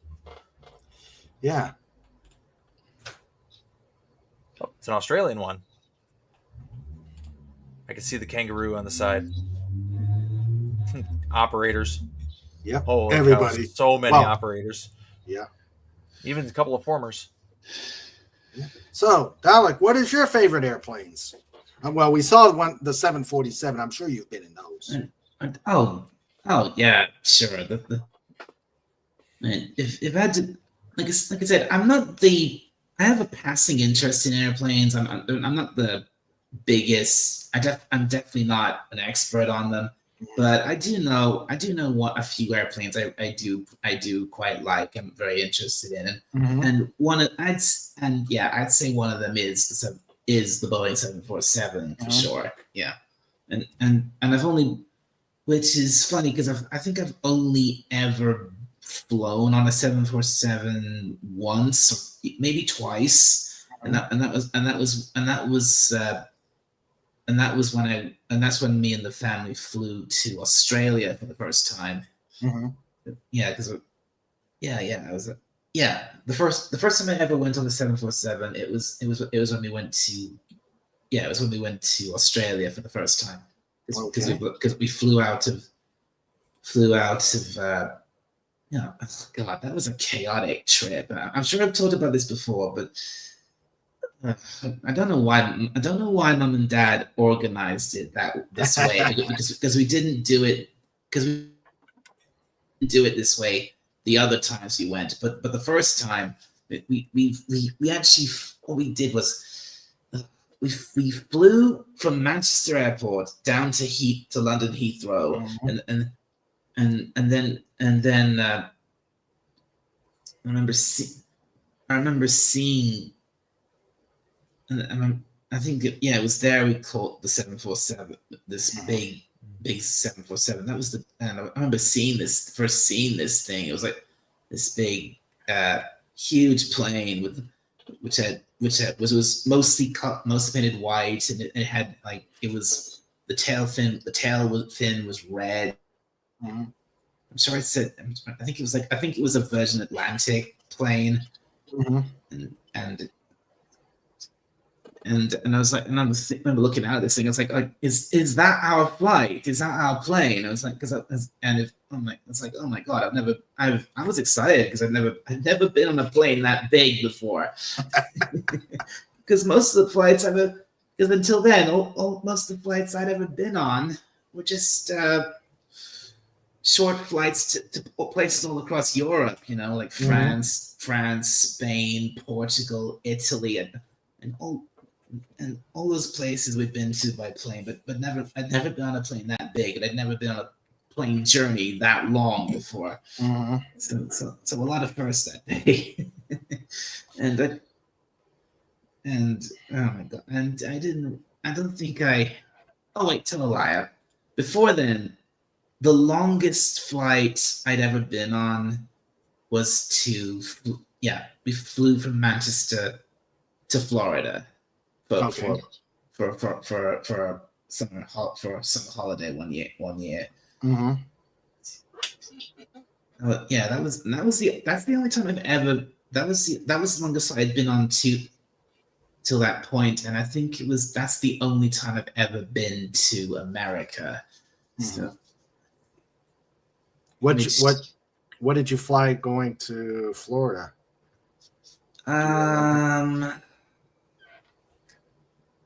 I can't remember. Okay. It was so long ago, and I think it was like, it definitely wasn't a 747. I think it must have been like maybe it was one of these smaller Airbuses, or maybe been a Boeing 737. I don't know. It was I really can't remember. It was that long ago, but it definitely wasn't a 747. Well, here's some Airbuses. One from Iran Air.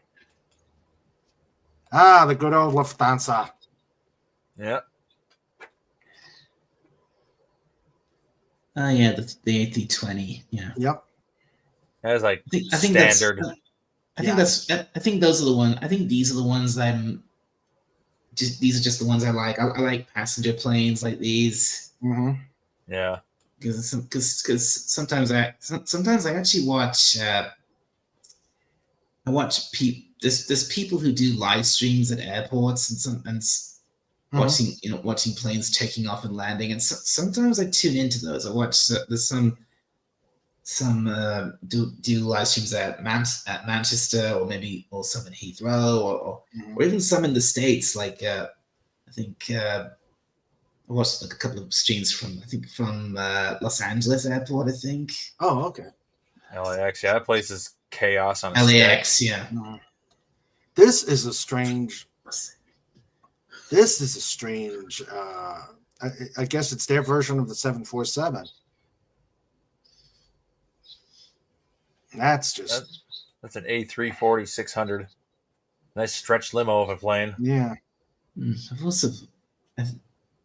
also flown on, when I went to Australia the second time. Another big first in flying was I got to fly on an Airbus A380. A what? That was an Emirates A380. That's okay. On top of that. But you know which one I mean? The big, those huge. The big one with the back. The really big ones, the double-decker planes. Yeah, you know. yeah. Let's see. There's one interesting fact I'm going to find here. I got to find it. But let's go a little. Yeah, I wonder what year this was done. What this year? I mean, that still looks like a relative. There you go. There's an Emirates A380. An A380. Okay. Wow. Yeah, A380 is what it's called. Yeah. Hello again, Sabrina's Espresso.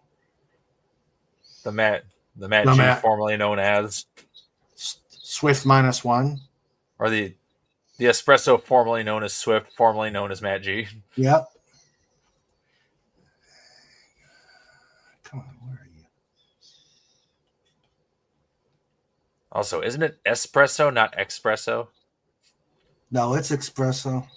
Is it espresso? Yeah. Let's see. Come on. I'm looking. There's interesting facts concerning airports that I want to find. Okay. Oh boy. Well, let's keep going. All right, so an A330. It has a collar. Yeah. They got to keep that plane on a leash, sure. Uh-huh. They can't trust him at the airport. You might fight with the other planes. Yeah. Let's see. It's got this image in my mind of like an air controller, the guys with the air wands just walking by with a big old pole holding this thing on a The leash. marshalers, yeah. Yeah. Just walking the giant dog. Let's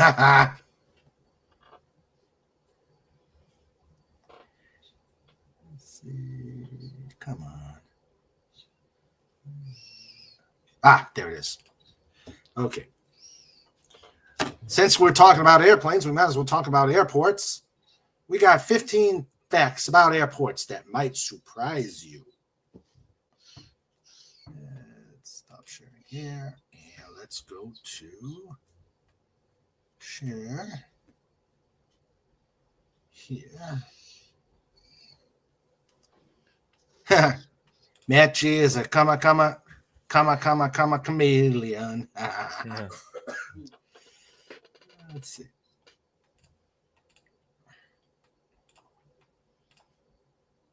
All right, here we go. There's LAX. 15 facts about airports that may surprise you. What's the world's biggest airport? What about the busiest? Why is there an X in PDX? And is there a way to get a nap between flights? And what happens to all the change you leave in airport security bins?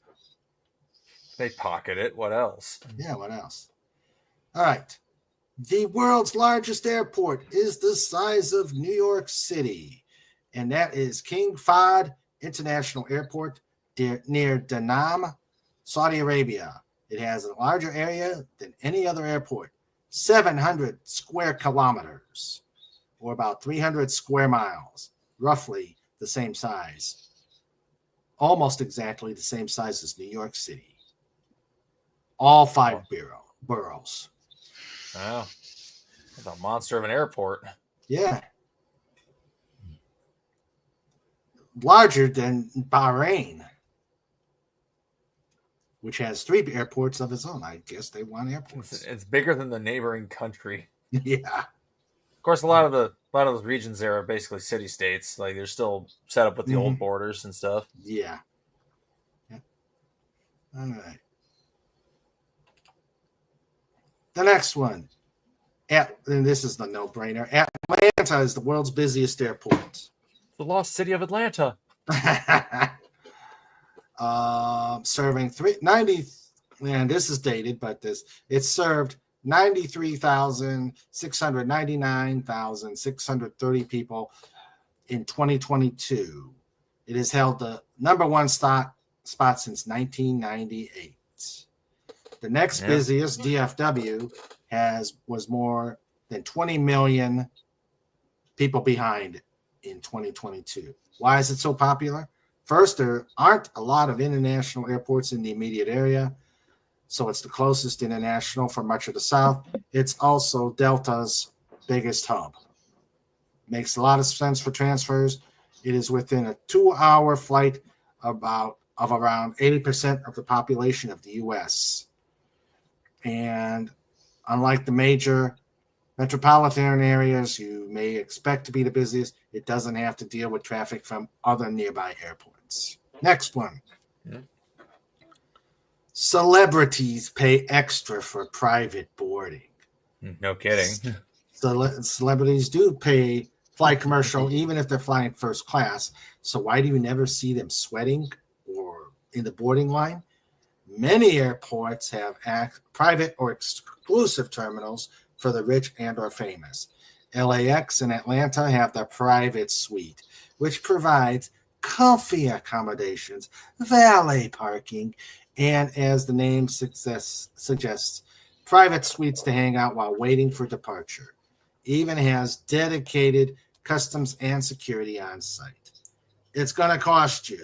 Memberships are at $12.50 a year, and that doesn't even come with a discount for the $4,850 price tag on a pre-flight suite. It will get you 3 massages and manicures while you wait, though.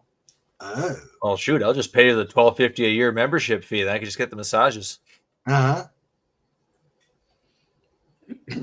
Airlines pad flight times to make planes look more punctual. On paper, yeah, and they're still late. That's the worst part. On paper, flights take a lot longer than they're used to, even though airports are located in the same place and the planes haven't gotten slower. It's because airplanes have started building in some wiggle room so that a plane has a better chance at landing at its destination on time, even if it has a delayed departure. Despite this, around 30% of the plane still arrive more than 15 minutes after the scheduled arrival time. Yep. And here's a secret that people probably don't know. Flight crews only get paid for once the door is okay, let me think. Once the plane moves off the gate to the plane lands to the gate, that's their only paid time. So wait, pilot. It's weird to figure to be on salary or something. No, flight. What's that? Pilots only get paid for the amount of time they actually pilot the plane. Yeah. Yes. Wow. I mean, it makes sense from a logical perspective, but given the nature of the position, you'd think they would be a salary job. No. Well, it is ish, but it is ish, but the time. Let's just say the time card. If you were doing a time card, it would be only from the time and it's not the time the gates open, the doors are closed. It's from when they start moving from the gate and back to the gate. That's their paid time. Now, some airlines also do something with per diem, which is a stipend that they get once they arrive at their base. That's how we got extra money when I was a cabin crew, was through the per diem. The per diem, but my paid flight time was from off the gate back to the gate. And pilots are pretty much the same way. They just get paid more. What keeps rattling in here? Okay. The world's tallest air traffic control tower is in Saudi Arabia. The tower at Jeddah King Abdulaziz International Airport stands at 136 meters or 446 feet and surpasses the next tallest tower at Kuala Lumpur International Airport in Malaysia. It's about as tall as the Great Pyramid of Giza. The shortest commercial runway is in the Caribbean. Ooh. The Caribbean island of Saba in the Lesser Antilles is only around 500 square miles, so not a lot of room. The island is also filled with rocky cliffs. It's the tip of an underwater volcano. They make do with only 900 feet of usable runway. For context, the typical commercial runway is between 8,000 and 13,000 feet long. Wow, that's small. I guess they get a lot of short field takeoffs and landing practice. Yeah. Like that's just regular civilian, tiny little field size. Mm-hmm. Yeah. I think the one here, the Union Airport here might actually be bigger than that. Yeah. Yeah. In Amsterdam Airport has a giant park inside. Schiphol has all sorts of quirky, cozy amenities, including a library, art gallery, and 3-dimensional cow tiles. But Airport Park blows them away. The Green Oasis opened in 2011, and while the vast majority of the plants are fake, it's built around the very real trunk of a 130-year-old copper beech tree. To give the illusion of the outdoors, the airline pipes in park-like sounds such as birdsong. Visitors can even hop on a bike that also charges their phone. For a real breath of fresh air, there's a small outdoor terrace. I remember airports that had the outdoor places you can look out and see the airplanes take off and land. That's a thing of the past. That's what I like doing at the airport. Just sit there and watch the planes. Yeah. That kind of reminds me of something. I don't know if it's there anymore, but remember one time I can't remember where we were flying to, but I remember we were at Manchester Airport one year, and I wasn't feeling that good. I said Mom said apparently there was a place I could go to get some fresh air, and I did find it, and I remember going in there. It was so dingy, and it was, and there was like this. It was quite dark. It was quite, and there was like this wire. There was like this mesh around all around instead of glass, and I couldn't stand being in there. The air wasn't fresh at all. It was rancid. Oof. Ugh. It was awful in there.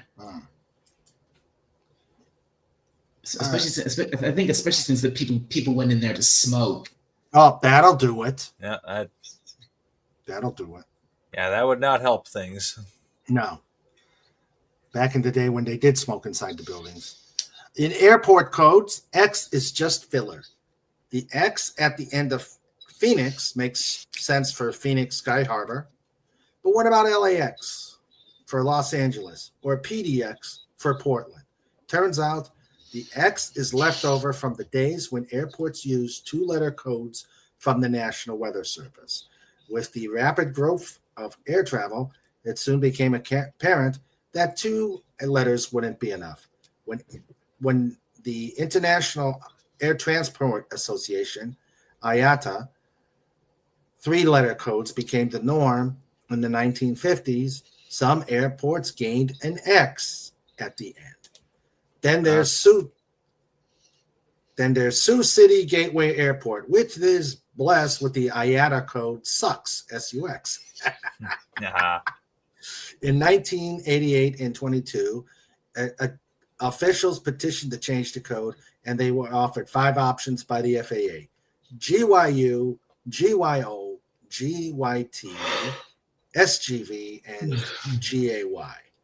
They opted to brace what they had already had instead and introduced a line of merchandise, beanies, mugs, and more, emblazoned with the SUX logo. I mean, that's what I would do. Yeah, why not? Of course, it's the 2020s now. They might actually take on the GAY designation. That's true. The Wright Brothers Airport is the world's oldest continuously operating airport. Flight pioneer Wilbur Wright established College Park Airport in College Park, Maryland, as a training ground for 2 military officers as they got ready to fly the government's first airplane. More than a century later, it's still a public airport, making it the oldest continuously operating airport in the world. There's a little bit of an asterisk on that record, though, that you can't actually catch a flight there unless you have or know somebody with an aircraft and a pilot's license, which brings us to let's see. Hamburg Airport is the oldest continuously operating commercial airport. So if you're looking for the oldest airport with terminals and plane tickets, look no further than Hamburg Airport, established in 1911. But while America was building its aviation history on airplanes, Germany built the facility around the country's own technology, Zeppelins. Count Ferdinand von Zeppelin, inventor of the Zeppelin airship in the 1890s, gave an enthusiastic speech about the future of air travel in Hamburg in 1910. Residents believed in the vision, and the first building at the Hamburg airport was an airship hangar, built in 1912. However, it took less than a decade for airplanes to start taking over. The airport broke the 1 million passenger mark in 1961. And airplanes pay up to 8 figures for slots on the airport schedule.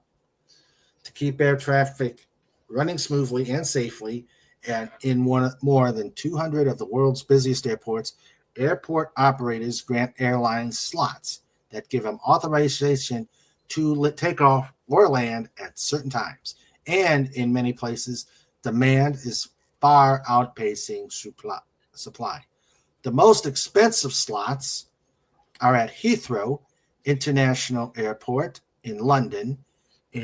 That's no surprise.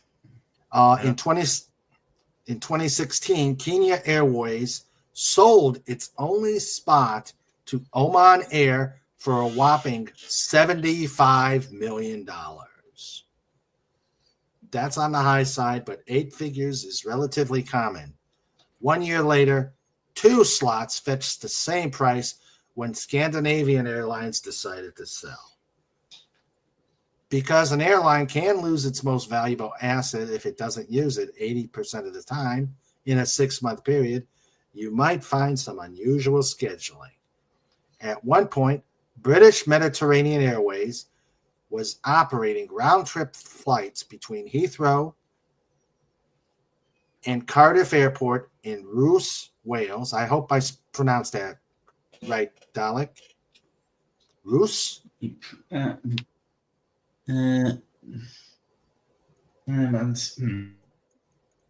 Wait, where is it? I can barely see that. R-H-O-O-S-E, Wales. Roos. Wait, Roos. That might be right. Okay. A journey of just a few hours by car or train with 0 passengers, angering environmental activists, among others, and with demand of air travel having decreased during the coup, some airlines aren't canceling their underbooked flights, leading to more empty planes journeying through the skies. This is kind of dated, but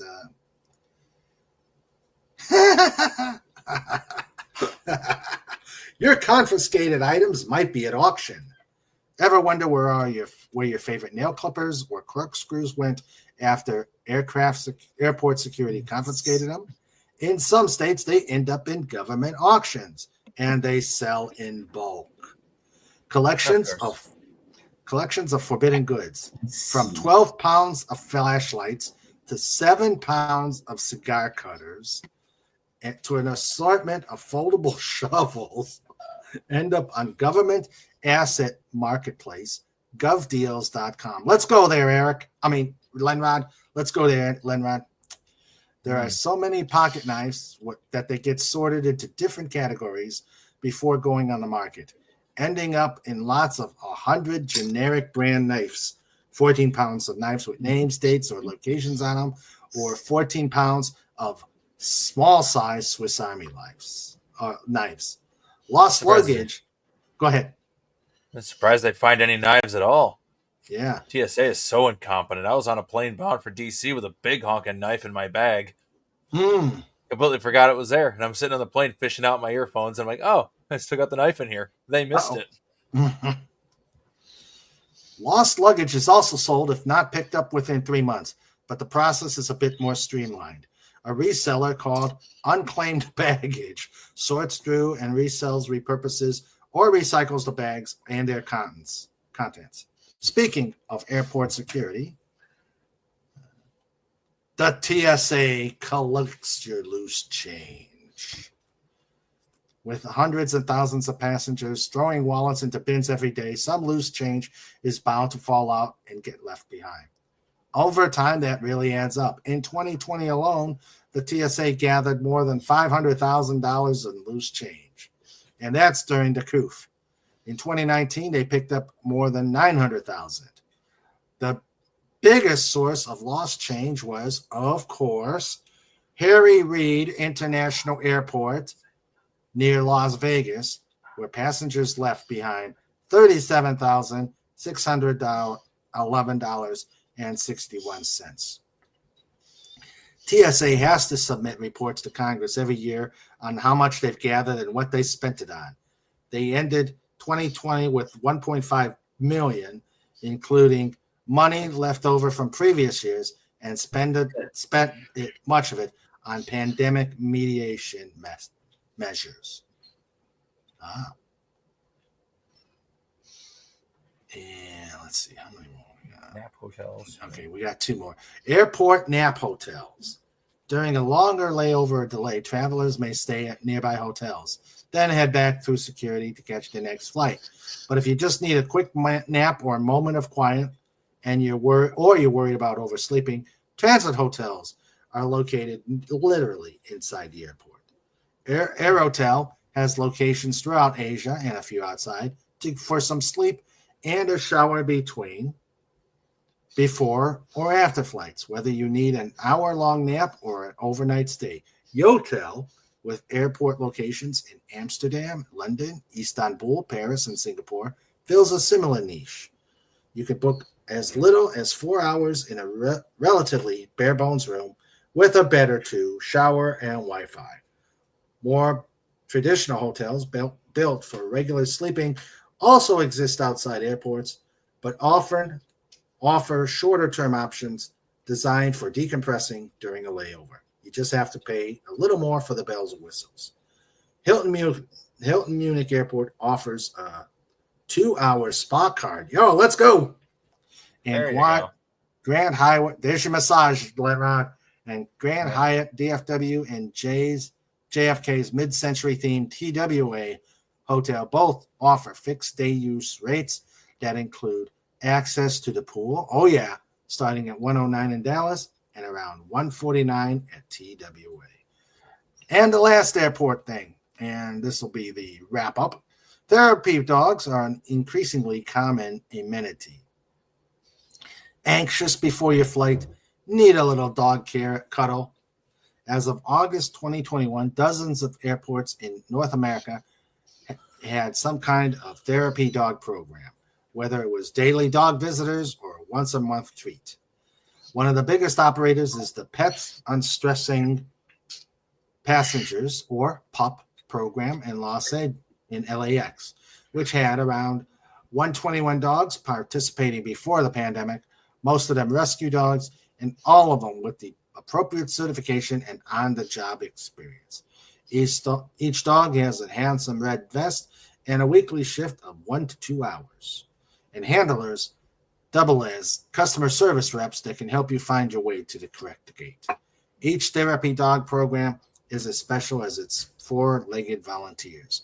Fort Lauderdale Hollywood International Airport in Broward County, Florida, has 8 FLL ambassador dogs that include a Yorkshire Terrier named Tiffany, who rides around in a stroller. At the Edmonton International Airport in Alberta, Canada, pups and handlers wear matching outfits and distribute trading cards. In 2016, San Francisco International added a Juliana pig named Lilu to its WAG brigade. So you can have a therapy pig. A therapy pig. Let's see. They keep letting critters on planes now, and I'm not a fan. Tim says they of course they have to have the tallest control towers. Okay. Sandra says, I've been to Carlage Park. It's in the Cifra, so it's not easy to get to. You need half a pint of phlegm in your throat to pronounce the place names in Wales, Raymond. Oh, yeah. This bag has $1 million in it. Yeah. All right. One of my favorite places in Wales. It's a really sound. It has an easy enough. It sounds like it has an easy enough name to say when you see it written. But it's actually the pronunciation of it is a little. I see what you mean about the fun thing. Oh my God! I have got to show you this. Oh. What? Oh. Wow. This is scary. All right, let's see. All right, let's go here. Let's do my. All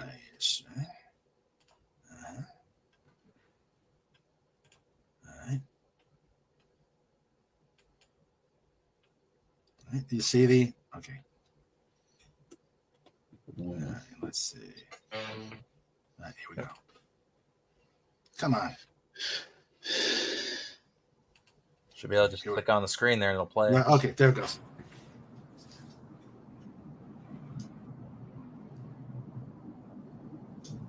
That just. Oh, they're coming in tight. That's insane. Must be a heck of a crosswind there. Oh, that isn't. Oh, look at that. Oh. Whoa. Beautiful. Wow. That is. And they do that. That airplane will do that. It's all right. We're only carrying like 100 megatons of nuclear warheads on here. Don't worry about it. Yeah. Okay, that's got to be Guam. FKHC, is this Guam? That was just insane. And they still didn't pop the chute. So I bet you those brakes are those brakes have got to be. Those brakes are probably screaming. They're probably flying into the wind. They're using the wind to stop. Yeah, that's why they came in tight. They bled off all their speed that way. Yeah. But he's not even center lined yet. He is now. LOL. Yeah, exactly. Wow. He knows his plane. That's for sure. Mm-hmm. That's got to be Guam. Oh, it's not Guam. Tim says that's not Guam. Okay, then that's got to be Diego. That's got to be Diego Garcia. Oh, it's not Volk Field. I know that. Yeah. Let me go to. Let's see. Tim's What keeps rattling like that? All right, let's see. Okay, the last memes from FKAC, and then we will start wrapping up with show notes. Yeah. All right.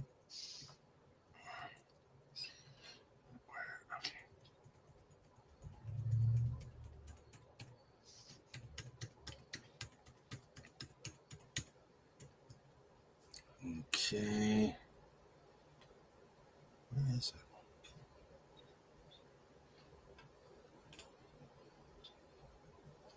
Okay, there you are. All right, here we go.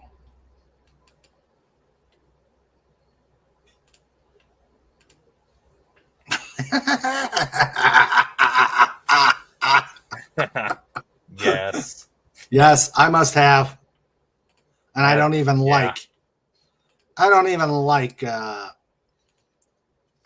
Alien, but that is cool. Take my money. A black bear named Yogi became the first living creature to survive an ejection at supersonic speed.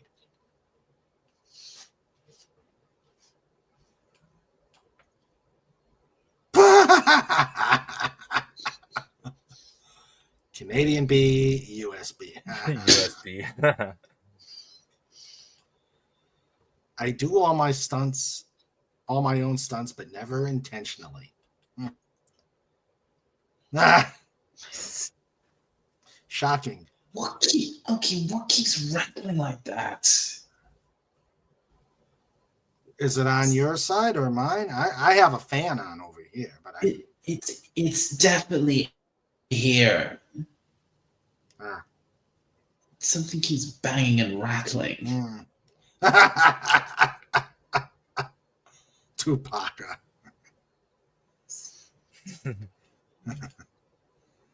Free one night stand. Oh, it took me a second, but I got it. All right. Why is this taking so long? Okay.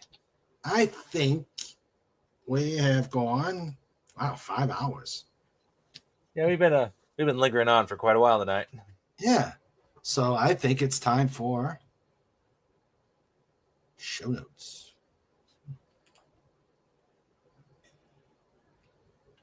It's time for show notes. It's time for show notes. Yeah, with Mr. Raven and Sandra too. It's time for show notes. We're bringing it on. It's time for show notes. You've all been warned. It's time for show notes. Show notes. And my schedule is slowly but surely building up for September. All right. This coming Wednesday, the 10th, Pudgy will be here. Woo! Pudgy will be here. On the 17th, more Fantastic Four reviews. On the 24th, the next edition of Radio King Dolphin TV, we will be doing Bridges from All's Fair, a Dolphin Wars novel. The Not Ready for Pod Time players will be there. And that will take us to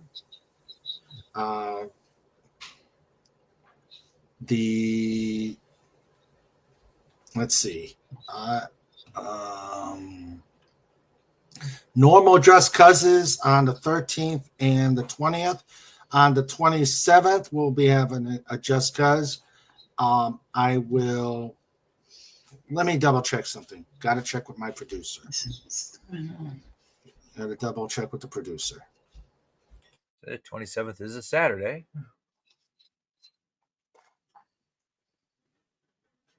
Checking stuff out.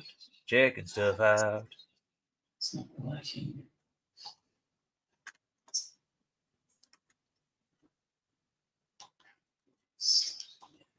Okay, so Just Causes will happen on the 13th, 20th, and 27th as normal. There is a programming note for October. I will not be able to do a Wednesday show on October 1st, October 2nd. So I'm thinking the normally held show on Wednesday the 1st will be on Tuesday the 30th. But I will keep you posted on that. And that is everything coming up through beginning of October.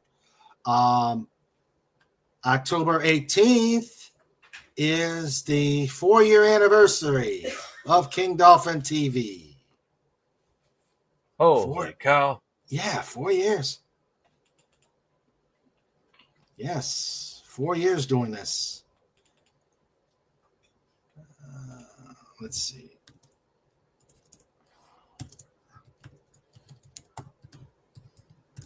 All right.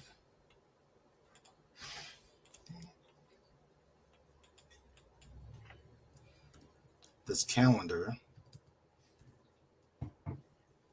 is not cooperating. Okay. October 22nd, we will have the penultimate.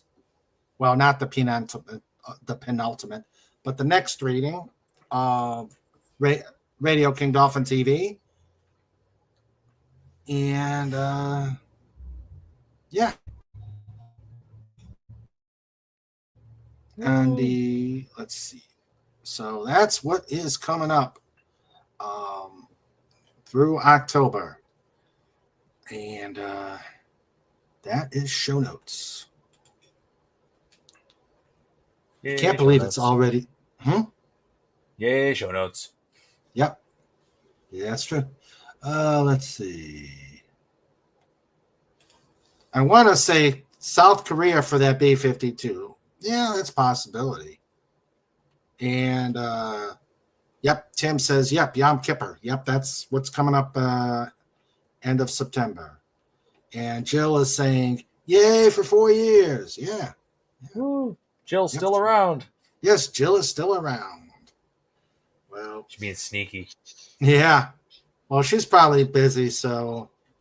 Well, we've been here long enough. She was starting to prepare food beforehand, so the food is done. It's already eaten. Now it's nap time. Yeah, now it's food coma time, nap time. So, all right, that is show notes. And let us start saying goodnight to everybody. And let's see. All right. So, nap time already happened. Yeah. Well, you've got your own show coming up, your own evening show coming up, right, Jill? Or was your show this earlier today? All right. So, yeah, our theme shows usually go longer. Yeah. Yeah. All right. So we had. Oh, okay. She streamed today. All right. So we had. Let's see. We had Cobalt Bald Eagle. Oh, yeah, I can't even. We had Hooby Dooby, Herc 130. Streamed about Encounter on Farpoint. What was the general grade? I saw you had a poll there, but what was the general grade of people liking it? So we had Herc 130. We had Marcelo Lopez. We had the old man bird. We had Pudgy. Don't forget to check him out on Wednesday. Mm-hmm. We had the latest iteration of Matt G. Sabrina's Espresso. All right. I'm going to say that he's always going to be known as Matt G. I'm not going to use these other iterations because they're confusing me. We had Wallace Lang. We had West Kegel. Thank you all for being here, the guests. All right. Most gave it a B range. Yeah, I would give it a low B myself. Encounter at Farpoint. I'd give it a Q. That's a good one, Lenrod. Jill says, it is. It's always a mystery finding out who Matt G is in any given week. I gave it an A-, but I like Space Jellyfish. All right. And now the Lifeguard Corps. Starting out with Sandra, our producer, and Ace Baker. Check out that cake earlier on. Ooh. We'll let you know how it tastes next. We'll let you know how it tastes next week. Trike the Tired Dog, sleeping on the couch. We had Wendy Webb, Trauma Warrior, our co-host, and hope you feel better. Please put a WTW out there. Something cool. Put a WT out there to show our love and hope that she gets over her head cold. Head colds are not fun. We have out there lurking Anti-Derivative Jill. Thank you for popping in and being a part. We had FKHC 2005 providing the memes, and also thank you for the super chat. We had Legatus Legionii. And yes, don't forget AP1, Agent Pepsi 1, because she's having some issues as well. Crazy allergy breakout fest. Yes, indeed. Those are not fun either. And wish her well on her. Have a good trip. Enjoy your fun. Okay, we had Legatus Legionii. And of course, we had the baddest, the bear on the internet. Snort Pupas! Cuber. Dot scream. Hashtag roar. Great show. Great show. You make a great snort gun. That was a cool airplane you were flying. Have a good night. All right.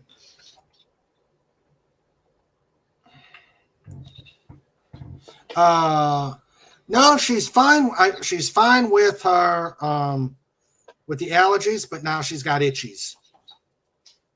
So she's not sure what's going on with that.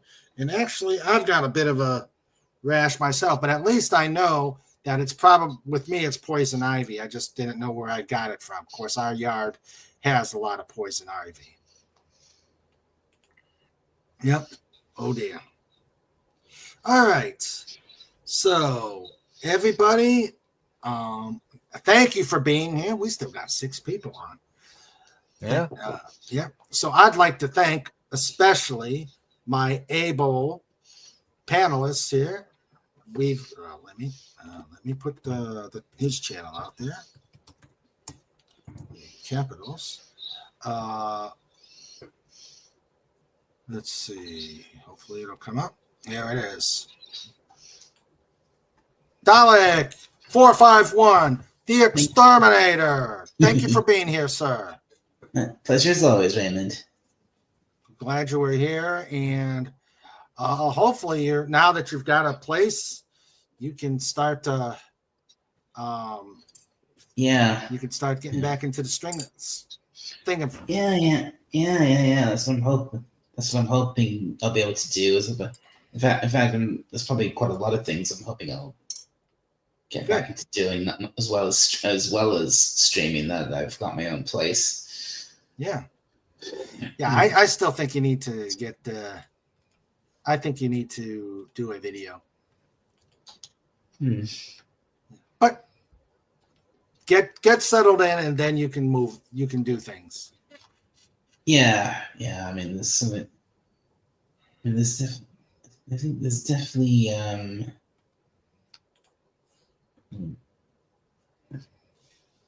And I will say, I did enjoy being with you and Jill on the other night. It was fun. Yeah, that was a really. That seemed to turn out a lot better than I thought it would. That was a lot of fun. Good. I caught the tail end of it. Yes. Lenrod, thank you for being here. It's always a good time. Yeah. Where are you going for the next couple weekends? So next weekend, I will be at the Vintage Computing Festival Midwest down in Schaumburg, Illinois. Oh. If you're into old school computers and stuff, you come down and check it out. I do believe it's free admission to get in. There's going to be tons of stuff going on Saturday and Sunday. Cool. I'll probably be selling a bunch of junk. It's at Schaumburg, Illinois. It's just outside Chicago. Oh, okay. So it's both days. So you're gone the whole week. Yeah, I'll be leaving Friday. We set up, and then the event starts on Saturday. And then you're done on Saturday. We got some cool panelists showing up. Huh? I think the first speaker on Saturday will be talking about the Sage air defense system. Oh, you're kidding. No, that's the first guy there. Oh, wow. I was actually, God, this is dating me. I was actually stationed at a unit that had the Sage. I would love to. Are they going to video it or? Maybe. I don't know. I would love to hear that one. I would love to hear that one, but I'm not going to Illinois. I don't have the time. Yeah, you do. Just go. Tell everyone, like, now we're going. All right. Okay, well, thank you for good luck on your trip. Be safe and have fun. Yep, that's the next weekend plan. The weekend after that, I don't know what I'm doing yet. Oh. Might be driving to Minnesota for a card tournament. Oh, okay. Cool. For a new card game I've recently picked up. It's quite good, called Ward. I'm a shill for Ward trading card game because it's great. It's made here in the Midwest, right in Minnesota. Okay. Yeah, a lot of fun. Dice rolling, very simple. Cool. But a lot of depth. But may or may not be driving all the way to Minnesota for that. Okay. All right. And Tim wants me to send that B-52 landing. I'll get it to you, Tim. I'll get it to you. All right. So that's it for the show. I'm glad everybody enjoyed our talks about airplanes and stuff and all the other stuff we were able to squeeze in there that makes this a Just Cause. So, so everybody have a great evening. Be safe. And we will see you on Wednesday when Pudgy invades. Good night, all. Love you all. Good night. Laters, everyone.